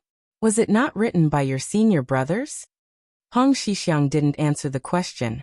"There's nothing to entertain on the mountain, I'll give you one later." Qi Xianxia frowned. Hong Shixiang suddenly asked, "Is the scenery of Jiangnan good?" Qi Xianxia was silent. Hong Shixiang asked, "I heard that Longhu is quite close to Huding County. The weather there isn't cold, right?" Qi Xianxia seemed to be annoyed by this kind of boring question. His tone became colder. "Why don't you go there yourself?" This time it was Hong Shixiang's turn to be silent. Probably thinking of Hong Shixiang's statement that he had never left the mountain, and then associating it with the occasional secret from the Taoist master's residence. Qi Xianxia's expression became strange. He hesitated, then sneered. "Huding County isn't cold right now. It's just that there's a big joke. Your king of Bailiang's eldest daughter Su Weisheng's improper conduct has angered everyone there. Even the capital has heard that there's a lady in the palace who wrote the precepts for women who is very angry, spreading the news that she's going to interrogate this princess who's married to Jiangnan. Hong Xixiang raised his head and asked seriously, "Interrogate what?" Qi Xianxia said calmly, "As the leader of Wudong, you're only concerned about this?" Hong Xixiang smiled, pointed to the statue of Zhenwu Great Emperor in the hall and said, "That person is concerned about the suffering of the people. As for me, I don't have the ambition to help the people like your Taoist master mansion. I only care about the warmth of the mountain. As for the situation at the foot of the mountain, I'm just asking. By the way, tell me, what is the crime?"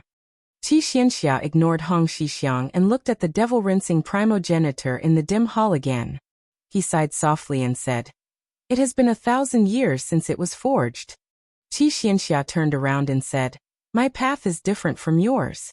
I will go to the Great Void Temple to take the ancient sword that ancestor Lu hung on the eaves. I don't know what crime she was charged with. All I know is that when the princess went to Mount Longhu to burn incense, she was stopped outside the mountain." Hong Xixiang stood up. He took a step forward. Back then, this young martial granduncle had stepped into the heavenly phenomenon realm. Today he took a step closer and snatched the horsetail whisk from Qi Xianxia, the sword chief of Taoism. On Mount Wudong, the long-awaited arrival of wind and thunder was welcomed. Su Shao of the Great Pillar State led the civil and military officials on the central axis. At the end of the imperial road that ran through the square, he looked up and saw the towering hall on the 3-story platform. The Palace of Preservation of Peace was the center of the dynasty, the center of the worship of thousands of dragons. To the entire world, the Palace of Preservation of Peace was just a square inch away. There were no more than 100 people standing here. However, the rise and fall of the empire depended on the people here and the government orders here. Even the slightest breath here would determine the health of the huge empire. The majestic platform on the 3rd floor had a railing carved from white jade, thick red wooden pillars, green eaves, and a golden glazed roof. It was extremely majestic and beautiful. A few years ago, the rear court of the imperial palace was burned down in a fire. Many palaces needed to be rebuilt. The stone and wood within a few hundred miles of the outskirts of the capital had long been cut down and excavated. Su Zhao's Bailiang transported countless giant stones and ancient trees here. One of the cloud dragon stone used as the stone steps of the rear eaves weighed 300 tons. One could see the extent of the labor and cost. At that time, complaints were heard everywhere. The remonstrant officials were even more excited, as if they had been injected with chicken blood. They accused Su Shao of being a treacherous official, saying that the king of Bailiang was flattering and demanding excessive taxes. There were even people who said that if Su Shao did not die, the country would not be in trouble. However, the remonstrant officials who boasted of being untainted were really untainted. Su Shao was still the Su Shao who could get whatever he wanted, a high and powerful official who could not be moved. Walking on the central axis of the empire and reaching the end, one did not need to lower one's head. As long as one approached, one would see a huge wall of 9 dragons embedded in the ground. The 9 golden dragons were vivid and lifelike, as if they were about to soar into the sky in the next moment. On the left and right sides of the wall of 9 dragons were stone steps leading to the main hall. The civil officials walked on the left and the generals on the right. In the hundreds of years of the Liang dynasty, there had never been a fool who had walked on the wrong path. The older generation of officials all knew that every time Lame Su stepped onto the stone steps on the right side of the wall of 9 dragons, he would pause for a moment and mumble to himself, but no one had ever heard him clearly. Su Shao was born a martial artist, so every time he went to court, he would walk on the right side, no different from the first time he entered the capital. The imperial court had given him the title of Pillar of the Nation, and now it seemed that there was a bit of a drama going on. It was no wonder that the imperial court had been a chaotic mess back then, with people crying, kneeling, and furious. At this moment, the vast majority of the civil and military officials behind Su Shao had never discussed politics with this prince of a different surname. So many of them were paying attention to Su Zhao's movements after he walked up the steps. As expected, Su Shao glanced back at the southern imperial gate. But no one knew what the butcher Lame Su was thinking. Su Shao thought that once he walked through that gate, he would truly have no choice. Normal people who approached the imperial gate would be questioned. Those who could walk into court would have a lot of glory and wealth, but as for how much they had to pay, that was a difficult question for each family. Even the one sitting high on the dragon chair in the main hall found it difficult to ask. Since the founding of the Liang dynasty, it had never stopped. In the early stages of the restoration of the imperial gate, the assassination of Emperor Huanling by eunuchs in the Jiayin Palace, and then the attack on the Eastern Palace in the 6th year of Jia, and then there was the case of the scarecrow of Crown Prince Shun, and the case of Emperor Rentai's sudden death from overdosing. Then there was the case of the moving of the imperial palace and the fight over the 3 official temples 50 years ago. And then the recent case of the white dress. The white dress. Su Xiao muttered to himself, and then walked toward Baohe Palace. His eyes were cold. At the Maui embassy, he had already learned that not only had Feng Nian provoked the Qingzhou Navy on the Spring God Lake and been questioned by some people, even his eldest daughter, Su Weisheng, who had married off far away in Jiangnan, could not live a peaceful life. The group of bastards behind him really thought that his sword was just for decoration. On this day, Baohe Palace was in a great uproar. The world had only heard that after the court was dismissed, Su Xiao of the Great Pillar of Country had not even left the palace gates when he used the scabbard to cripple a third-rank official. Chapter 177. That night, they had bumped into the white-clothed Guanyin and the ghosts. Even though they couldn't find an inn after entering the city, it didn't matter to them. They wandered around for 2 hours. During this time, several groups of patrolling guards took the initiative to stay far away from them. In the end, Xu Xiu finally found a place to rest by the lake. As they walked, it didn't match with her impression of the ghost city of Fengdu. Inside Xiangfan, it was quite beautiful and prosperous. It was far from being comparable to the cities of Beiliang. King of Jing and Zhaoheng had spent 20 years of effort in managing the place. The inn was next to one of the most famous lakes in the world, Skinny Goat Lake. This lake had 10 sceneries. The inn was truly close to the water. It was reasonable for His Royal Highness to take out a large amount of silver as a stepping stone. Su Fengnian didn't immediately rest after he checked in. Instead, he sat on the second floor by the window and asked Blue Bird to boil a pot of wine. The green and white one that Lu Qiu had brewed fell to the window. Blue Bird opened the secret letter and handed it over. After Su Fengnian finished reading it, he pinched it between 2 fingers and placed it on the candle flame to burn it to ashes. He gently blew away the ashes and couldn't help laughing. So lively. Blue Bird didn't interrupt. She just quietly looked at the young man sitting beside her. She looked at him for more than a decade. She also looked from a girl to a young girl to a woman. As a servant girl in the prince's residence, she didn't seem to work hard without complaint.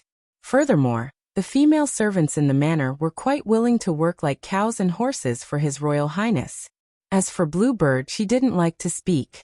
Even when she smiled, she was reserved. As a result, she always gave people the feeling that she was like a piece of snow, but as hard as iron. She wasn't as likable as the head servant girl of Wutong Garden, Sweet Potato. Su Fengnian had interacted with Blue Bird, and had long become accustomed to this kind of self-talk. He very naturally continued to talk and laugh. The letter said that Su Xiao finally made a move. Outside of Baohe Palace, he beat a deputy agriculture minister half to death. That guy really doesn't have good eyesight. In the palace, not only did he talk about me playing around with the Qingzhou Navy, he also brought up a pot that didn't boil and said that my eldest sister's conduct was improper. If it were me in the palace, I reckon I wouldn't have the patience to walk out of the throne room. We need to quickly go to Gangnam-do and see my eldest sister first. Then we can immediately go see my second sister in Huang Manor. Eldest sister always says that Jiangnan's water and soil are good, and that it has raised a street full of delicious girls, like baskets of green vegetables and radishes. I don't know if this is true or not. Bluebird's smile was somewhat helpless. In fact, the stool was right in front of her, but she was still standing. She was very content. Su Fengnian drank a mouthful of wine and said with a smile. The letter also said that the Jianghu is very lively right now. The civil, martial, rouge, and other rankings have all been released. The newly released top 10 masters of the martial arts rankings is still Wang Xianji. The position that Wudong's old chief vacated was given to a guy who didn't have any reputation before. He's a machete man from Beimang. I'm very curious as to where these rankings came from. It must be some well-informed fellow who dares to release these rankings. That old manly beside us has just come out of the Tide Listening Pavilion, and he's already on the rankings. However, he's only ranked 8th, one place lower than that machete man. It's scary.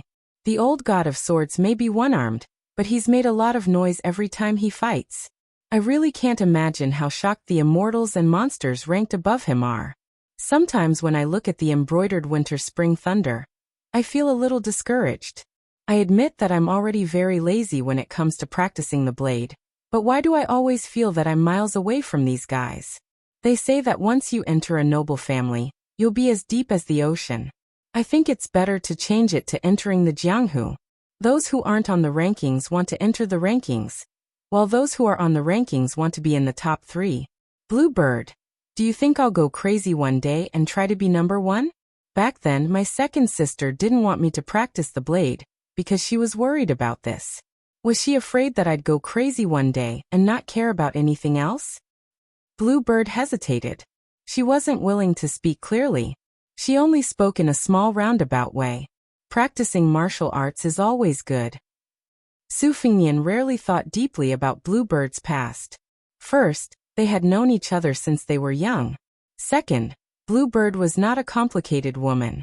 Although Bluebird was not as close as Sweet Potato in Wutong Garden, Su Fingyan believed that in private, the servant girls in the courtyard would be more willing to talk to Bluebird about boudoir. Of course, these kinds of boudoir conversations were not about the love affairs of ordinary families. They were about the matters of the military and the state. Baelyang Palace was a place filled with swords and spears. Even the servants were stained with the arrogance of the imperial court. Since Su Shao could be called the second emperor, then the Baelyang army was like a small imperial court. In this way, what difference was there between the prince's manor and a small imperial palace? It was just that Su Shao never admitted these sensitive facts. Su Fingyan stroked the pair of scabbards embroidered with winter and spring thunder, and suddenly laughed. Bluebird smiled. Su Fingyan retracted his fingers as if he had been caught in bed. Although His Royal Highness had 2 sisters, when it came to telepathy, it was like a worm in his stomach. Just now, when he touched the scabbards, he remembered that the pair of scabbards on the table were White Fox's beloved personal items that she had worn for many years. When he touched them, he always felt that he was indirectly touching White Fox's face. This really made Su Fingyan feel strange. He didn't have a fetish for cutting off sleeves. It was really because White Fox's face was too beautiful. Who was the champion of this Rouge Review? Wasn't it Nangong Push who was a man? When the mysterious Rouge House of Yunshan evaluated beauties, they would usually add more than 100 words to the beauty of the women on the list. Only Nangong Push was not mentioned in detail. They did not even mention his gender. When Su Fingyan first got the result, he laughed out loud. He thought that if the world knew that this guy was actually a man, would the woman behind White Fox's face be angry to death? At this moment, Su Fingyan loved the house and its crow. He was very curious about the woman on the list who was evaluated as not inferior to Nangong. He wondered why he had to meet her during this trip. Since White Fox's face was a man, he couldn't be his sister-in-law. Besides, he was doing closed-door training in the Tide Listening Pavilion, so there was no need to snatch the Baelyang. However, Chin Yu, who was evaluated as not inferior to White Fox's face, just happened to snatch back the Baelyang and give it to his brother, Huang Man. It was not a joke when he said that he would find a wife for Long Xiang in the early years. Su Fingyan got up and said, "Let's go to the lake." Outside the door, Lu Yangshu and the other 2 retainers took turns to keep watch. At this moment, it was Big Sword Lu Qiantang who was on duty. He silently followed behind the master and retainer. Lean Goat Lake was famous all over the world. In terms of scenery, Lean Goat Lake could be said to be the best in the north and south. There were more than 100 famous scenic spots in the annals of history. Back then, the selection of the 10 sceneries of Lean Goat Lake caused a big fight among the literati. They all had their own praises and fought until their faces turned red. In the end, the Grand Chancellor of Shangyin Academy came forward and gave the final word.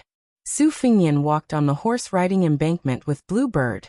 The name of the embankment came from the idiom, looking at flowers while riding a horse.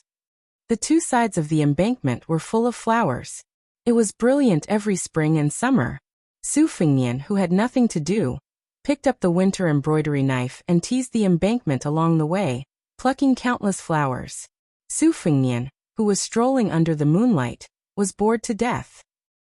He casually picked a topic and said softly, "I'm sure the whole city of Xiangfan already knows that I've entered the city."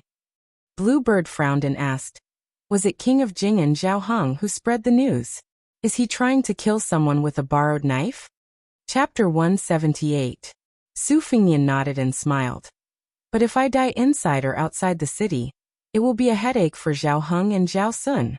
If a descendant of a vassal dies in a city under their jurisdiction, it will be harder to clean up their mess than if they were killed by arrows from the Qing province navy. If I don't add fuel to the fire in the city, I won't be able to determine if the Jianghu people will be able to kill me outside the city. No matter what, it is reasonable to say that the King of Jing'an won't have any direct contact with me. Bluebird, if I go to Jing'an Palace tomorrow, won't it be too much of a slap to Zhao Heng's face? This vassal king, in any case, was once the man closest to the dragon throne. These past few years, the dragon has roamed the shallows and the tiger has fallen to the plains. Do you think he won't get sick from holding it in? Otherwise, how could he have raised a son like Zhao Sun?" Su Fengnian rambled on, and on without the slightest scruple. Bluebird was his family, and Lu Qiantang was a fallen slave who had become a retainer. As a martial artist of Jianghu, he wouldn't be as concerned about these rebellious words as an official. As expected, Su Fengnian suddenly glanced at Lu Qiantang, who was only vigilant of the surrounding movements. His expression was meticulous. Near a pavilion, there was a thunderous snoring sound. A young man dressed in poor clothes was lying there. The sky was his blanket, and the ground was his pillow. He was hugging a wooden sword. The sword was an ordinary sword style, but there was a wine gourd hanging from it. Su Fengnian originally wanted to walk past and not disturb the guy's golden millet dream, but he inadvertently saw half of the guy's face. Su Fengnian was stunned. Bluebird rarely saw His Royal Highness like this. For a moment, it was as if she was facing a great enemy. She was nervous. Lu Qiantang, who didn't let go of the slightest movement, immediately pulled out his sword. He thought that he had encountered an assassin with a great background. He didn't think that His Royal Highness would only quietly say, "You two stay away first." When Bluebird and Lu Qiantang were far away, Su Fengnian walked forward and lightly kicked the guy to the ground. The swordsman, who was startled awake, first had sleepy eyes. Then he began to curse. Then he had the same expression as Su Fengnian when he saw him. His face was full of disbelief. He wiped the drool from his mouth and rubbed his eyes. Pleasantly surprised, he said, "Surnamed Su?" How many times had he said it, but this bastard still wasn't willing to call out Su Fengnian's name. He always said that this name was too effeminate.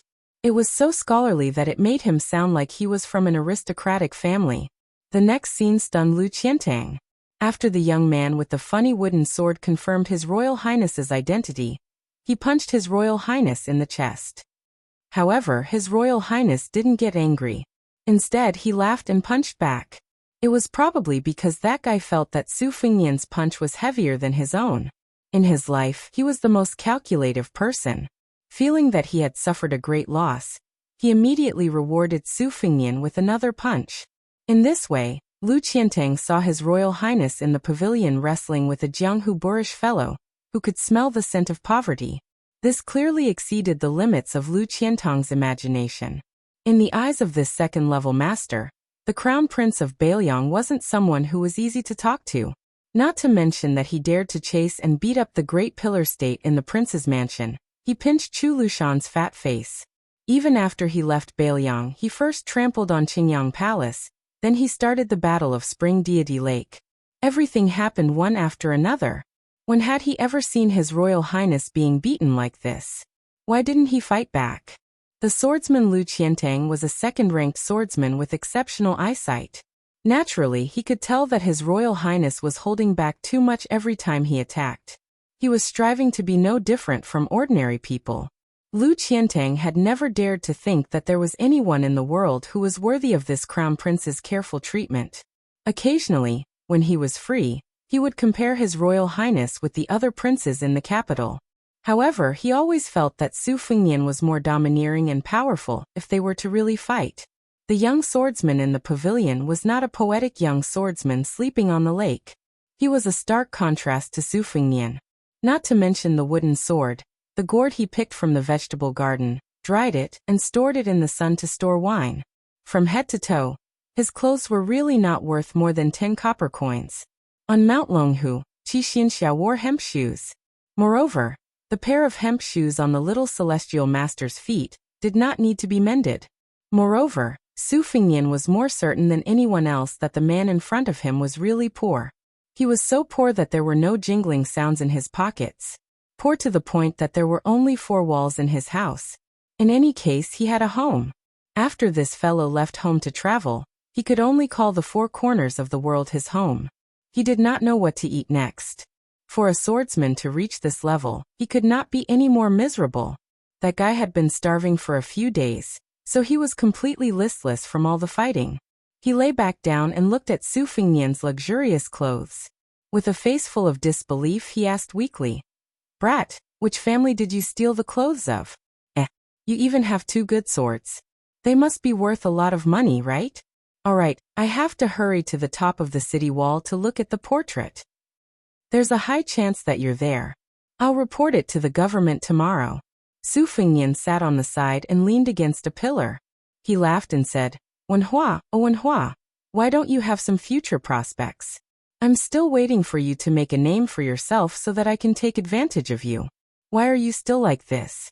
You're just as sloppy as you were 2 years ago. How many meals have you not eaten?" Unsurprisingly, it was the young swordsman who would never be able to make a name for himself. He rolled his eyes and laughed as he scolded, "Stop talking nonsense.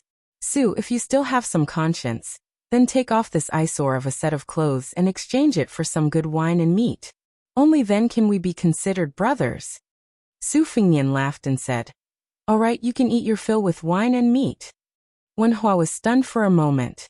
He sighed and said, "Young Su, although you've changed your clothes, you haven't changed your conscience."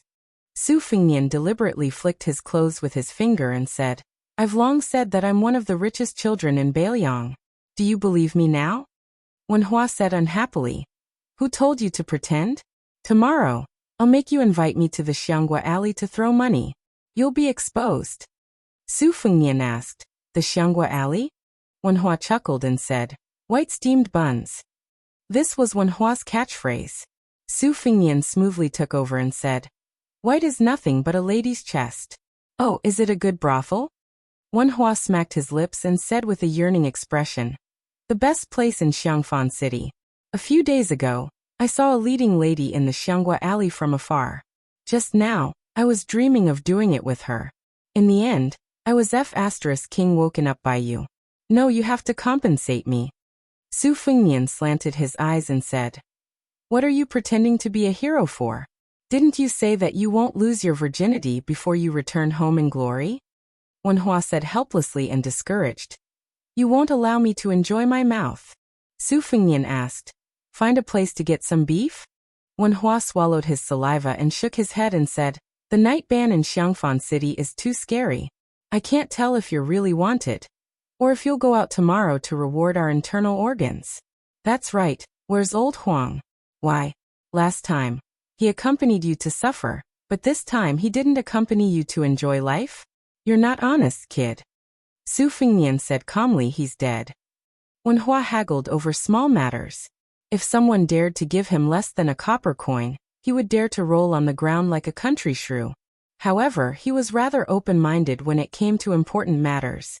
When he heard the news, he was only shocked and regretful for a moment. He sighed and said, "If he's dead, then he's dead. He'll just reincarnate better. Where is he buried? If it's not too far, I'll burn incense and serve wine next Qingming festival."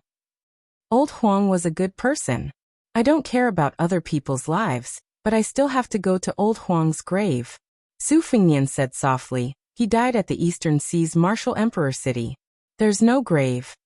Wenhua said in bewilderment, "Why did he run to the Martial Emperor City? If I remember correctly, old Huang was from Western Shu? That Western Shu accent. When I first met you guys, it almost made me want to commit suicide. These 2 years without old Huang nagging beside my ear, I'm rather lonely. That's right, it's quite lonely. Su Fengnian looked at the moon in the middle of the lake and muttered, It's quite lonely.